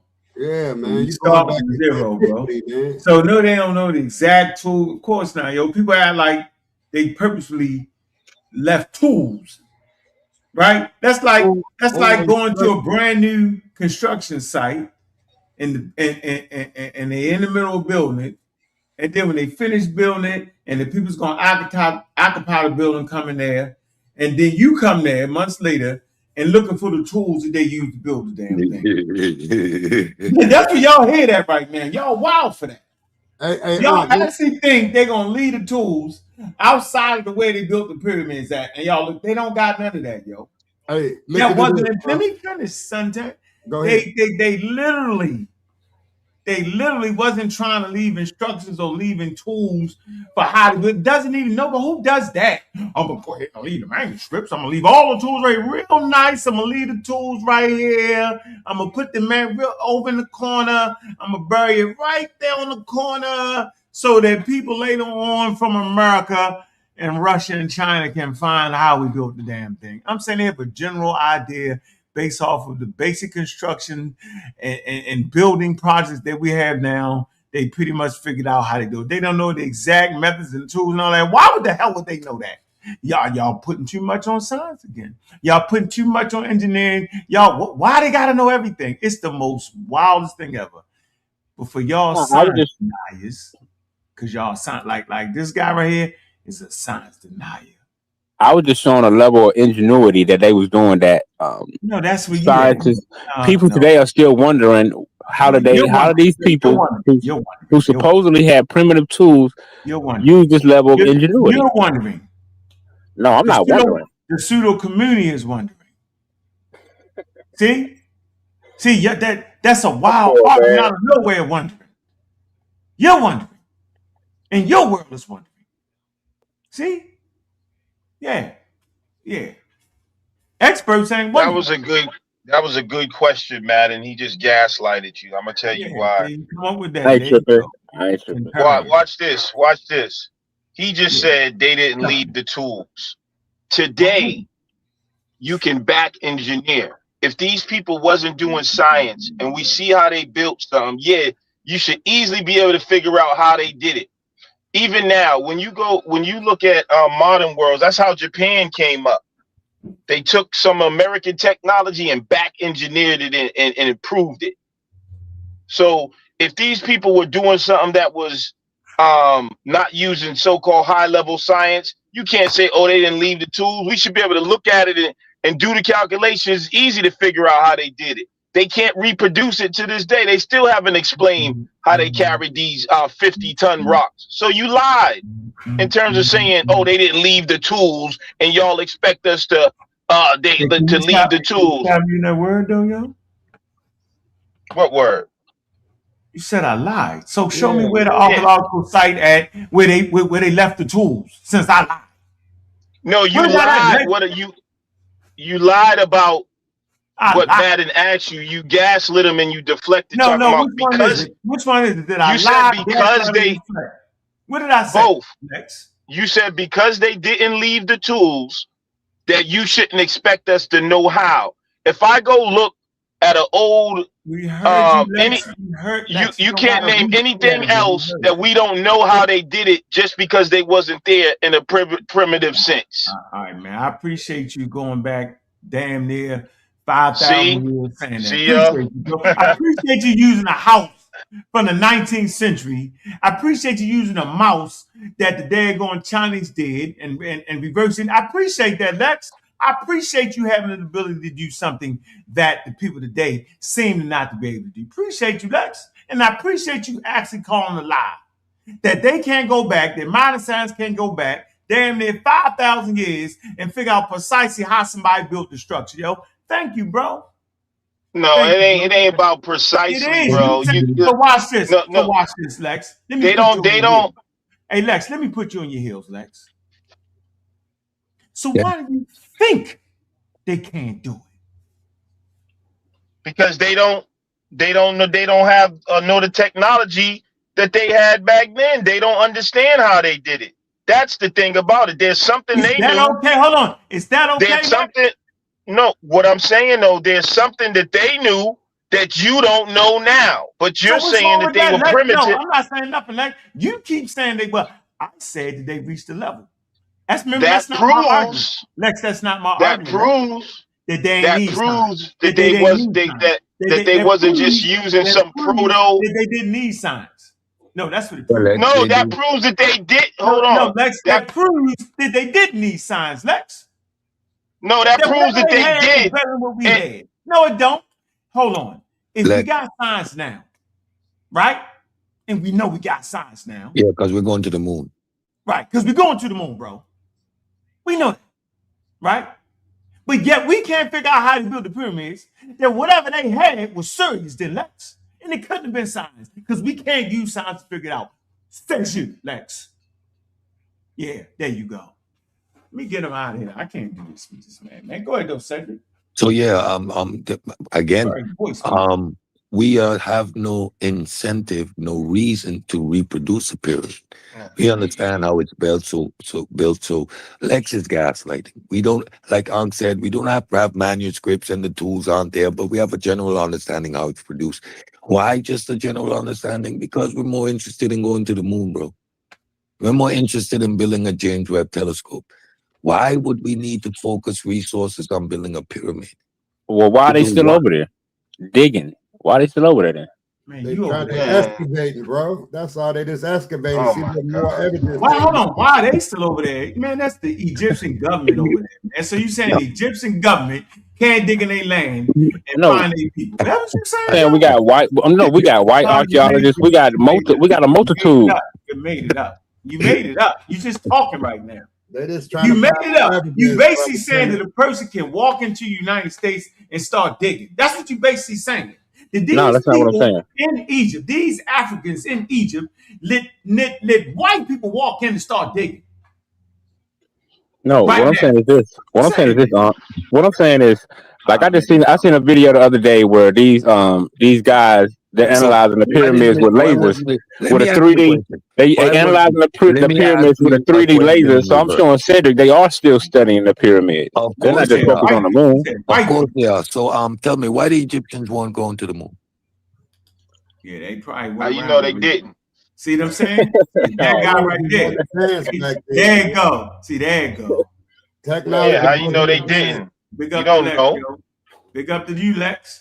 I'm just saying they still analyzing. Hey, can I ask y'all for one thing? No, you can't. Can y'all ever do this for me? Can we have a pseudo killer hot seat? That's why I like Lex. Right? Because Lex will tell you that the Egyptians went to the moon. See, I didn't say that. I didn't say that. You're lying. I didn't say the Egyptians went to the moon. Did the Egyptians have the ability to go to the moon, Lex? I'll get you out the game real quick. Did they? I don't know that. I don't know. Thank you. So don't say what you said. Can I ask you this real quick? No, and I'm gonna go. Lex, you just said. Why am I always so censored, bro? You just said that we don't know if the Egyptians went to the moon, and then you turn right around and said, "Wow, no, I don't know." Because that's a whole nother conversation. Stop trying, bro. Lex, you are asserting that they had high-level technology that would get them to the moon, because we don't know if they went there. Bro, we do know that they didn't go to the moon, Lex. Okay. See, we do know that, Lex. Okay, can I talk Lex, to you? they didn't even invent the wheel. Lex, you gotta have wheels to stop it. They didn't have asphalt. Can I have talk to you? rubber to make the wheel to even stop the damn jet. You gotta have something laying on, Lex. You know Okay, got you. My whole point Hey, in making bro, the don't try analogy. to listen. Don't try to make me look like I was making a move. Brother, But I just shut want up. to say this Lex, one be thing real quiet. quick, No, man. Real let me quick, finish bro. my point. Yo, You will cut you me ever off. have a hot seat Lex. show where y'all can just, instead of gaslighting and ad hominems, I guarantee you. You said I was a liar. You ain't guaranteeing nothing. You What I'm asking you is this before the people. No, I'm if not y'all doing are so no. if y'all Matter of fact, we're trying to hide your sacred wisdom. Now, so I'm personally trying to hide his sacred wisdom by not letting him keep talking for 3-4 hours.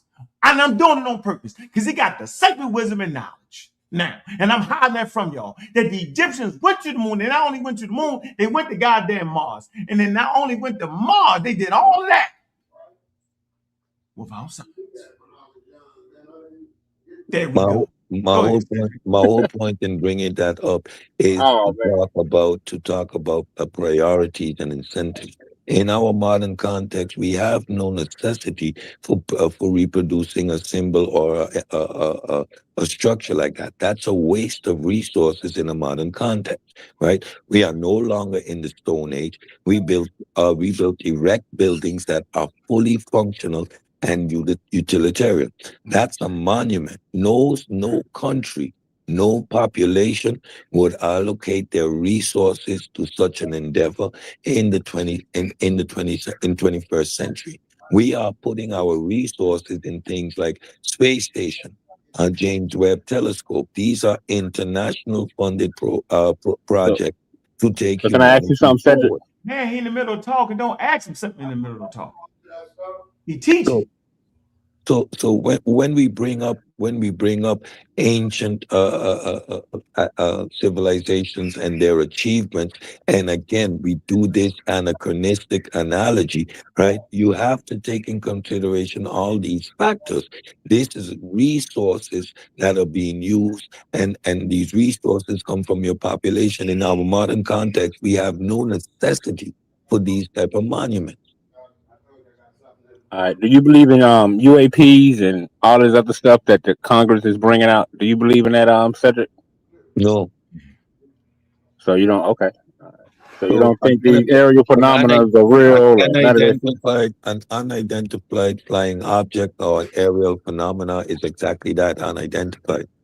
There is no reason for me to suspect or assume that it's anything outside of our technology, right?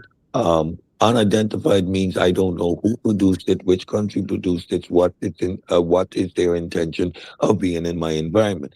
We tend to go to presuppositions and add conclusions when we can't derive none just by the nomenclature alone. It's unidentified. What are you talking? Oh, no, I mean that's a cool answer, because if you would have said yes, I was gonna take it somewhere else, but you don't believe in it, so that's fine. Well, these phenomena exist, but my point is unidentified. That's where the discussion ends. Huh. Hey man, that's stupid. That's just stupid. I hope y'all clicking them links, man. Y'all need to be at this debate, man. All right. Yeah. We let the haters hate all day long, yo. You know what I'm saying? And it is what it is, man. I enjoyed the conversation. I hope y'all got some out of it today, man. Yo, so we can never get a hot seat with the pseudo killers where not you at all. are unobstructed. Because listen, y'all are the teachers, right? No, sir. Y'all should have, because what I'm saying is, in these conversations, y'all avoid intense questions. Anyone, Cedric, where if y'all is teaching science, have a session where you can't use ad homs. You did it. People can ask y'all about science. Bro, I'm never listening to a nigga who started off with the ad homs. I said, calling people liars and all that, and then now you want to come back calm. You call people scammers, pseudo. Now all of a sudden, we're talking about right now. We talking about our conversation right here on this show. I'm talking about you with the angel wings on, with the whole white covering on, with the whole humala. I'm saying you have an epiphany moment. Now you want to question me. You put me on a hot seat. You out of all the people, the guy who don't what give different? I'm just saying, why are you scared of it though? About science. Listen, because man, if I'm such a pseudo, first of all, the fact that you're painting a fake narrative, the fact see what I'm saying, yo? The fact that you would even part your little lips and say that somebody's afraid of you. You are. You've been afraid for 10 years. That's why you will never face me one-on-one. You definitely won't debate me, and you won't ever have an honest conversation where you don't control the mic and can act like a fleeing warrior when the conversation gets thick. I'm asking you, if you're a pseudo killer, face us and let me ask you questions. Nigga, we in the middle of the room right now. What you got? We in the middle of the street. What you got? You got 5 minutes. What you got? Oh, now I got 5 minutes. What you got? We in the middle of the room. What you got? And you got 200 people watching. What you got? All right, let's talk about evolution. What you got? Let's go. Crack. We crack. All right. How do you explain DNA? What do you mean? How do you explain DNA? Where does DNA come from? I don't know. Come from Mars. Okay, so now it comes from Mars. So What's now, your next question? No, hold on, bro. Calm down. What is your next question? What is your next question? This is what I'm saying. You're still doing it. You got 2 more questions. What's your next one? I said DNA come from Mars. All right. Go ahead. So if we're talking about knowledge and we're talking about evolution and science's knowledge and mechanisms, and you're saying that there is nothing in all of this, but the foundation of biology you can't explain. You're right. What's your third question? Okay, so if we're starting off with a lack of knowledge from the foundation of something, how you gonna tell me what happened at the end and you don't even know what happened in the beginning and the middle? Because if you're saying there's no, what is your question? What is your question? Because you already had 2 questions. What's your third question? And then it's my turn. If there's no intelligence, then why do we have an intelligent operating system that's operating biology? I don't know. Now it's my turn. Hey, Lex, where does DNA come from? DNA comes from the intelligent arrangement of molecules. It's a programming system that arranges molecules and builds biology. It is intelligent. And where'd you get that from? Hold on, stop. And where'd you get that? My next question. And where'd you get that from? From studying DNA and how it works. And the fact that hold on. Studying DNA from where? Discovered by who? What do you mean? From you study DNA where? Come on, bro. Really? Yeah, really. You asked me the really questions. From studying DNA where, Mr. Lex? From all the information that's been put out there about biology and DNA. So you follow biology now, Lex? How? Oh, yeah, I've been following. Because your first answer was not based off of Hold on, I requested to put you on the hot seat, sir. Lex, you're reversing the game right now. This is why I said. Hey, Lex, it's my turn, nigga. You had a turn. But that's not... But I asked you to answer my questions. No, nigga, I answered you. You didn't give me an answer. I did. You didn't give me an answer. I gave you my answer like you give me your answer. See what you're doing. So to my first 2 questions, what you're doing here, you sitting here making up shit and you trying to trick the. What did I make up? And the reason you're tricking the audience because you made that shit up. You don't know what the hell you're talking about. And then you try to act like you. So let's prove it. You're doing ad homs right now. You're not answering. See, y'all? Hey, bro, you're not answering nothing. What I didn't do was I answered your question. You just didn't like the answer. But right now you're just attacking me. No, that's your tactic. Now you crying in the middle of me. No, I'm not crying. I'm just pointing out what you're doing. Lex, it's my turn, Lex. Lex, don't get All mad. right, let's go. I don't know. So you mad at me for saying I don't know? No, I'm not mad at you. I want you. I want you to acknowledge. Lex, I want you. If I said I don't know where DNA come from, it come from Mars, nigga. Then you either accept it or you don't, Lex. Okay. And then I asked you questions that you can't even answer. which is wild. No, bro. See, you're filibustering and you're trying. I'm not God filibustering. damn, I'm bro. to give a lecture, Lex, because it's my turn. Remember, I let you ask your question. All right, so what are you saying right now? Because you're just attacking. You just lied and claimed that you was giving a biological answer. You gave a God answer. You didn't even let me answer. I didn't give a God answer. I didn't say anything about God. We're going to do it again. Where did DNA come from, Lex? How does it work, Lex? Go ahead. All right. So again, DNA is made up of salts and sugars. Okay. Protein. Keep going. All right. Hold on, sir. See? No, go ahead. ACGT, right? Those are the 4 letters that represent DNA. What is it? Adenosine, tyrosine, and the 2 others. I can't even remember how to say the names, right? Don't worry about it. As long as you ain't gonna make me know all of it. Now we know you don't know all of it. You can't make me know all of it. Keep going.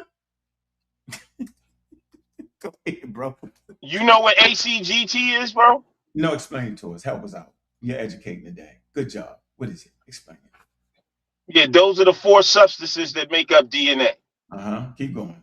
When you arrange those 4 substances in different schemes, this is how DNA creates molecules that turn into proteins that make biology. Are you with me so far?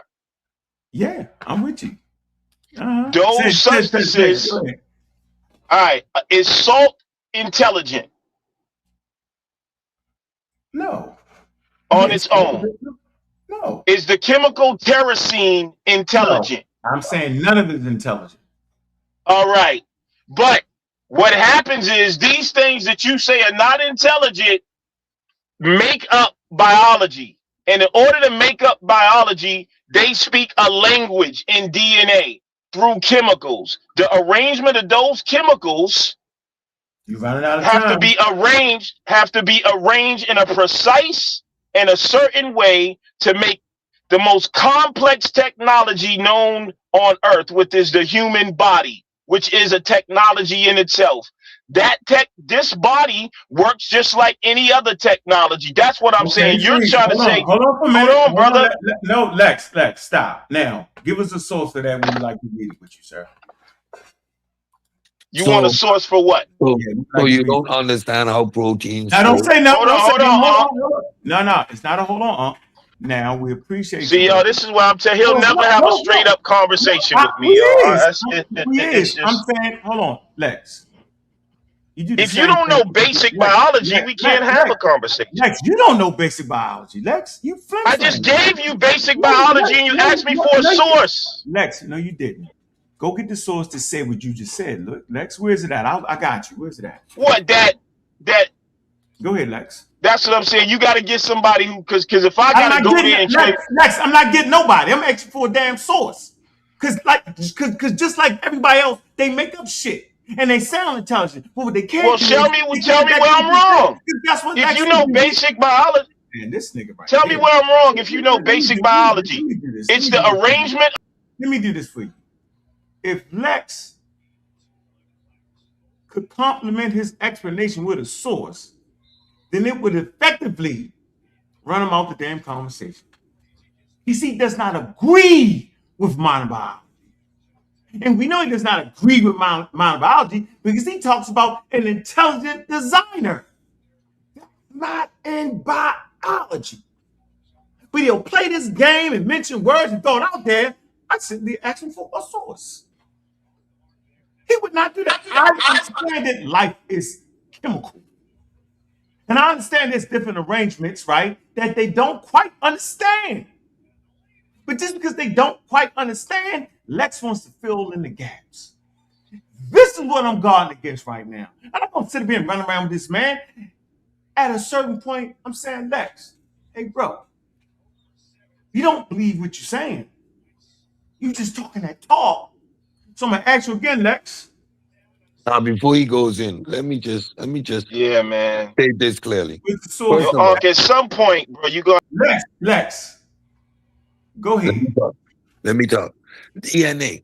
What we are when we're looking at the diversity of when we're looking at the diversity of life, right, with evolution, and then we talk about DNA, it's a change in allele frequency over time and in a population, right? That's what evolution is. A change in allele frequency is a change in those nucleotides. Once one changes, the other changes because they function in base pairs. Changes can happen that allow for a new protein.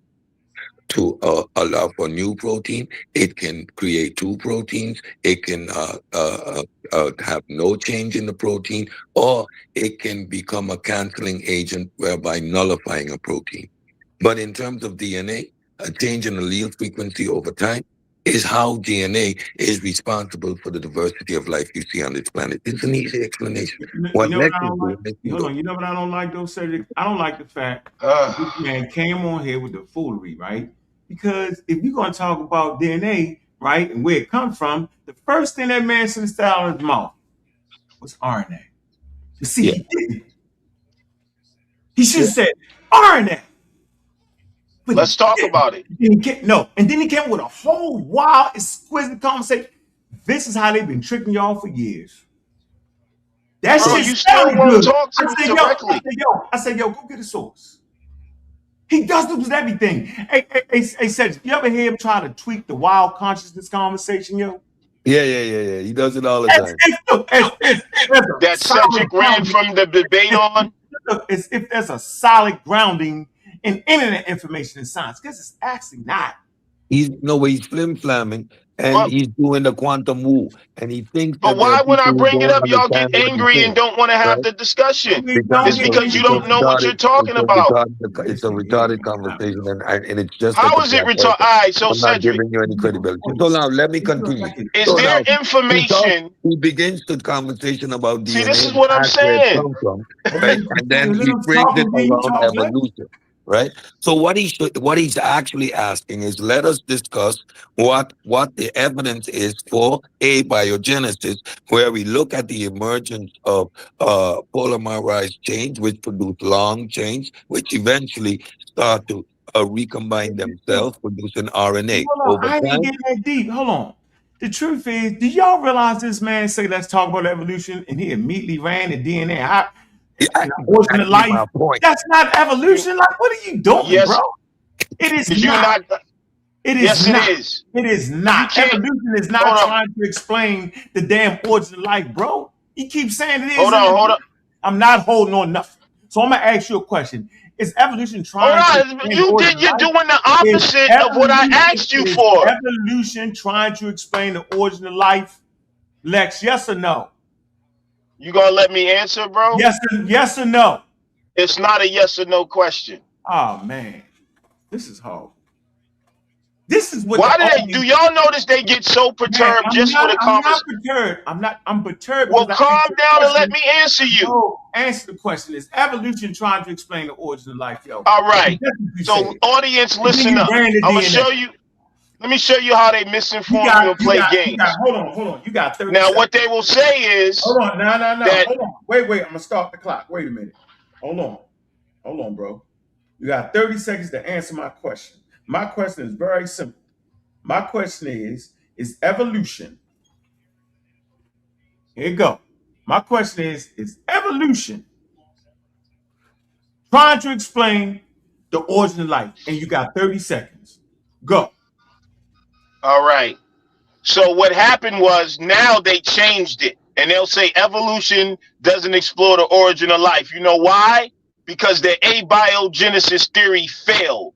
They tried to reproduce it. They tried to throw chemicals in and use electricity and do all these things, and it failed. And since they couldn't explain the complexity of DNA and how it came about, they changed it and said, oh, we're only dealing with biology once it's here, not the explanation of it, because they couldn't explain it. So they changed it.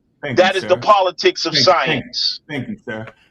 Cedric, where you at, sir? I'm right here. You see why we don't talk to this man, yo? Yeah, it makes sense. You this man came in here and called me a liar. You this man said, I want to talk. I'm talking right now, bro. I ain't saying nothing to you. I'm talking. See? Do you realize this man came in here, right? talking reckless, talking crazy, and he don't even understand the conversation.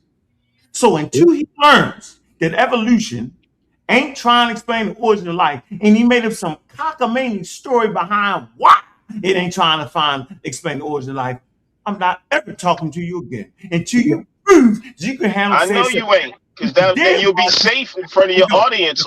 We go. I don't even care. I'm telling y'all right now that it's not a textbook y'all can look up and find what the hell that man just said. Evolution has nothing to do with the origin of life, and it never has. Charles Darwin's scientific theory of evolution never had shit to do with the origin of anything.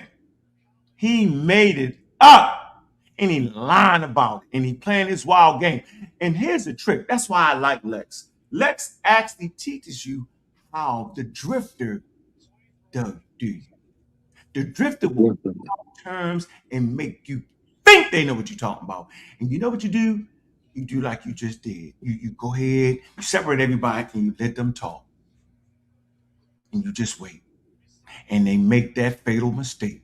So I'm telling y'all, whether you like me or not, evolution has never, ever tried to explain the origin of life. That's the same thing the folly did with I had on backwards. They ride abiogenesis has nothing to do with Charles Darwin. Nope. I mean, not nothing. And the fact, and here's the lie, y'all. The lie is they did it first, but they changed it. Lie.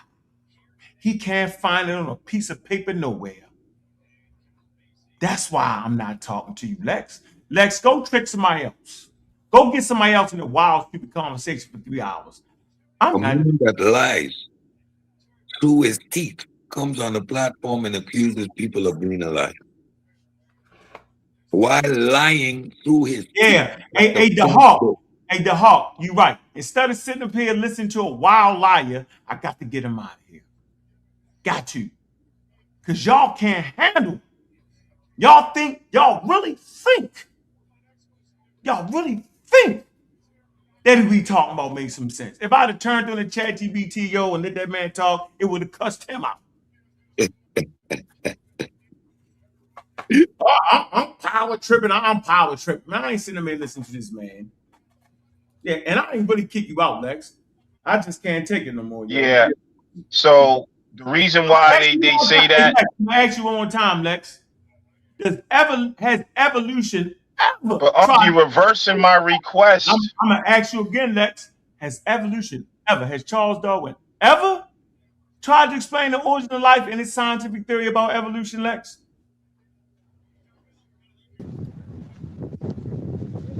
No. All right, then. So now, all right. So now, can I? There you go. The reason, what Ankh is doing right now, the reason why they say that, like I said, if y'all do the research, go look at what they were doing earlier with abiogenesis. They couldn't prove it, so then they started saying they don't try to explain the origin of life. But you can't separate these things, and the reason why is because you can't explain the origin. You can't explain the origin in life without intelligence, especially when it comes to DNA. That's my issue. Now, what I was trying to say to you is there's information being processed within chemicals. When you talk about blue eyes, blonde hair, 6 feet tall, developing kidneys and heart and all of that, how is information being passed through dead chemicals and arrangement? So what you're talking about, DNA is an actual language code for biology. And I told you this a million times, the same way computer. Freeze for a minute. Hey, Amon Ra, I never actually kicked him out. The man won't shut the hell up ever. He just keep talking. I just started talking, bro. You just disturbed because you can't deal with it. Hold on, bro. Amon Ra, if I say, yo, you don't know what you're talking about when it comes to the Bible. And then you put us in the middle of the street and I start talking about the Quran, yo. And then you ask me, is the Quran the Bible? And then I lie to you, yo. How long you supposed to keep talking to me, bro? You're a preacher. If you say,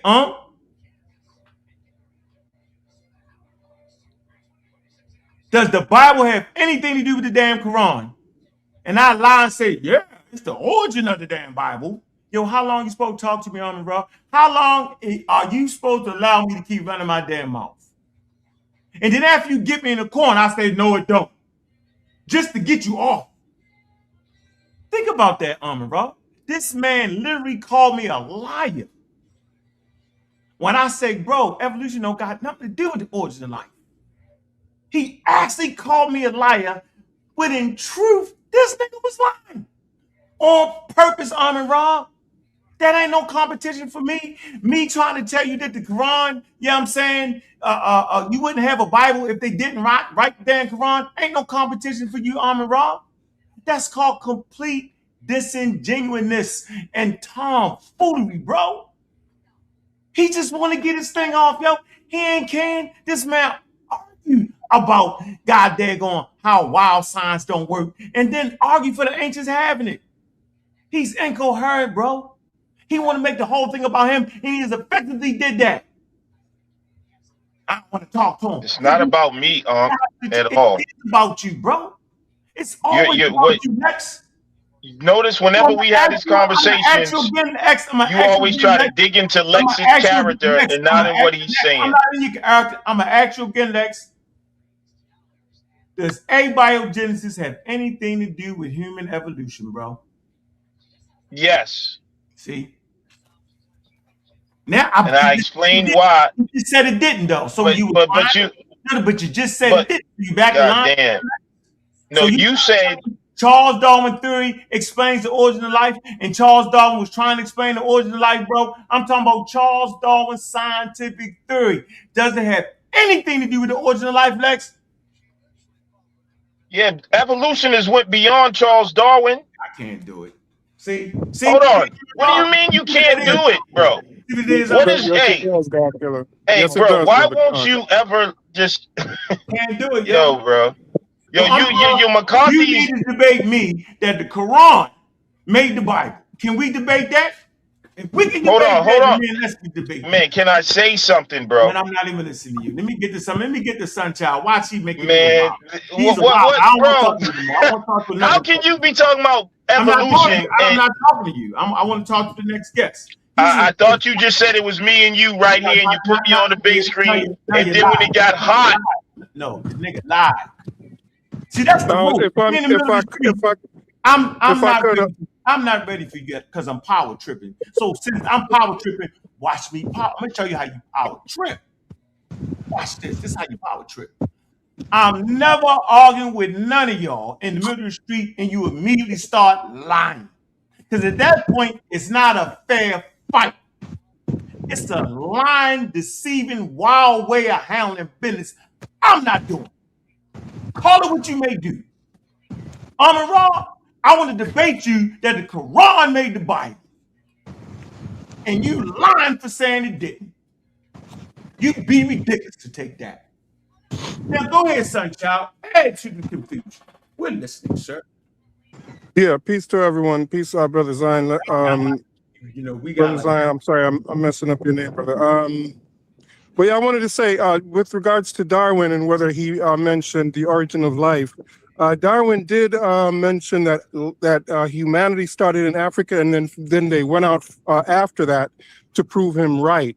And Darwin did in fact say, or presume or assume that life would have started in a primordial soup. So I think the brother is correct when he said they did go out to prove him right on that as well, and they didn't. All right, go ahead, Cedric. 354 from Rumpelstiltskin, Rapunzel, Peter Pan, Pinocchio, the Tooth Fairy, Minnie Mouse. Good. Hey, the Hawk, you right, yo. The Hawk is definitely telling the truth. I can't get with Lex's information, yo. He got a whole nother thing. I mean, let's be serious. When you start to talk about abiogenesis and we actually go into the conversation, both Lex's little brain and the audience brain would be fried. he will come up with another excuse, and he will push the conversation back to Big Bang cosmology. Right? This is a trope that is done by these creationists. We know the game. So if you want to refer to DNA, then you're going to talk about a change in allele frequency over time. You know what that is? The diversification of DNA. Once you have DNA, you already have life. Because if you want to talk about the origins of life, you're going to talk about abiogenesis. Now, that's a very specific topic in which a lot of biochemistry is involved, and we can have the discussion, but Lex doesn't want to have the discussion. He's trying to do a gotcha moment, and he's fundamentally and categorically in error. He does not understand the conversation. Now, when we talk about a change in allele frequency over time, you would have to understand what proteins do. Proteins are the building blocks of life, and they form by these chains, the length of these chains, and how you have positive and negative protons on the end of these building blocks, which is nitrogen, oxygen, and carbon. You have different values of electronic components of electron, right? So what you get is you're going to get rejection, right? And you're going to get attraction. So this causes the folding of these long chains, creating the proteins. Protein codes for a specific process. You have proteins that produce different aspects of your biochemistry, and they are all found in your DNA chain. Your DNA chain, the length of a particular a length of a particular chain is going to code for a particular protein. Genes are encoded in several of these proteins interacting, producing things like eye color, producing things like enzymes that produce the hormones that determine height, etc. This is all biochemistry. And if you understand biochemistry, there is no causal agent. It's just the four fundamental forces interacting. And based on us understanding how this works, a lot of it is predictive. We can understand if you put these 5 molecules in this place, this particular reaction is going to happen. This is the type of folding you're going to get. So all of it is highly predictable as well. That's why we can understand the biochemistry that's happening within the human body. Now, go back. Let me continue. Since you want to get technical, Lex, let's dance, boy. Hold on. Let me ask you this. I asked. Hold on real quick. I just don't like. I've been going through this for 15 years, yo, with people like him, yo. And it's the extraordinary wildness, yo. So like, if we're having a honest and forthcoming conversation, right? You don't start off by trying to trick the audience, right? You don't say, let's have a conversation about evolution, and we go into the middle of the street, right? And you start immediately asking questions about where does quote unquote DNA come from? And then you try to provide an explanation that leaves out RNA. You know what I'm saying? Like first of all, you change the whole conversation. You trick the audience. The conversation ain't about how DNA evolved or why RNA, can both store information and help categorize, chemical reactions. That's not what we talking about. You said evolution. And evolution is what? The foundation of evolutionary biology. And then in the middle of the conversation, you lie about the scientific theory of evolution and claim it's trying to explain the origin of life. And then you got people in the audience hanging. Oh, come on, yo, he giving you a challenge, yo. You only saying it because you're ignorant of said topics. Because if you knew it, you would immediately say, why you do that? If I'm ignorant, why won't you? Because you're lying. Why are you always trying to stop me from proving what I'm saying? Because you can't prove what you say. No, you can't. You mentioned you be the richest man on earth. But you just keep saying it and cutting me off. That shows that you're always running. It shows that you stay. All right, well, you said RNA. And I let's talk about what you said with RNA, because I know where you're going. And let me show you anywhere. Yeah, see, exactly. Evolution. So you go ahead and you talk to Cedric about that. All right, so let me talk to Cedric, and you stop being a hater from the sideline. So what is the conversation about, Lex? Is it about abiogenesis or is it about evolution? Because they're not the same. All right, according to you, that's fine. Now let's continue the conversation because watch this. Hold on. That is, I just told you. God damn, bro. I'll put you in that same book, yo. I'm never talking to Reggie about science again until he can prove he understands the difference between science and technology. I'm never talking to you again about any of this shit until you can prove that you understand that there's a fundamental difference between Charles Darwin's theory of evolution that occurs on Earth. Well, let me demonstrate. It has absolutely nothing to do with. I'll demonstrate it right now, simply. I am not doing it. I know. So let me talk to Cedric then. Anyway, y'all got a debate to go to. It's happening in a half an hour, man. Get your tickets, man, and get in there. All right? Morpheus against Apostle. Y'all need to be getting to it because it's going down.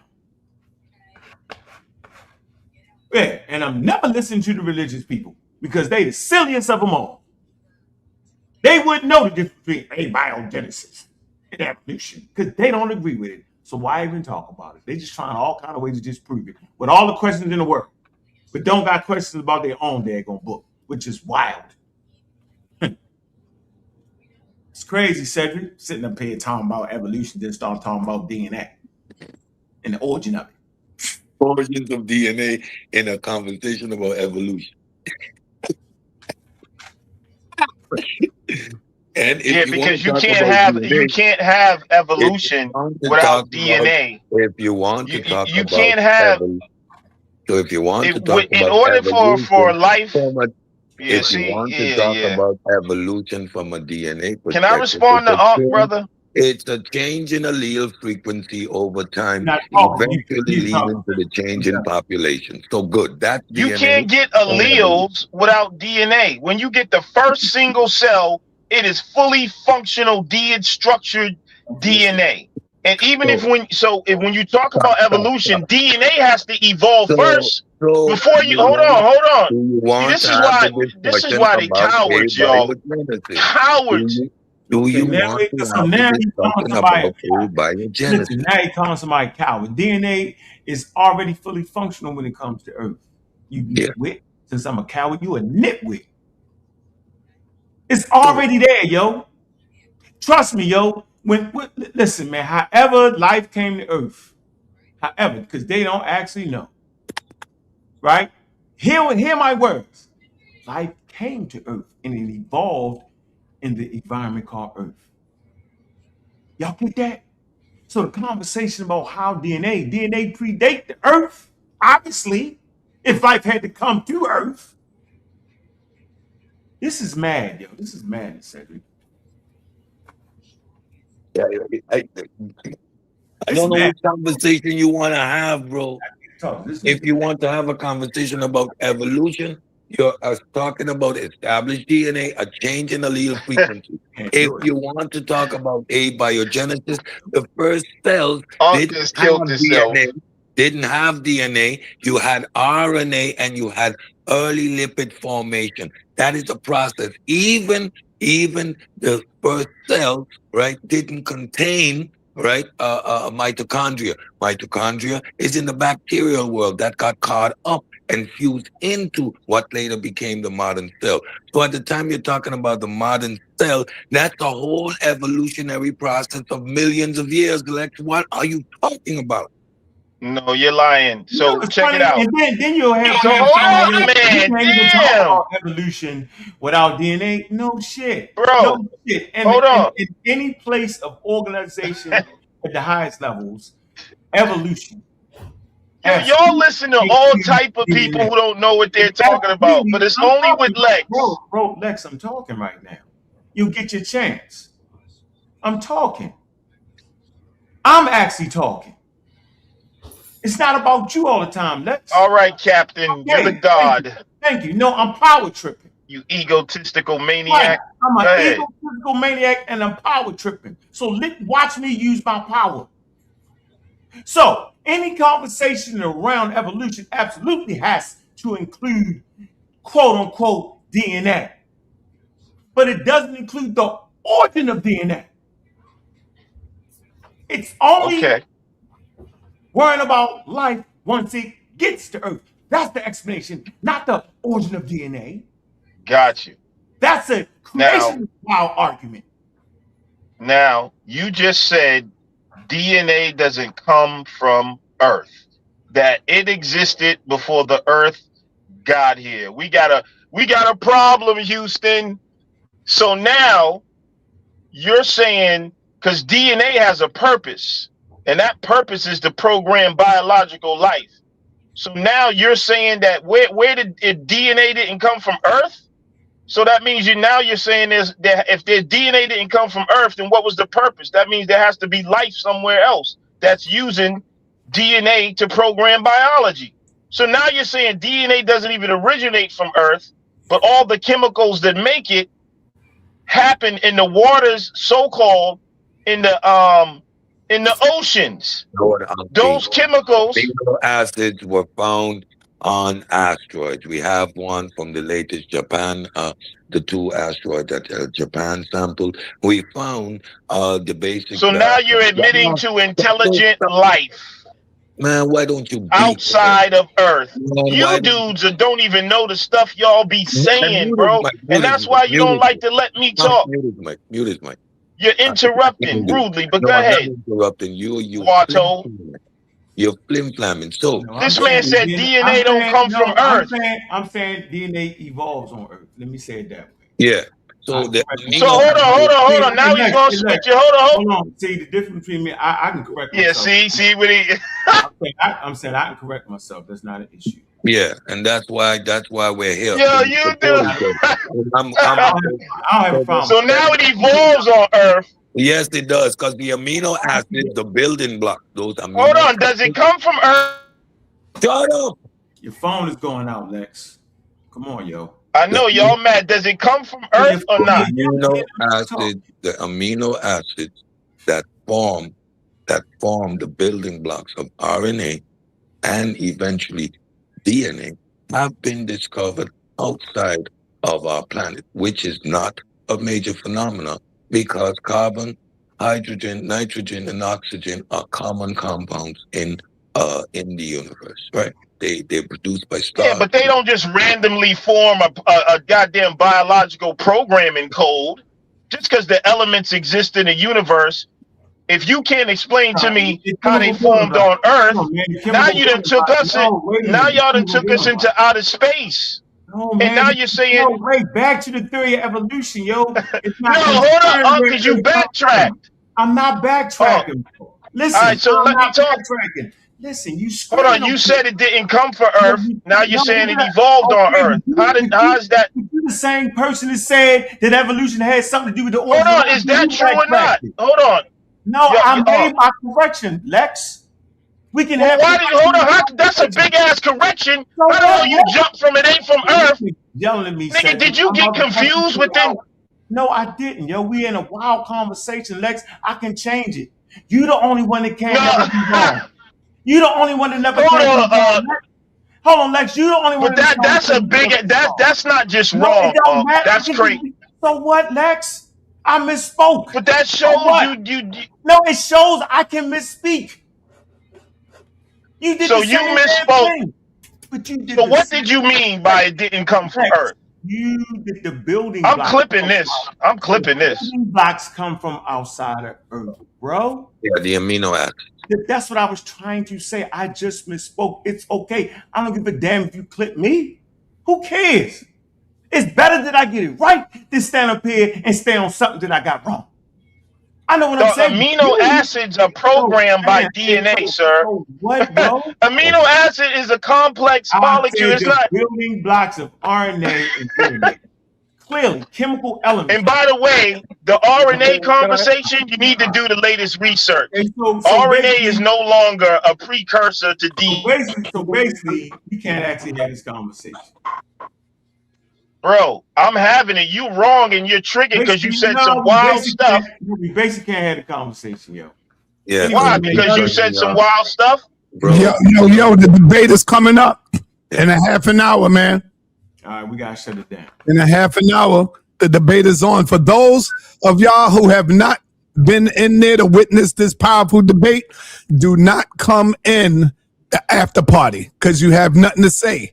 Only those who've been there, who've seen it and witnessed it, have something to say. But if you didn't see it, don't come in the after party. All right? In a half an hour, it's on and popping. Carry on up. All right. So yeah. Yeah, if I could just have a last word. If I could just have a last y'all word. see, I beat these guys up every time, y'all. That's why they limit me, because the further we go on, you don't beat anyone up. You cut me hold off. on. He starts off with that. You get it? He starts off with that. RNA, DNA. What's wrong with that? He starts off with that. Because you ain't beat nobody up. Go ahead, Cedric. Say what you say. Can I get a parting word? No, you can't cut in. Go ahead, Cedric. Then Lex. Yeah. So again, like I said, these building blocks, these amino acids, they are formed by the collapsing of stars. So these elements, these components are randomly available out to the universe. Now, once they get to Earth, these amino acids form the building blocks of what later becomes RNA and DNA. Right, so that was just a misspeak from Ankh, right? He didn't correct me. No, we corrected ourselves because that's what we do, and we're not scared to make a mistake. And it's wild conversation when we're just explaining things generally to get the conversation in its right perspective. Again, you got to see the nonsense what Lex is doing. Again, yeah, that's a good excuse for saying that wild ass statement. If you want to have the abiogenesis conversation, we can have that. If you want to have a evolution conversation from DNA, yes, Lex, it's a change in the allele frequency over time. We can have the conversation, but you need to be mature enough to engage in the conversation without all the flim flam. The biochemistry of life shows no agent. So you're misinterpreting and misunderstanding simple biochemical processes, and you're flim-flamming, right? It's not going to win you the debate. I'm sorry. All right. So let me just say this real quick, and I'll let it go. This is where the big contradiction came in, and let me bring it home. They'll say that Charles Darwin's theory has nothing to do with the origin of life. It's only when life got here. But now we've went into amino acids being formed in space, which is way before biology. So you need amino acids to be formed in space before you can get to life and evolution on planet Earth. And this is why I tell y'all got to watch the trickery, because they try to say, oh, it's separate, like the evolution of stars and chemistry is separate from the origins of life and biological life. You cannot separate these disciplines because you can't have one without the other. Until you have carbon, nitrogen, oxygen, and all of that, you cannot even have the chemical makeup in order to get us a cell. So when they try to skip over this process, it's because they don't know what the hell they talking about in the scientific community, and they're making up shit. And these guys are just repeaters of mainstream science. You got mainstream hip hop, you got underground hip hop, you got mainstream politics, you got mainstream news. And what y'all thank you, brother. Thank you. And y'all repeat mainstream science. You're right. Thank you, brother. Appreciate you there, bro. So watch this. So go ahead, Lex, explain to us what happened. What happened is the point I'm making is no. You beat. Explain to us where life came from.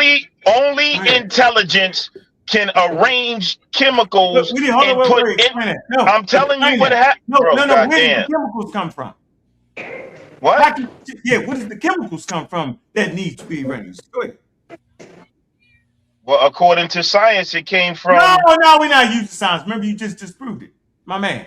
No. I see. That's where. So you. This is where you. Hold on, bro. This is where you gaslight. No. Hold on.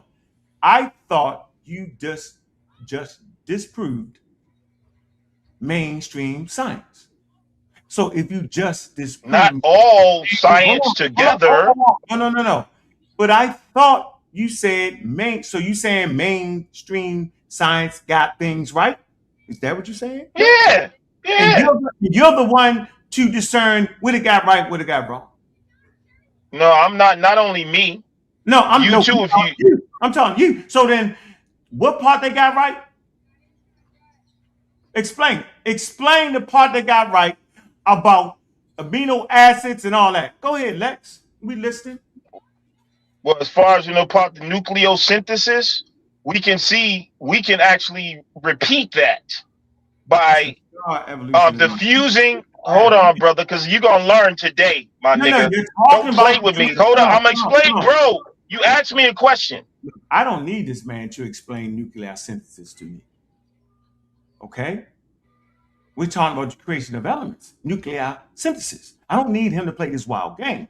I asked him a specific question since he has discredited half of mainstream science. Now I'm asking him, okay, so give us the part that explains what you say that it don't explain. Go ahead, Lex, explain. Go ahead, Lex. Don't tell us about nuclear synthesis.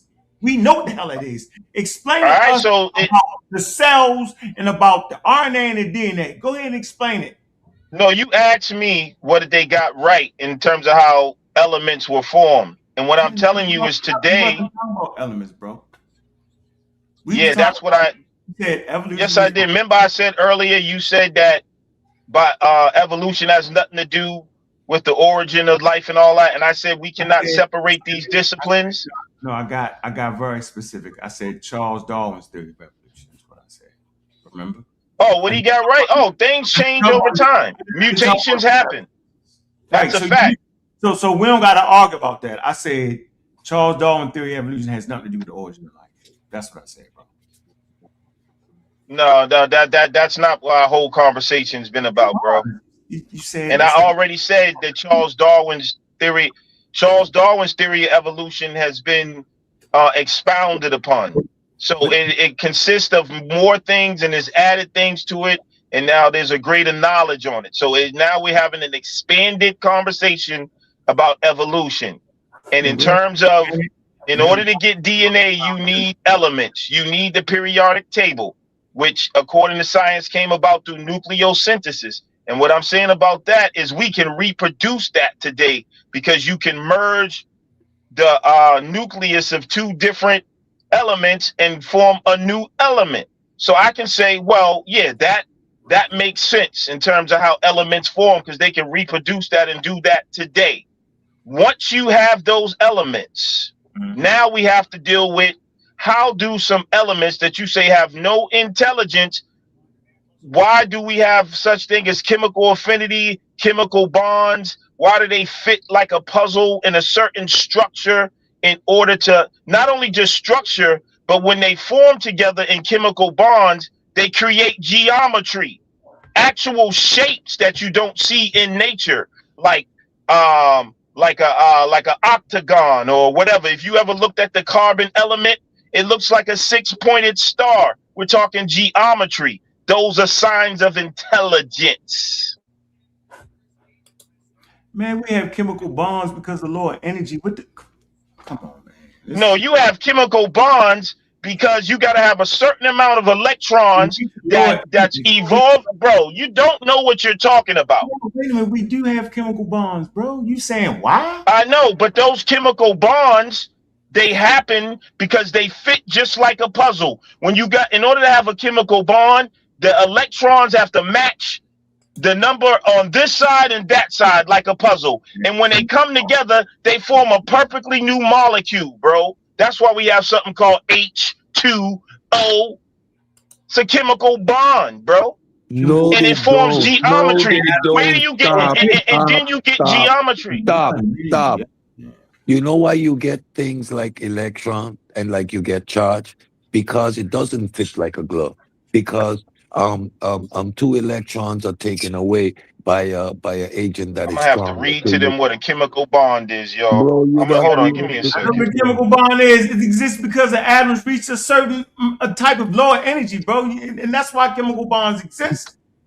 Bro. Like, come on, man. Anyway, a chemical bond is a lasting force of attraction holding atoms together to form molecules and crystals. Lex, you know why those geometric shapes are formed? Because of the charges. Charges attract and repel. And these charges attract and repel in a uniform manner. So they create these structures, Lex. And that's why proteins fold for the same reason. And some folds produce proteins that are useful. Some folds produce proteins that are not proteins. They just don't work. That's why mutations in those single nucleotide position create new and different proteins because of the folding that happens based on the charges that these elements possess. Lex, come on, Lex. This is Those are just basic you're stuff. just kicking out random data. No, So not listen, kicking so out check this random out. data. And No, my data they are was relevant. influenced by the four fundamental forces. You have no agent in play there, Lex.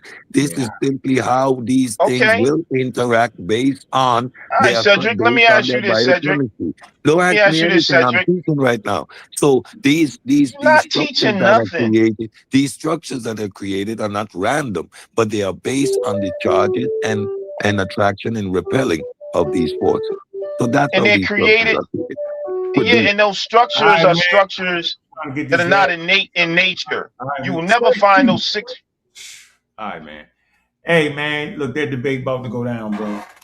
Man, get your tickets, man. The link gonna be in there, man. Been a wild conversation. You get wild like this, you have a scientist come up here and cuss everybody out.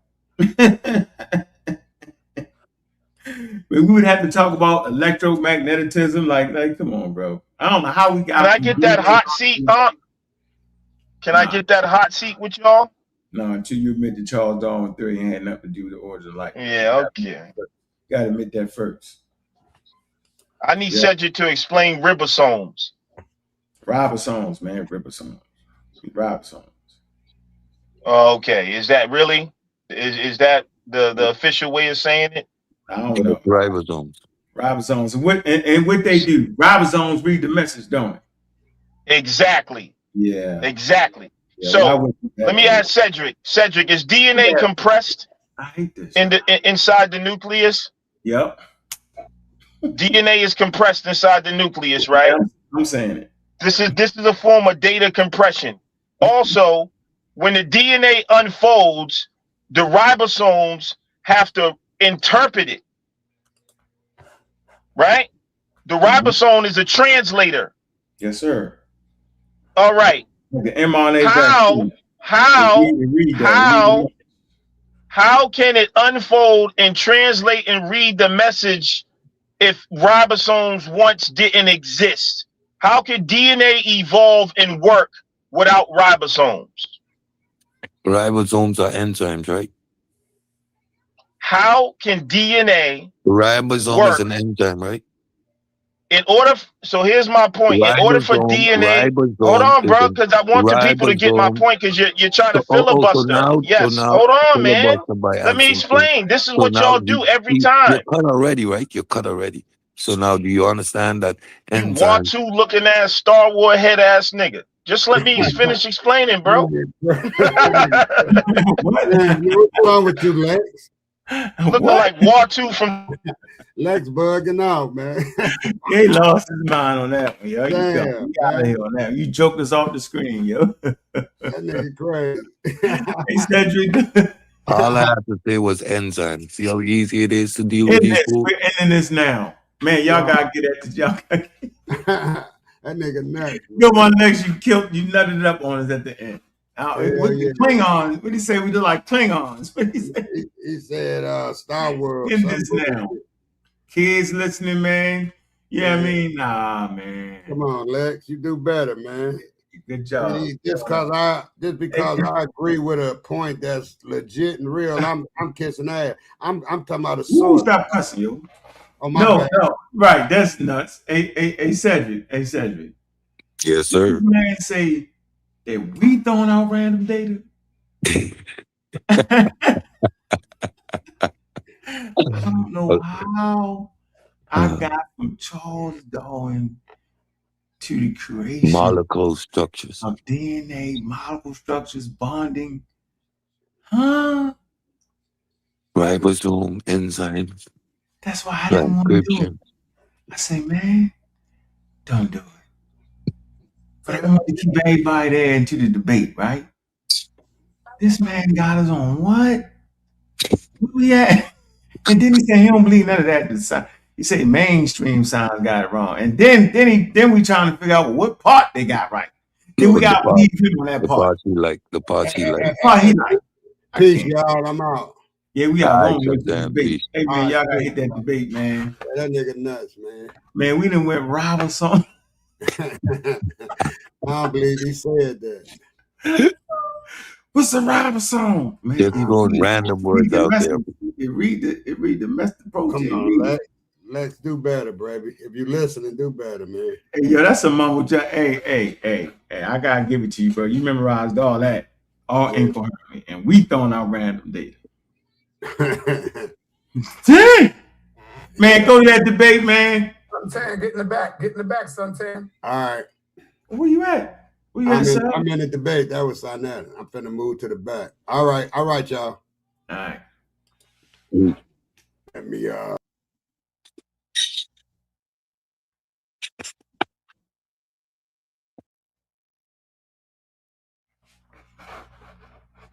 Look, man, it's been a while, man. Getting that debate, man. And with that, y'all know we out. Let me see what hit y'all off. We out of here, man. Protected by the Black Widow. Good juju, bad juju. Let them niggas know I'm coming. Y'all niggas summoning the demons, but I'm the demon that's coming. Good demon time. Good juju, bad juju. I'm God killing, I'm the one gunning. Top flight #1. Yeah. Now look, I'm standing at the junction. Good juju, bad. With knowledge and reality function. Facts. Now see that flame done came. And now y'all bitches running.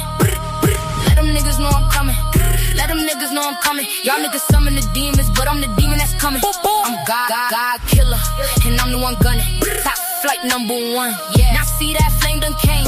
And now y'all bitches running. Run! All y'all life you been sitting on the benches. 2 dimensions. Cap, bitch, I avoid the trenches. I'm a home run over the fences. You say you study, that's cap. I stay with the heat, and that's a fact. Volcanoes and earthquakes, we make it shake. Wild ass niggas, you shameless. Keep talking bad, I make you famous. Good juju, bad juju. Protected by the Black Widow. Let them niggas know I'm coming. Y'all niggas summoning the demon, but I'm the demon that's coming. I'm God killer, and I'm the one gunning. Top flight #1. Yeah. Now see that flame done came. And now y'all bitches running. Good juju, bad juju. Good God killer, and I'm the one gunning. Volcanoes and earthquakes, we make it shake. Let them niggas know I'm coming. I'm the demon that's coming. Protected by the Black juju, bad juju.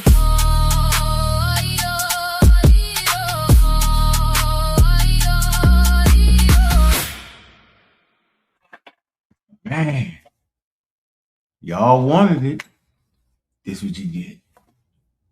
Whole bunch of mumble jumble, man. A scientist would come in here. Evolutionary biology would come in here and cuss out the whole show. Terms thrown around. Do y'all really think it's that easy, yo? To debunk science? Anyway, man, make sure y'all get up into that debate, man. It's about to start cracking, man. They all in position, man. Fun show, though, man. Hope the kids enjoyed it. Tell them go ahead and take the transcript and go ahead and put it through the, the checker. Chinese practice modern day science, so you what? Be incorrect calling it Western science, right? If you say Chinese science, African science, you're talking about the integration of their cultural, social deities and practices into their data, which would not allow it to be science. Anyway, man, we gone, man. I might be, yo. Should I like medicine coming along? Think of side effects. Yeah, bro. Yeah, all medicine got side effects. You know what? The thing that's interesting, I'm in with this show. The fact that they know the side effects is what make it evidence-based. Because they the ones that tell you the side effects. There's no manual with traditional herbs. It's telling you the different side effects. that, we